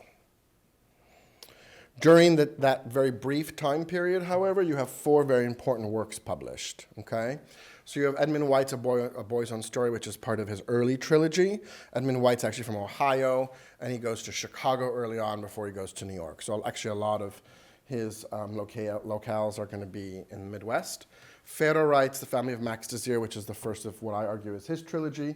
Picano writes Slashed to Ribbons, which is a collection of short stories. And Holleran writes Nights in Aruba. Oops. So we heard a little bit about Picano earlier today. He's still alive. He never really considered himself an Italian American writer, and we saw that earlier in Logan's presentation, the un-Italian American essay that he writes for Our Naked Lives. He wrote numerous short stories. He started the great press, Seahorse Press in San Francisco. He wrote The Allure, which was really early on, and it actually kind of created problems for him because the readership wasn't ready for a story of that type. And I believe he is the reason why all of Robert Farrow's works have all been republished in the last 2 years. So, and I know that the niece of Robert is very close with Felice, and he helps her make all the decisions on what should be read. There's tons of stuff in the archive that has not been published. The first novel has about 4 or 5 editions that were rejected before it got published. So, Larry Kramer. Larry Kramer's not mentioned anywhere there, but it's a name that we know, and it's a name that came up earlier today. He writes Faggots in 1978, also a really strong novel that did not get him any kind of cred with the LGBT community at the time. He's the founder of Gay Men's Health Crisis. He writes A Normal Heart in 1985, which is then produced at the Public Theater, and he's the founder of ACT UP. But as you see with his shirt, Silence Equals Death, he was very activist, and the Violet Quill were not. Although they would attend events, they would attend events and then go. There's actually, in some of the diaries of Ferro, an event that they all went to in DC, and they made their presence, and they're now watching the event happen from their hotel room. So there's this balance of, you know, being good writers, and I think being activists in that sense, and actually doing militant work. And if you study anything about Larry Kramer, we know that, you know, that's why he ostracizes himself, and he actually is thrown out of his own group, Gay Men's Health Crisis. Here's another photo of a larger group of folks who are at a gay pride. Again, you see Robert Ferro and Michael Grumley in the middle. That's our friend, the professor. Okay. Overview of his works. So we have The Others in 1977, and The Others talks about basically, it's this rather postmodern kind of tale in which they're on the ship looking for things, and there's an extraterrestrial presence there that kind of encounters them, and it's their relationship with that. This is his first single-author novel. He has Atlantis before this, which he co-authors with Michael Grumley, and it literally is a trip to find Atlantis. This is the novel that had about 4 or 5 versions before it was published. It's actually not that big. There are versions that were like 400 pages that were denied, and the letters of denial were there. Then you have The Family of Max Desir, which I argue is part of this trilogy, this gay Bildungsroman, and it's in 1983. And Robert Ferro, this is what it's about. But basically, he goes to Italy, he discovers himself with his friend Nick, and then comes back to the United States, and eventually, Nick comes back into his life, et cetera, et cetera. Jose Donozio says, he blurbs his book, in this compelling novel, the intricacies of family life are beautifully and sometimes brutally explored. The spare prose, which gives a solemnity to the unfeeling of both great and mean motivation, the magnificently observed details of character and gesture and space, give life beyond life to a memorable book which seems to bring together several strands of the contemporary American novel, not the least of which are the novel of family life and the homosexual novel, which juxtapose, throw light on the possibilities of each other. Then we have a little fan letter here from Joe Kelly, who's obviously not, he's probably not Italian American. The Family of Max Desir is a wonderful book. I was told it was a good gay novel. How stupid. As silly as saying it's a good Italian novel. Please write more. Sincerely, Joe Kelly. So I throw that in there, right, to talk about a little bit about, to consider genre and where are we with novels like this and authors like this. The Blue Star, he publishes 2 years later. And again, we have this back and forth with Italy, with Florence. We always have in Ferro's trilogy the protagonist going to Italy to have some kind of a Bildungsroman moment. So it's critical for the development of the characters. And then this story in particular is connected to New York and the Templars and Central Park, and there's this legend that one of these characters actually built a temple underneath Central Park, et cetera, et cetera. 1988 is Second Son. He publishes it literally within probably a month or 2 of his death, 60 days, no more. It's his last novel. It's the first novel to address AIDS. It's dedicated to Bill Whitehead, who is an important gay editor in the field who just passes away from AIDS. It's the story of Mark and Bill, and it opens with a citation from Candide, which is interesting, and I've analyzed it in other places. That's our professor friend taking pictures with Second Son. So one of the last things Ferro publishes is an article, well, it's actually a lecture. He doesn't publish it. He gives this lecture at Oberlin College at a graduation on gay literature today. And I just want to highlight a couple of moments from, this is published in the Violet Quill Reader, and it's available in the archive. So as a novelist, I'm best advised to ignore most conceptions of what gay literature may be, just as any writer had better ignore most of literature if he or she expects anything done. It is useful to understand the market, the reader, and even somehow academia. But in the end, literature, gay or otherwise, is never a question of perspectives or trends, but of free creativity, individual art. So maybe our creative writers will comment on that later. The low social status of homosexuals from the 3rd century AD until the near past largely prohibited and discouraged the composition and publication of literature in which the homosexual was not depicted in some specific ways as a victim. And this is a direct connection with Vito Russo, if any of you have read The Celluloid Closet, right? And his characterization of the representation of the homosexual in American cinema from silent film all the way to 1988, I think is when the first version comes out, or 85.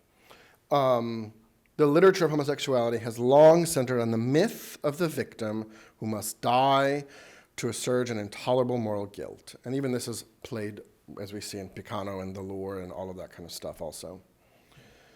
In other words, one writer's attempt to construct a reality from autobiography, so now we're getting into the concept of genre, right, which we touched on a lot today, may be no less fictional or inspired than an invented novel, but will, in certain ways, never attempted or achieved in fiction. It is through autobiography that we best investigate a taboo. It can be said that autobiography has been used by gay writers to fill in the gaps left by the removal from fiction of various negative stereotypical myths. The role of AIDS in literature. It seems to me that if our movement is to produce something truly worthwhile, it will do so in the literature which is in response to AIDS. And there will be others, new books, as from this dreadful calamity, which touches all of our lives, new directions are chosen, and new myths will be made, right? So he's officially given this title of the first gay AIDS novelist, although there are others before him, mostly memoirs. So he actually learns, and there's a slide here somewhere, but I always get ahead of myself. He somehow learns that The Valley of the Shadow is going to be published before Second Son by Christopher Davis. And because he's actually so powerful in the publishing world that he is able to get his book, Second Son, published before the memoir. But there are other memoirs. There's, Dorothy Bryant's The Day in San Francisco, which we read in class. There's also John Champagne. I forget the title, but it's The Something Hand. He writes a novel in which, again, the main character does not have AIDS, but the protagonist is afraid of getting AIDS. So it's a big theme in the novel. So again, it's all about definition and how we kind of define what is happening. So Second Son, here's a little bit about what we'll talk about very quickly. So here we go. Divided into 4 sections. There's no chapters in the book. In part 1, the Valerian family, Mark's mother recently passed away. He took care of her and continues to live in the family's summer home alone. The father wants to sell it. He actually is residing in the mother's deathbed. Part 2, Matthew, Mark's pen pal friend, fictional representation of Andrew Holleran, introduces Mark, the protagonist, to Bill, another person with it. Mark and Bill meet while in Italy, in Rome in particular. They hit it off, and when they return to the US, Bill moves in with Mark. Although AIDS is never nominated throughout the entire work, it is clear in section 3 that first Bill, but also Mark, are becoming progressively ill. This creates extra family tension with the Valerian family. The couple continues to get sicker. They contemplate leaving the US for the planet Splendora, a colony for those living with HIV/AIDS. The family does not sell the house. Mark reconnects with his father, but the ending remains ambiguous. So these are the last kind of words of the novel. Atop the tower in the afternoons, and often late at night before bed, pace the deck over the porch, waiting as if for the ship to Splendora. So the last couple of pages, they seriously consider whether or not they should enter into a trial for a new AIDS medication, or if they should go to this planet Splendora to be with all of the other exiled HIV-positive people. And you don't have an answer. That's how it ends, literally. So they're waiting to see if it also costs $60,000 or something to go to planet Splendora, right? So Elon Musk prices. So just a little bit about memoir and AIDS, which is very important. You can see all of these different kind of novels talk about memoir. And when we talk about memoir and AIDS literature, as I mentioned earlier, 1982, Dorothy Bryant, Day in San Francisco. This is actually, it's an Italian American novel. The author is Italian American, half Italian American. And she recounts her return to San Francisco After a period of, I don't know, like 20 years away, 15 years away, a divorce, she becomes a professor. She's teaching. She's inspired a whole generation of female scholars. And she comes back to do a book reading in San Francisco. And she's supposed to meet her son. And it's gay pride. And all of these different events happen. And we learn that weekend that he's positive. So, Valley of the Shadow, another memoir. It's clearly a memoir. And it's Christopher Davis watching and recounting the deterioration of his partner until his death. And then Borrowed Time and AIDS memoir, Paul Monette, 1988. So Pharaoh I put on the bottom, right, because it's considered fiction. Why is it considered fiction? Because there are no eyes, although it's very autobiographical. It's supposedly a narrative fiction. It actually does correlate with the two previous novels, especially the first novel. In The Family of Max Désir, the main character, although his name is Max, and it's not Mark, they're completely different characters, but his mother is dying of what we would assume is cancer. You know, remember Susan Sontag, illness is metaphor, 80s, no one's talking about cancer, young people who were born in like 2002. So, and we read Susan Sontag, right, so we know. Needless to say, you know, Reagan didn't talk about cancer, not to mention AIDS. So it's this concept that Pharaoh writes a fiction that he is the first novel in AIDS literature. And then you have this whole concept of testimonial literature when we talk about AIDS literature, the genre, and then the subgenre is testimonial literature. And this is just from a very famous work. I wanted to show you some of the titles of the different sections, right? So Orphan Memories, Phantom Pain, Towards a Hauntology of Discourse, Suspended Sentences, Aftermath, Writing, and the Dual Autobiography. Farewell Symphonies, that's a play actually on a novel by Edmund White. AIDS Writing as Community Autobiography, right? So the concept of talking about AIDS not just from an individual's perspective, which up until the good 90s, that's what was happening. Now more collectively. Hospitals, Families, Classrooms, Teaching the Untimely. And then we have this repetition of the lack of nomenclature, calling it in the United States often, but elsewhere it was called other things. For example, Adam Mark Jones is published in a collection when Edmund White leaves the US and he's in Europe. They each have 2 short stories and they're published in this collection, and his is called Slim.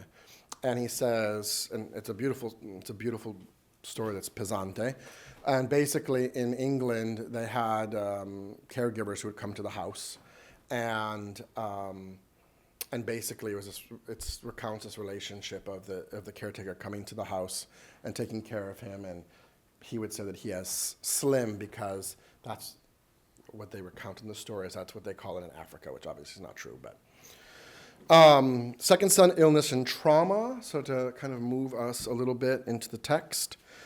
Susan Sontag's Illness as Metaphor is keen in this part.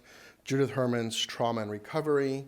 New Constructions of Identity, which both Kathy Carruth and Marianne Hirsch talk about, and the act of re-experiencing the past, right?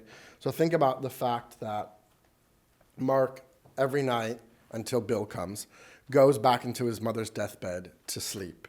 And there's these, very particular descriptions about, he repainted the room, blah, blah, blah, but it's this connection with his mother. So it's this, although it's not AIDS per se, it's still the concept of illness and returning to the trauma that illness and death bring. The whole first part of the novel talks about the house, the mother, the family. The second part talks about the epistolary relationship between Mark and the Andrew Holleran character and the introduction of Bill in Italy. And then part 3, they come back, and then part 4 is kind of like the future. So a whole part is on the house, the representation of the house, the representation of illness, just between the mother and also the family who stays there before. And I think there's a citation later. Mark was ill, dying perhaps. Like the birds before her, this is the family that owned the house before. Mark's mother had died upstairs, eclipsing those 2 earlier, less felt deaths, and claiming the house at last, and utterly from its builders. Mrs. Valerian had theorized that the house would bind its occupants, her family, to her after she was gone. So the mother spends all of this family money to redo the house so that the kids will keep it and it will be a communal space for them to live, and the father wants to sell it, and one of the older brothers and the sisters are divided. So the whole concept of it, so there's a letter from Mark to Matthew. I'm well enough to pretend it does not exist, right? So this concept of not talking about it, not addressing it. Also, Mark and Matthew do not speak in the entire novel. There are no phone calls, they're against phone calls, it's all written communication. The response letter is considered, thank God, bad manners to mention it at a dinner party. Heretofore, the death of same as we knew it, or anyone knew is ill. Then he called again, and it came out, about me, about him, about it, which of course made all the difference. Your lover, does he have it? This is when they're back in the family house. Is it a fear of it? The plague has only speeded things up. Our need to leave is compounded. If we stay, we die. And that's when they're considering whether or not they go to Splendor or not towards the end of the last couple pages of the novel. Dr. Thompson thinks there's something in this new treatment. Other option, take a spaceship to the planet Splendor and live happily ever after on the planet of HIV-infected people. 600,000 is the trip. So, and Mark and Bill are not sick enough to begin treatment. So they're waiting. So again, with the trauma, we have the maintaining of the home. So Mark takes on this this role of living in the home, maintaining the home, having the family over in the home. He wants it to actually be the way the mother wants. So it's a way of celebrating her wishes, but then continuing the trauma on a certain regard, right? And then the trauma of the current family when Mark and Bill come back. All of the sisters and brother have children, right? So there's this whole fear of, are they going to infect us? And there are diverse moments in which Mark or Bill overhear discussions in which those discussions are happening. And then we have the relationship with his father. So his father wants to force him to get rid of the house, and then they stop talking. And then in the end, they have this reconciliation. But there's definitely lots of trauma. Also because Mark, of course, right, the Italian American gay son, is more attached to the mother than the father. So the gay community is afraid of it. So we have trauma on a communal level also, which is very much noticed in the epistolary moments, the citations that we looked at earlier that had to do with Matthew and Mark, and I'm going to show you one more. And Bill's partner, we learn early on, has already died of it. So Matthew to Mark, another citation. Got something very strange in the mail from a gay group in Austin that is raising funds for a private space program to find a livable planet to colonize. A gay planet, darling, like the Pines, I guess, only bigger and not so hard to get to. New Yorkers will enjoy that. I guess the reason being that if we don't get off of Earth, we will die, right? So this also play on New York and all of that good gay stuff that's happening. Also performativity, right? We talked about Butler, we know Eve Sedgwick, we know Munoz. I generally prefer to work with Munoz when we're talking about performativity. But when we look at performativity in Second Son, you have the epistolary exchange, which I haven't looked at much until this presentation. And there's a lot actually happening. There's a lot of play going back and forth between both Mark and Matthew. Then you have some performativity in Mark and Bill's first encounters. And then you have performativity with supporting Mark and later Mark and Bill. So at the epistolary exchanges in particular, you have themes that are from serious to playful. So they play a lot about setting up house, right? Because, so Matthew goes to Florida, which again, this is all autobiographical. Matthew goes to Florida. Andrew Holland goes to Florida to care for his mother, who's not well, and to get out of New York for a while. And they talk about setting up house. They talk about the trauma of Mark's mother. He actually does write once or twice early on about how it feels empty that she's gone. Matthew's taking care of his mother, so they're talking about that at a certain point. Then we have this introduction of Bill, which is, very playful and light considering the topic, right? And also remember they both have it, so why not put them together? It was kind of the mentality, right? So discussions of it back and forth, which we also saw earlier. And then we have the manner of signing the letters. So they are very playful. They don't sign their own names ever. One time, someone signs it Mrs., like that in parentheses, Mrs. John Huston. Another time, Mrs. Edward R. Murrow, which I don't know if you know who Edward R. Murrow is, but again, of a certain age, people know who that is. So there's play happening, right, between them, but also with the reader and the society of that time. When we're dealing with performativity and Mark and Bill's first encounter, some of it happens through the letters, but also via the narrative. And then we have performativity around their sexual relationship. Towards the end, no, it's only 89, so this is midway through. They were both ill, however, not just Mark. Bill's celibacy was also real, also momentarily suspended. Nor could it be said that the sadness, the poignancy of their sex brought abandon or considerate reserve of elderly lovers who worry of each other's heart or brittle bones. They kissed, but not so often or deeply as both would have liked. They used condoms, which again, in the moment, you have to think this was not happening during the AIDS epidemic, which is historically part of the problem. They used their eyes, whereas formerly each of them would have simply devoured. With the certainty of illness, one thing was gone: fear. That's also interesting, right? There's some kind of hope and positivity in all of that. Towards the end of the novel, we see this exchange. "I'm here now," he said, holding Mark in his arms. "Will you stay with me always, always and always?" Bill murmured in his ear. "It's no good unless we both live." Mark sat up and looked at him. "I mean it. Whatever happens, Mark," Mark went on. "No matter what. No matter what," Bill repeated. And when we get to the interviews and stuff, there's tons of stuff in the archives. There's about 9 or 10 boxes at the Beinecke, which is where all of the Violet Quill archive is currently located. We see Robert Farrow and we see various interviews, and he says that the belief in healing power of love is the proper response to a catastrophe, and that there can be no survival without hope and underlying belief in survival.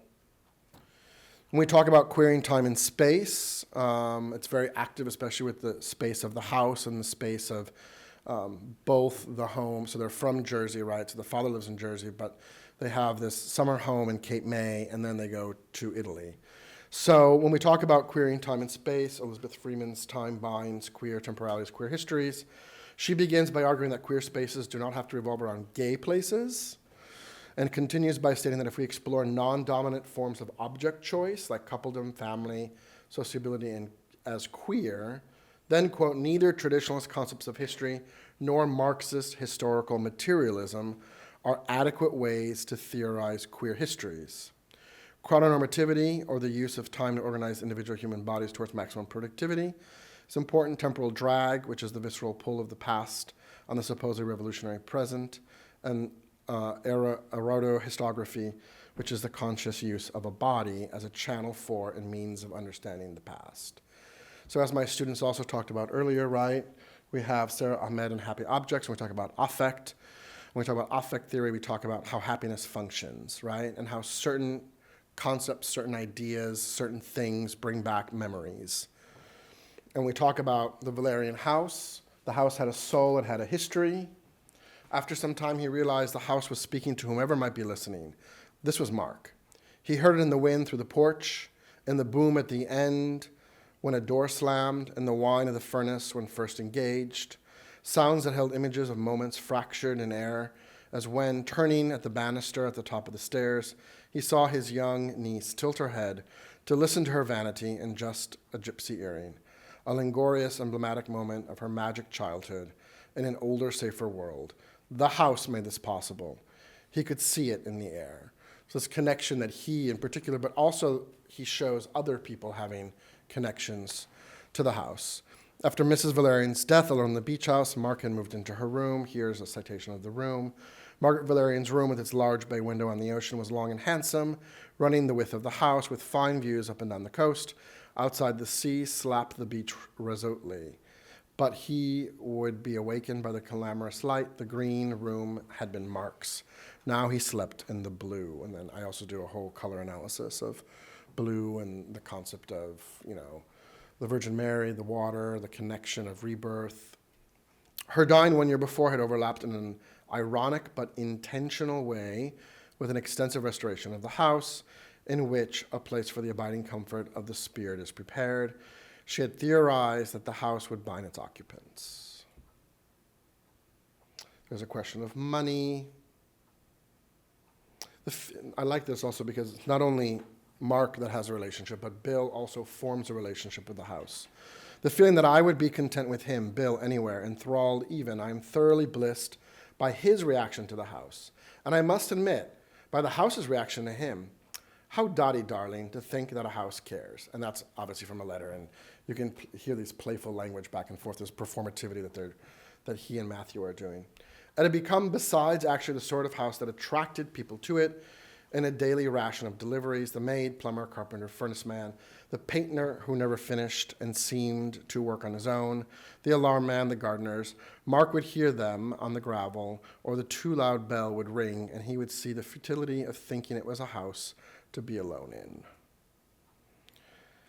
Okay, these are all citations of the body, also Foucault, Butler, and the body. I talk about how the body works in the house, the role of the house in the body with Trinity Minha. Outside the classical realm of duality assigned to the sensible and intelligible, so does certain woman's womb writing, which neither separates the body from the mind nor sets the latter against the heart, an attitude which would lead us back to the writing as birth, delivery, labor concept, or back to the biological metaphorization of women's bodies, previously discussed, but allows each part of the body to become infused with the conscious. Again, being a new awareness of life into previously forgotten, silenced, or deadened areas of the body. Consciousness here is not the result of accumulation of knowledge and experience, but the term of an ongoing, unsettling process. So this relationship with the house and the body. So conclusions. It's 30 minutes already. So, I did not set out to write a novel about AIDS. Second Son is not about anything, he claims in one interview. It's a love story actually, in which a life-threatening disease, never specified or even named, is a complicating factor. The major point I had in writing this book is often missed, and that's that hope has to be injected into the situation. Hope has to be injected into the epidemic. So Mark has a figurative return to the womb. Only in his protected space does he find comfort and joy, and the house brings hope, and the novel focuses on hope. And you can see all of the different kinds of headlines that happened when he published the novel. These are his actual papers. He actually was part of a trial for an HIV drug. These are some other letters and things. So I will end there. Thank you.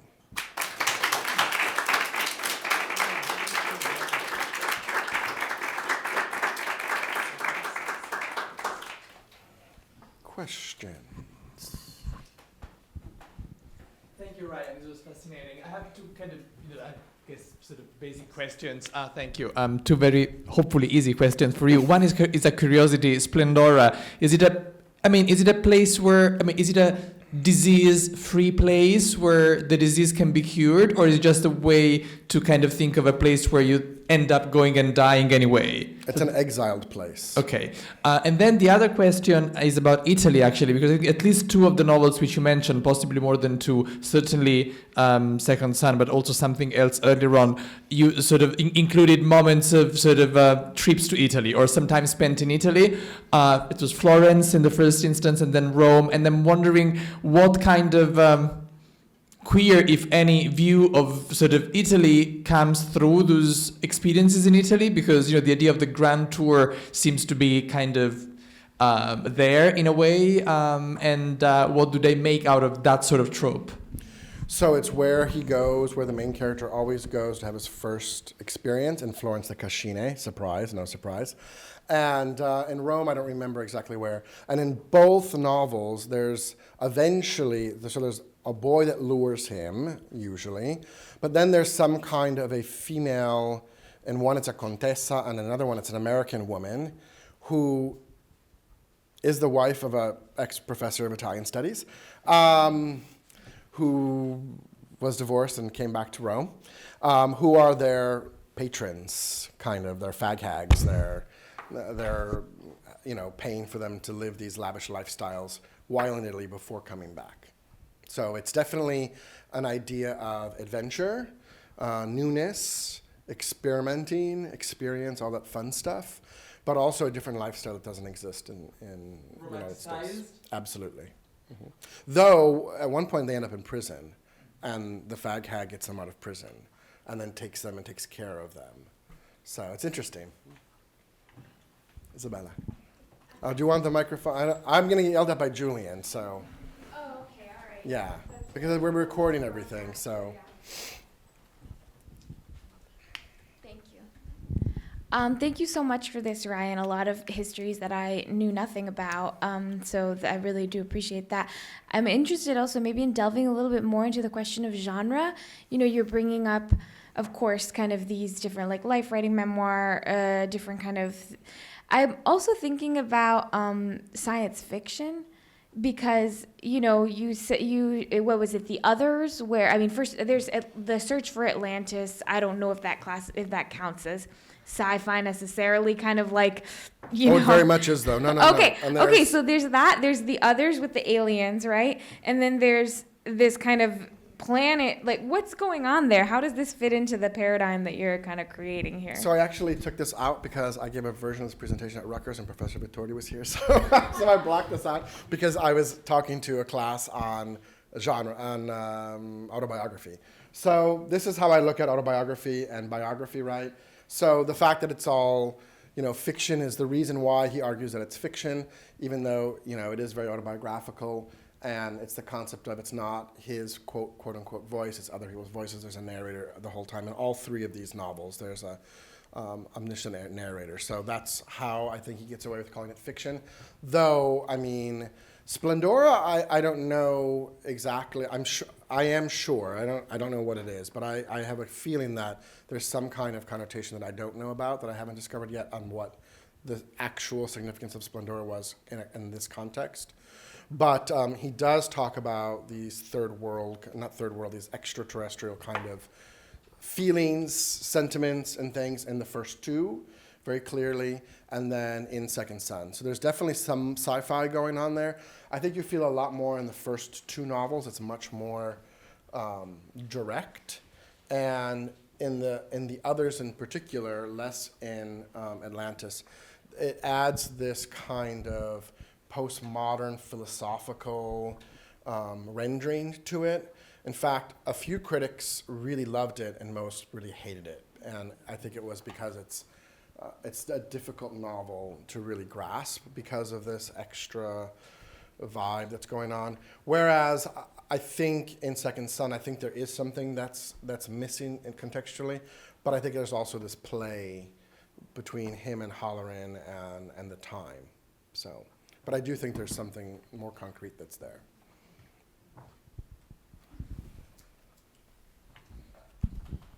Thank you for the wonderful presentation. So I'm thinking a little bit about Ferro living in Italy. Do you think that he maybe found reprieve in living in Italy because he was able to express his sexuality more freely? Is it kind of like his Splendora in a way? I'm wondering if it was kind of like a sexual migration of sorts. So personally, he comes from a rather well-to-do family, upper middle-class family at the time, right? So his father paid for all of his travels and that of Grumley. Mm-hmm. They had an apartment in the village. Also, if we want to talk about performativity, it's widely known, that although they were a committed couple, they also often played together in underground clubs in the village, especially with African-American men. So this concept of African-American and race, I think, is really interesting in Italian American studies that we have not tapped into enough, because they particularly went to those kinds of parties and things in their private time. Why Italy? He spoke Italian. So, I mean, he comes from a really good family. He went to Rutgers. He also taught at Hunter for a little bit of time, creative writing. So he's not completely, uneducated. He knows his roots. I think the lifestyle was one thing that brought them there. Grumley also was able to do, so Grumley painted and wrote and acted, but the more important author was always Ferro. Mm-hmm. So they were able to live, I think, also, this is Italy in the 80s, right? So you can live on the dollar quite nicely in Trastevere. Mm-hmm. And they stayed in Trastevere. Again, in the 80s, no one wanted to be in Trastevere. It's later that becomes more posh. So yeah.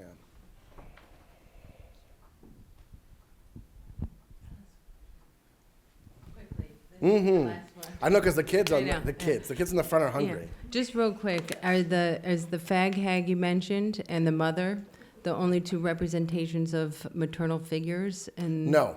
And are This- there any, like, I was just listening to a talk about the lesbians being called in to care for the men who needed maternal figures when they were dying. So is there any, That's in very the much division? the normal heart too, right? I mean, that lovely scene when they come in. The sister whose child he left everything to, was very maternal to him.